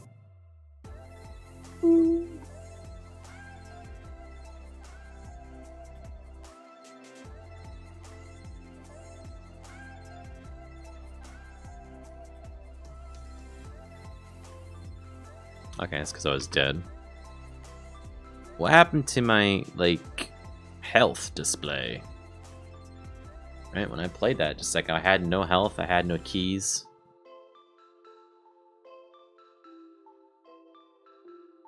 Cool. We'll have to figure that bug out. Come on, shoot me. 1, 2, 3, 4, 5, 6, 7. Okay, one of them must have missed. So he can kill me. So obviously it's working, right?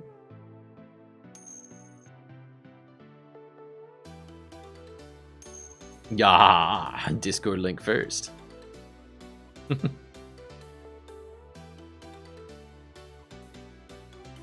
There we go. I'm in. Oh, your Discord's much more set up than mine. You got all sorts of channels. Mine's poo. Doesn't help that I actually have 2 Discords. The Discord channel I'm talking like you see my thing over. Whatever, over there, way over there. That's me talking. I'm a different Discord channel with Vire, who probably fell asleep on me. Apparently he did.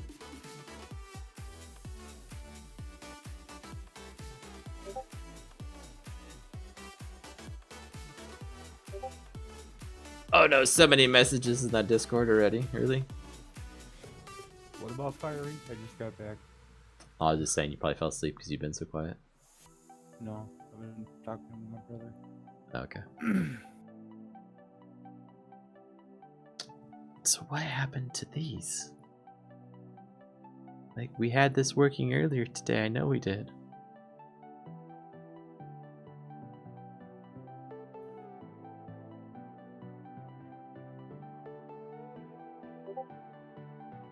Right there they are.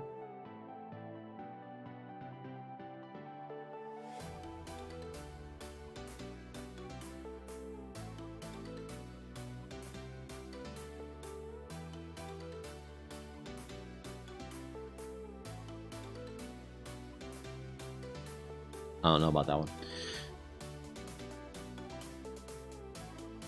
It's super annoying though.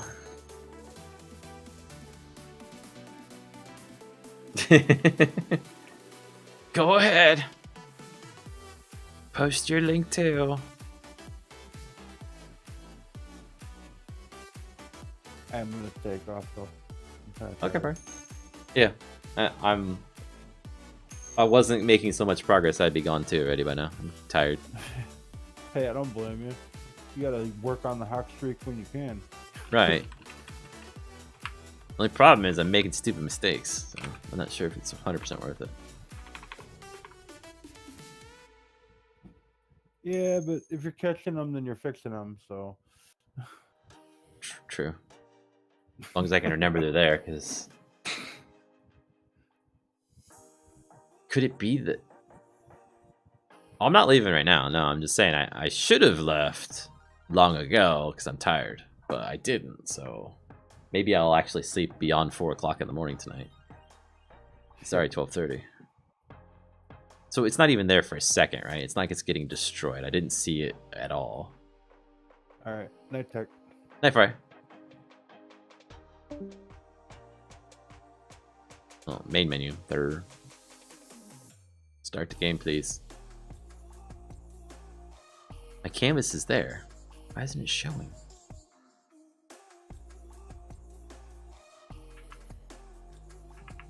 Those are active.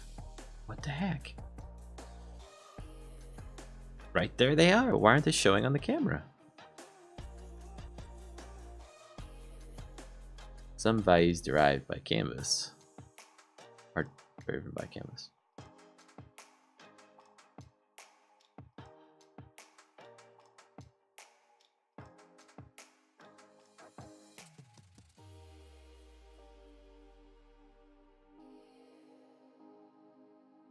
It was there. I was just zoomed in slightly, and you couldn't see it because of the zoom factor. Yep, he's taking hearts off me. Yes, I died. Perfect. Perfect, perfect, perfect. Wasn't a bug, it was user error. Okay, so now I can set up what? I can set up something similar to what's taking place in this, where it's firing an arrow, and when it's firing an arrow, it just says bow. All it's doing. Those 2 lines of code. So in my player,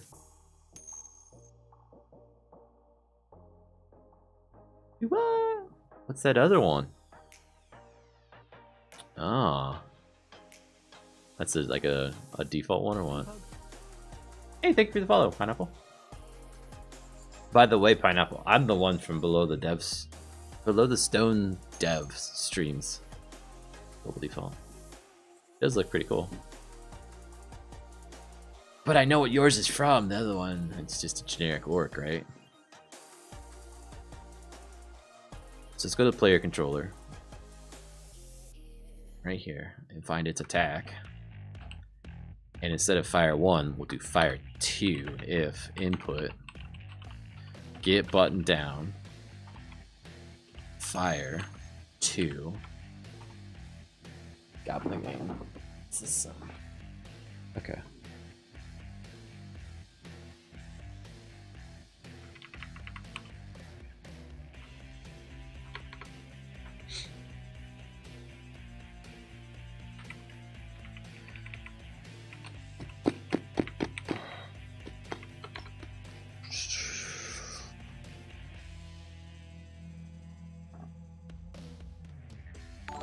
Hey, AK, thank you for the host, man. So, what were you streaming? You didn't post about it. Did you? Yeah, that was from Friday. What were you streaming? Hmm? So, in theory, I should be able to right-click, I think right-click is fire too. Posted the GIF. Okay.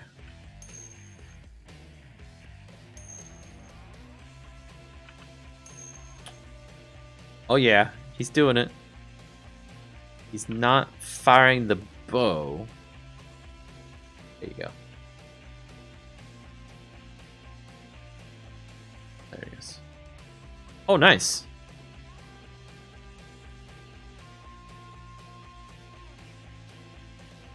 Wait, when you said you were going to post it, what was new here? Because I don't remember it. Oh, it's connected to your system. So, like, your system is controlling him overall? That's cool. That's a long gift, man.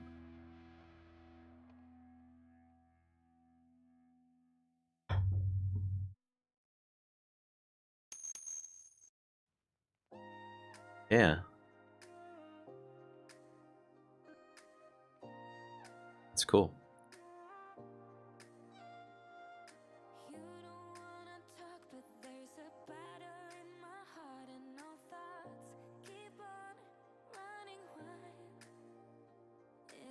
Like how you've got like an outline around things too, and they take damage.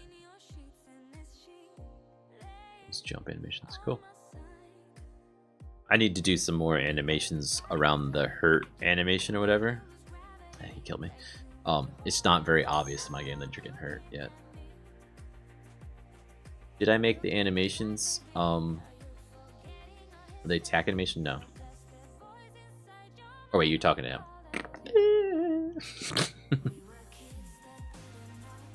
So I need to set up another piece of code on this. No, I shouldn't have to, because this should take care of the arrows once I put in the arrow object on them.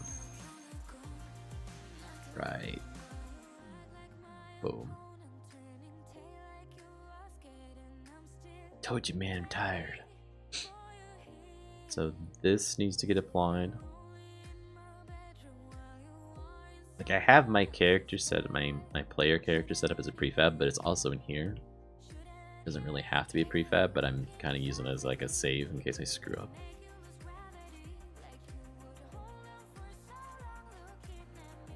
Apply that, yeah. Apply the box glider 2D. The slime is from the store. It came with some setup. I added a jump animation and a falling animation and connected to my system. Oh, oh man.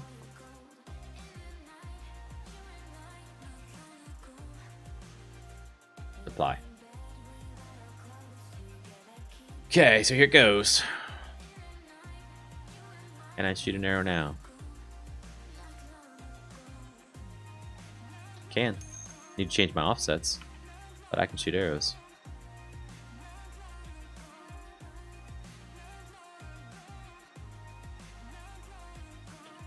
I agree with you. It did look good. This to be 1. And the left and right needed to be 0.8 for the other character, so I'm assuming they're the same. So save or play, whatever. Start. Okay, something's wrong there. Yeah, I'm shooting myself. I shot myself to death with the bow. Schmoove.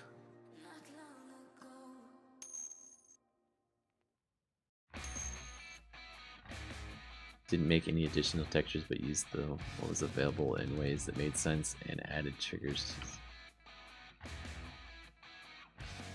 That looks nice. The right and the left are good.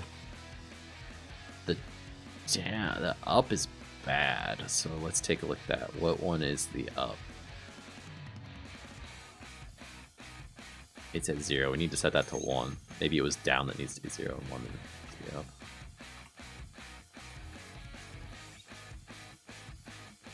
Boom.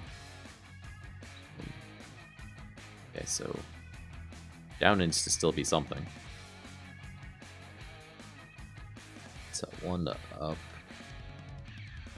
Down to -1? Bye.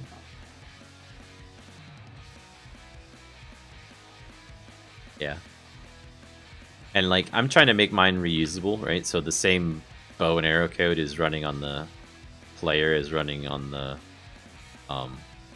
enemies. So like, I need to make sure that the arrow is possible to hit him, right? To hit the player or to hit the enemy. So I'm just spawning it outside of its coordinates, basically. Something seriously broke about me going in and out of those. My confiner's not getting reset right.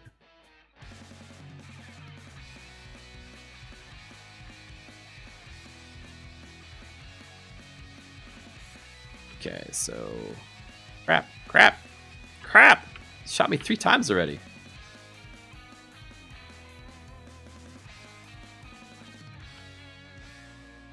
No! Dang it. I'm down to half a heart. Oh, he plays dirty. He plays so dirty. Okay, so projectile hit script needs to be added to the enemies. No, he plays so dirty because he doesn't have a collider on him that lets me hit him. Oh, with an arrow.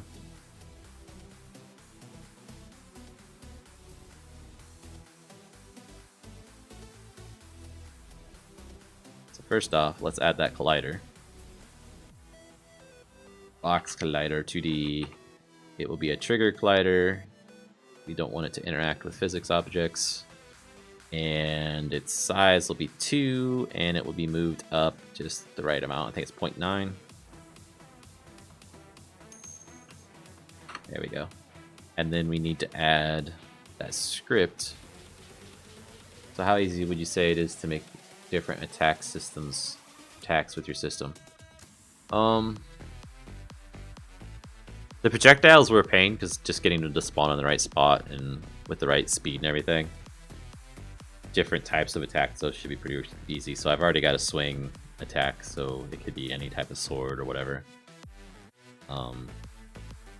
And then I've got another one that's a thrust animation that'll do, which is like a spear, and he's just, you know, shoving it forward. That should be very straightforward, because it's basically going to be a swing, only with a different animation. The other weapons I have will all be swings or thrust, so they're all going to be those two types. Yeah. Would you be able to add spells to your system without adding more code? I mean, I'm going to have to add the animation stuff, right? But I could add minor code to get the extra type. It's like, I want to just say this. I've got a animation attack type enome that stores all the different types of attacks. But my thought in my mind was an animation, or the animation he's going to play when he does a spell is the same as the thrust. Like, he's just going to shove it forward, right? And he's just going to hold the wand and do that. So I'll probably use that. Yeah, he does look like a gnome with that hat, doesn't he? And welcome. Bloops. That's what we got there. We need to go into scripts and get the projectile hit. Script, I think that's the right one for this. And then that should carry over to the knight. It did. And those should carry over to my game world, right? And they did. So let's play and see if we can kill this guy with our bow that we just got.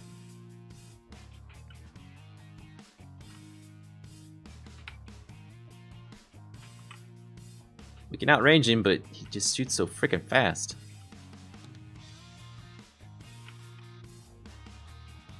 Dang it, the house is getting in the way. Now the tree's in the way.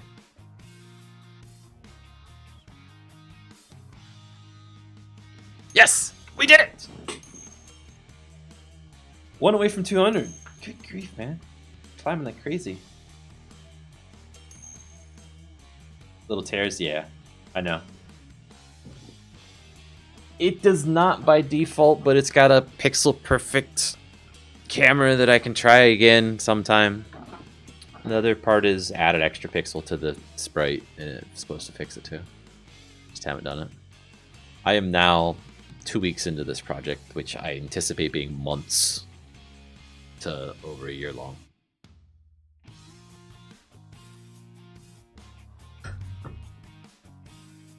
If it's not that long, then I'm probably doing it wrong. We're very, very right, I guess, too. So we got our player attacking. We got with a bow. We've got the enemy attacking with a bow. We've got it set up in a way that the enemy, with a switch of this drop down, can go from range to swing attacks. So now he's not going to shoot me with his bow anymore.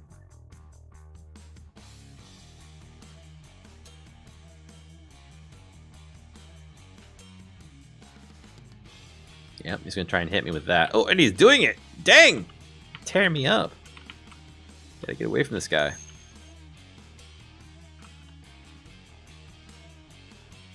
Got him. With our combined powers, we can help you reach 200 subs. That's right. Without combined powers. I read it the way you meant it. That's the funny thing. Group hug. Hey, thank you for the follow. Bloops. Oh, wait, am I in this? And then, I don't know. Welcome. There we go. Or, Access granted. which I had originally intended to save for when somebody subbed, but that doesn't happen. I like to get 200 subs, but also 200 follows. Yeah, 200 subs is a lot of subs, man.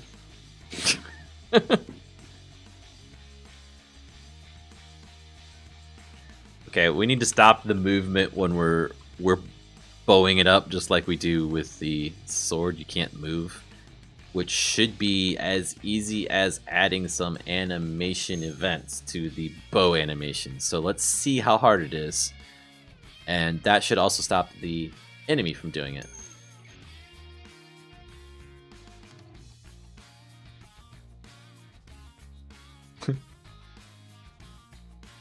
Yeah, I realized what happened there. Animation bow. So we need one here, and it's going to be disable movement. And at the very end, we'll add another one, which is enable movement. That should stop the player for the down direction. Then we need to do up on bow, same thing. One there, which will be disable movement. One over there, which is enable movement. And then a left, which is bow. And there, disable, enable. Not yet. We don't have that. It's kind of like an RPG, right? So, top-down action adventure game is the classification of the closest game of what I'm going for, right? So, Zelda: A Link to the Past type of style.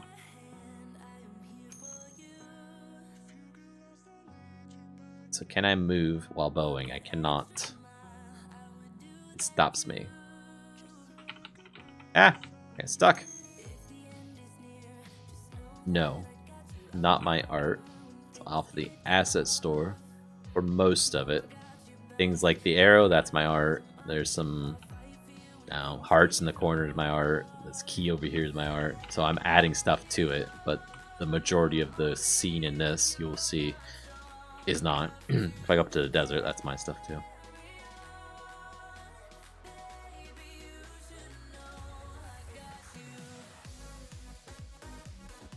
I might need to speed up the animation a bit for the bow. Like when you're walking and get stuck. Did he just kill himself? Because it looked like he killed himself. I need to set his variables up too. So that's my art there, the sand and stuff. So this male character down is 1. What did we set it on this one? It is 1. Oh wait, we need to go one layer deeper. So 1, 0, 8, 8. 1, 0, 8, 8. No.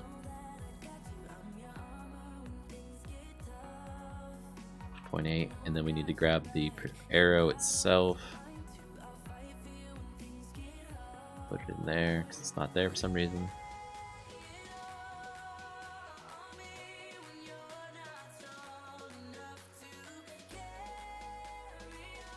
Okay.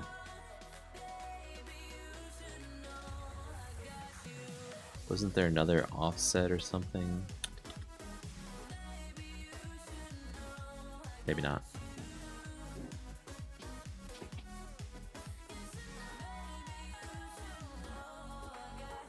So let's set our knight back to be arrow based. Or ranged, right? He's just going to use his arrow. Start.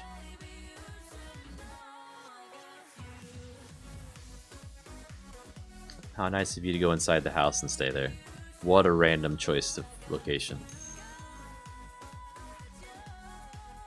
Oh, you haven't? Never seen 2D development before. So if you want to see more, you can follow Below the Stone Dev, or you can follow Z Doctor. They both do 2D Unity development. Is there anyone else here that does 2D Unity development on their streams?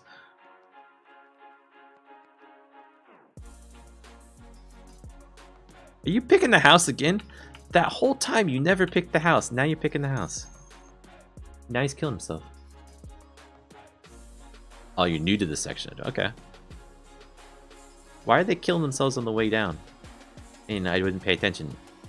Is he moving still on the way down? Because he shouldn't be. That's right. He is moving still. So the AI does not take a look at that. So I need to do that. So.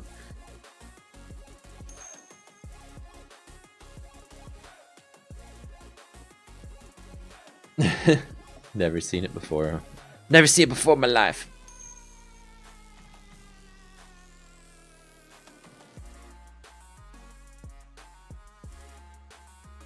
Um.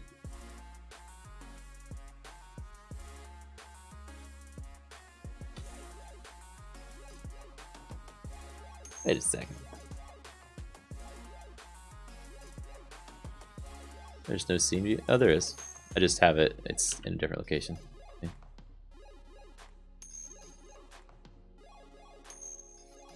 I want to check something on my Twitch real quick, guys.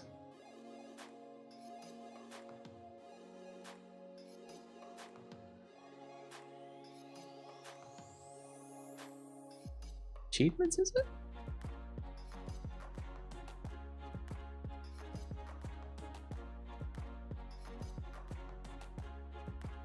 Oh, dang. Okay. I was looking to see what it is for average viewers on making partner, and you have to have an average of 75 viewers.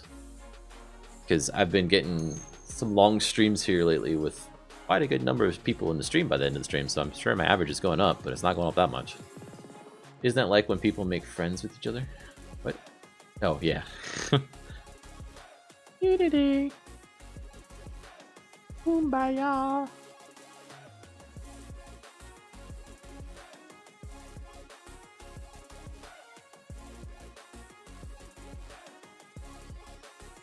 So why is he shooting himself? One. What's the player? We're down. And don't save.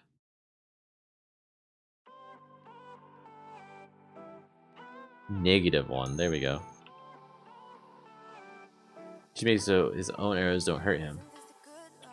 That's what I'm doing by making it so that he doesn't shoot himself. I kind of like the aspect of one enemy could shoot the other. That makes sense. That's probably 1. Those are definitely 0.8, I know. And let's make this in the root prefab.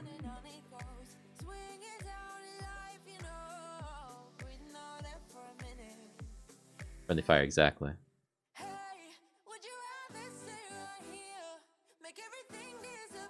See if that works. Thought we'd set this before, but for some reason this didn't carry through? What? I don't know.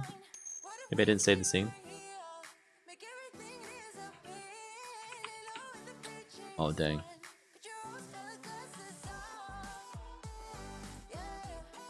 The burns are real. You're gonna do the other attack type, aren't you? Like a genius. He must have applied the whole setting. Range. Exit game dev. I don't stream for people to be quiet.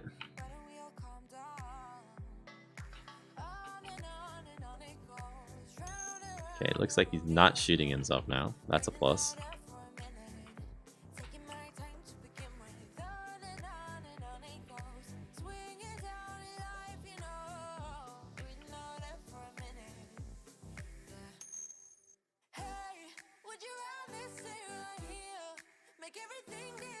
Yes, he is. Cool. He doesn't hurt himself now. Does he? The down one's too far. Yeah, it's like spawning way away from him. Everyone is here, that is right.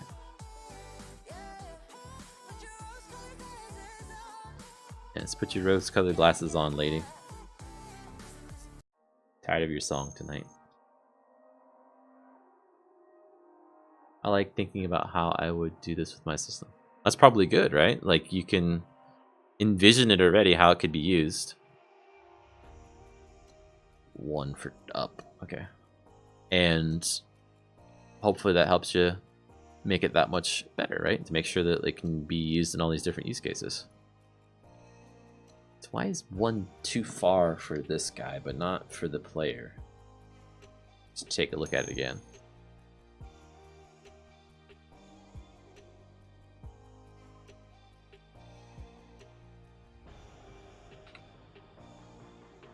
Oh, it's just too far for both of them. It should be 0. From what I've seen, if you want an average user base of over 100, you have to be a pretty girl. Well, I'm not that, so... And I do know that there are streamers that make a lot of money at this, so I'm gonna guess that you don't have to be a girl. The biggest thing holding it back is graphics. But if you're not, like, you're trying to build a system though, right? Not a game itself.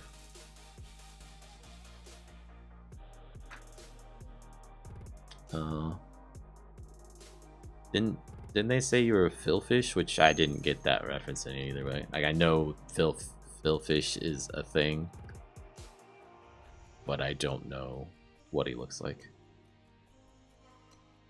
So I couldn't say if that's a good compliment or not.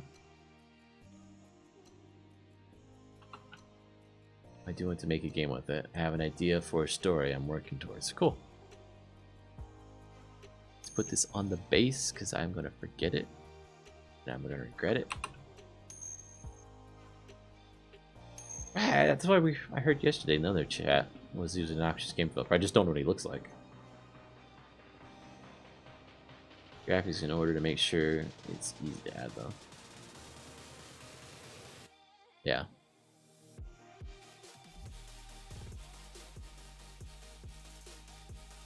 And there's so many different styles of doing graphics too, depending on the game. Like mine is the art assets themselves are separated out. Like there's a leg asset, there's a he's still shooting down pretty far. A hand asset, there's a top leg or top, I don't know. It's beard and glasses, and I have a beard and glasses. I'm basically Philfish. I have a beard and glasses. My Philfish? Oh, I might be Philfish. My beard's a little fuller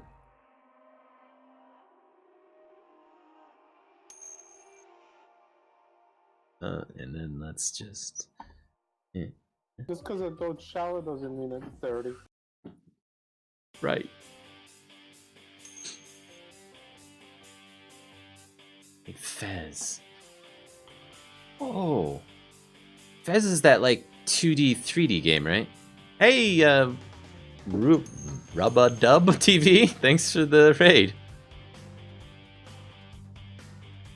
Magic. That looked like a pretty good, cool game. I know. Did it ever come out? Top-down action adventure game inspired by Legend of Zelda: Link to the Past. Huh. So I seen some movie about Fez, like the process of making Fez. I guess I didn't realize I was Philfish. Literally the same thing? Cool. Are you streaming it? I'm assuming you are if you rated me. Or are you streaming other things? You were. Awesome. I will have to hunt you down and follow. Add a friend. Chime out mod. Oh, come on. There's no follow button right from here. Oh, come on. Hey, thank you for the follow. Let me click on your link before somebody else says something in chat. Come. What? There. Followed.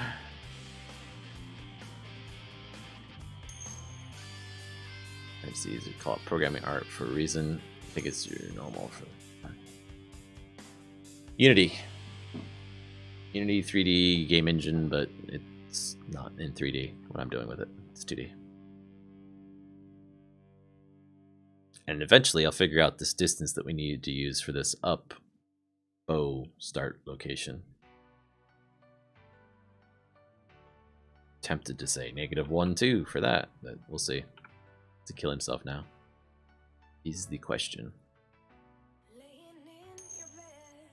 He needs 2D support, and when I'm done making 2D games, it'll be much easier. Yes, Z Doctor is working on making a kit for it, kind of thing. correct me if I'm probably making a horrible analysis on that. That's why it's doing what it's doing, because I don't know my downs from my ups. I just changed up instead of down, and down's the one with the issue, not up. Up should be 1. Down should be 1 as well. Down we didn't change it all, so let's do that. Okay, I would really want to push Godot on you guys. You should try it out. Kit's work, you would love it. Never tried Godot, but I've heard about it before, so I know it's like, this is going to be a bad analogy, but it's like Unity. It's just another game engine, right?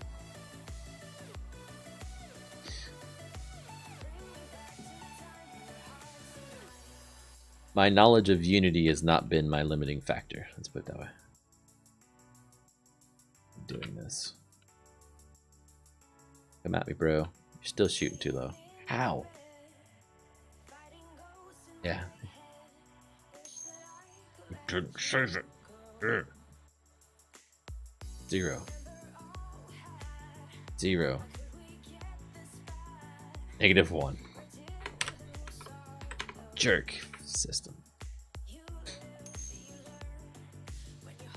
C# and GD script, built-in language like Python. Yeah, cool. I would have to know Python then. Not that it should be too hard to learn. And the arrow is spawning in me. Come up here, dude.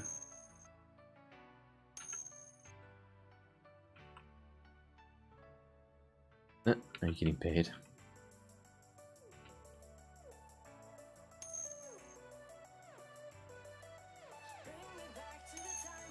Wish more people used it. Needs more user base.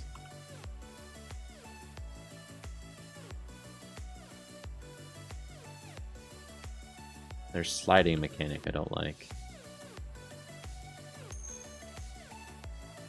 It's spawning out in front of him a little bit too far.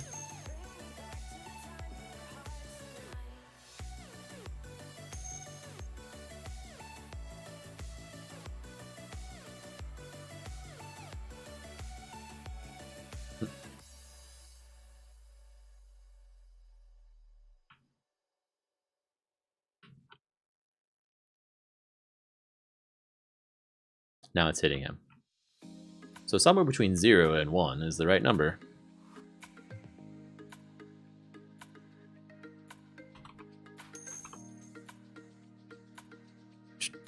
So let's go upstream to the base. 0.5. Save. 0.5. 0. It's overridden. Let's see, overrides. Sword attack script. Let's just apply this so it stops being overridden.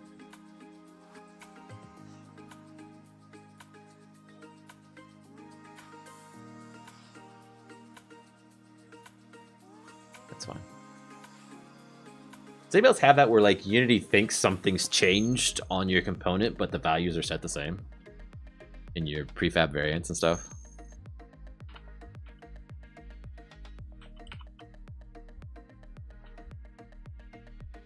That's a good distance. Set the player to be the same. And we'll be done monkeying with that stuff.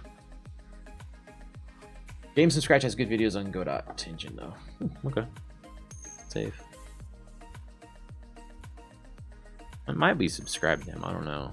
But I don't usually watch his videos because I'm awful.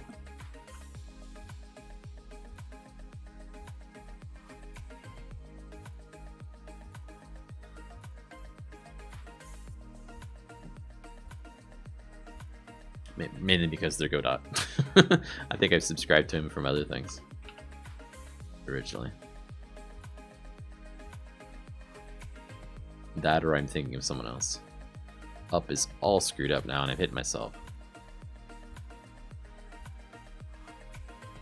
I changed down, not up. Up should be 1.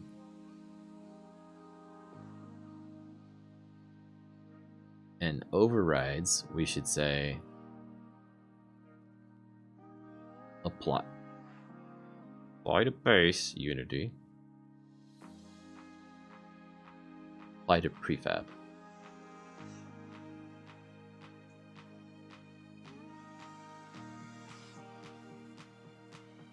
Come.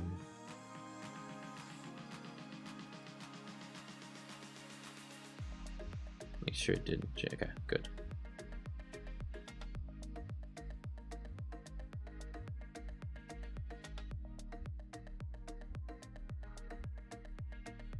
Light all. Save, run. Trying to line up where the arrow is coming out of the character at. Right, so as I'm right clicking, it's spawning in an arrow.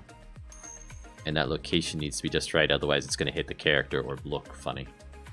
And I just did that, it worked. Just finished reading up on Philfish stuff. Damn that guy. Okay.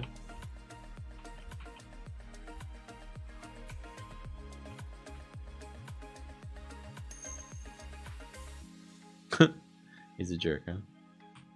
Oh, lag there.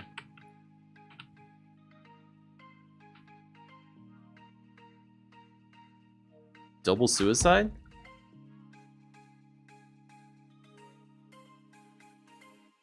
Oh, you're Philfish and Tech Stack is Philfish. That's right, we're lookalikes, we're twinbies.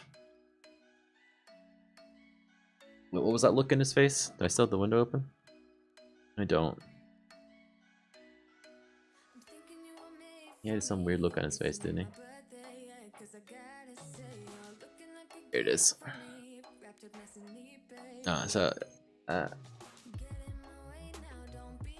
There's Philfish.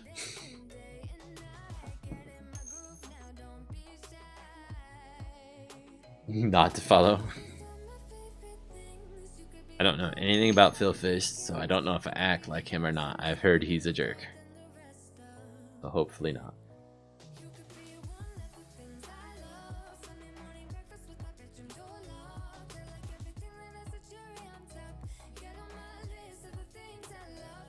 Okay, so we've done everything that I said I would do as far as allowing the player to shoot the arrows, allowing the enemy to shoot the arrows to shoot the people in the head and kill them.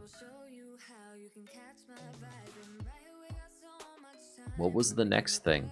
Or did I say anything else? I don't think that I did. I think that was everything I had on my list.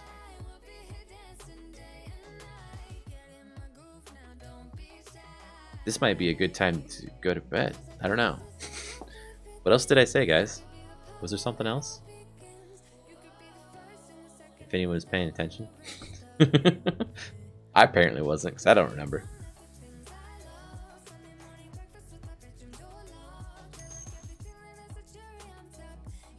I want to add a boss. I don't have any art for the boss, though. I want to add lots of non-humanoids. Not really. So I've got a desert area that'll load up here. We go like to there. I think this is the type of stuff that's going to be in my dungeon, right? So this is some of the dungeons. This is where you go into a dungeon, basically. I just don't have it set up yet. The dungeon level. I kind of wanted to make sure I can get some mobs and stuff before I start building out the dungeon, because you need enemies for a dungeon, right? Let's go in this area, see what he does. See how stupid he acts.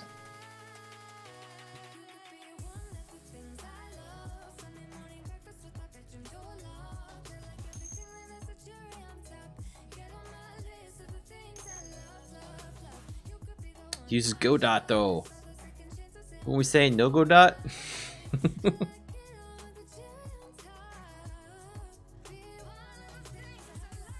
We're Unity people, right? Hey, he didn't shoot himself.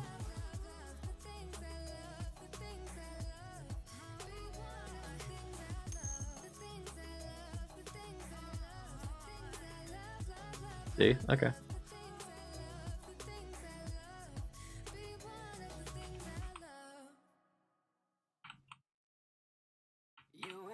took my health.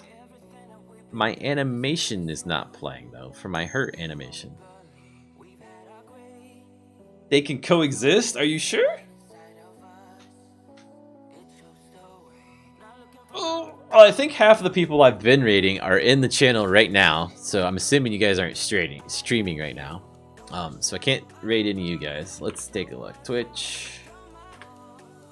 If there's nobody that catches my eye that I should raid, then I will raid this guy. Give me 1 second here. Yeah, so you just raided me. So I can't raid you back right away, alright? You're not wanting to stream again, right? Go.devs will always have thicker wallets. Why is that? Well, remember the one fellow you raided once. Which one?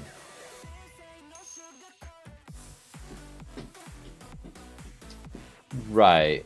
Well, I mean, I don't know everybody that I raid when I raid them the first time, so how am I gonna know if they're not any good to raid, right?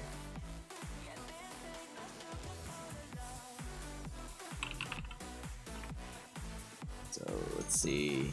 Unity. What do we got? Day 14 game project. That sounds a little bit like me. I'm assuming it's day 14 because of his start of the new year. Oh. He's doing family friendly. And below the desk don't what happened. The one guy I raided, he was a little awkward. Like not bad, but a little awkward, and had follower chat on only. But by the way, below the Stone Dev, he ended up messaging me through Twitch and said that he had that on because somebody came in with a bot and was just spamming him like crazy, and that's how he got it to shut up. I kind of wonder why he didn't just block the guy, but maybe the bot was like getting different names constantly. Yeah, exactly. So hopefully he turns it back off and can stream and interact with his viewers.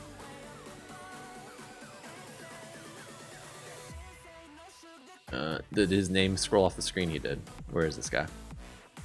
Where's that link? There it is. LEL and I might have rated him before, to be honest. His profile picture looks familiar. He's got 17 viewers. Let's see if we can almost double it. Yeah, I've rated this guy before. It looks familiar. Let's do it. Lena? What's Lena doing though?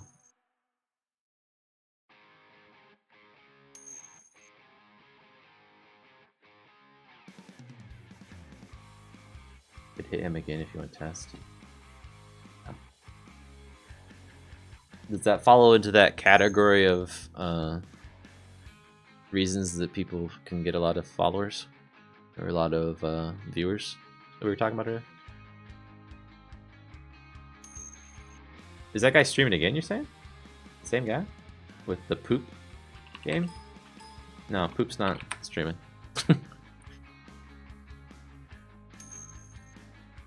Yeah, he's not showing up in the thing. Let's get this guy. Tell him Tex sent you, I guess. Bye, everybody. Have a good evening. Hopefully you sleep better than I have. Bye. Thanks for the follows.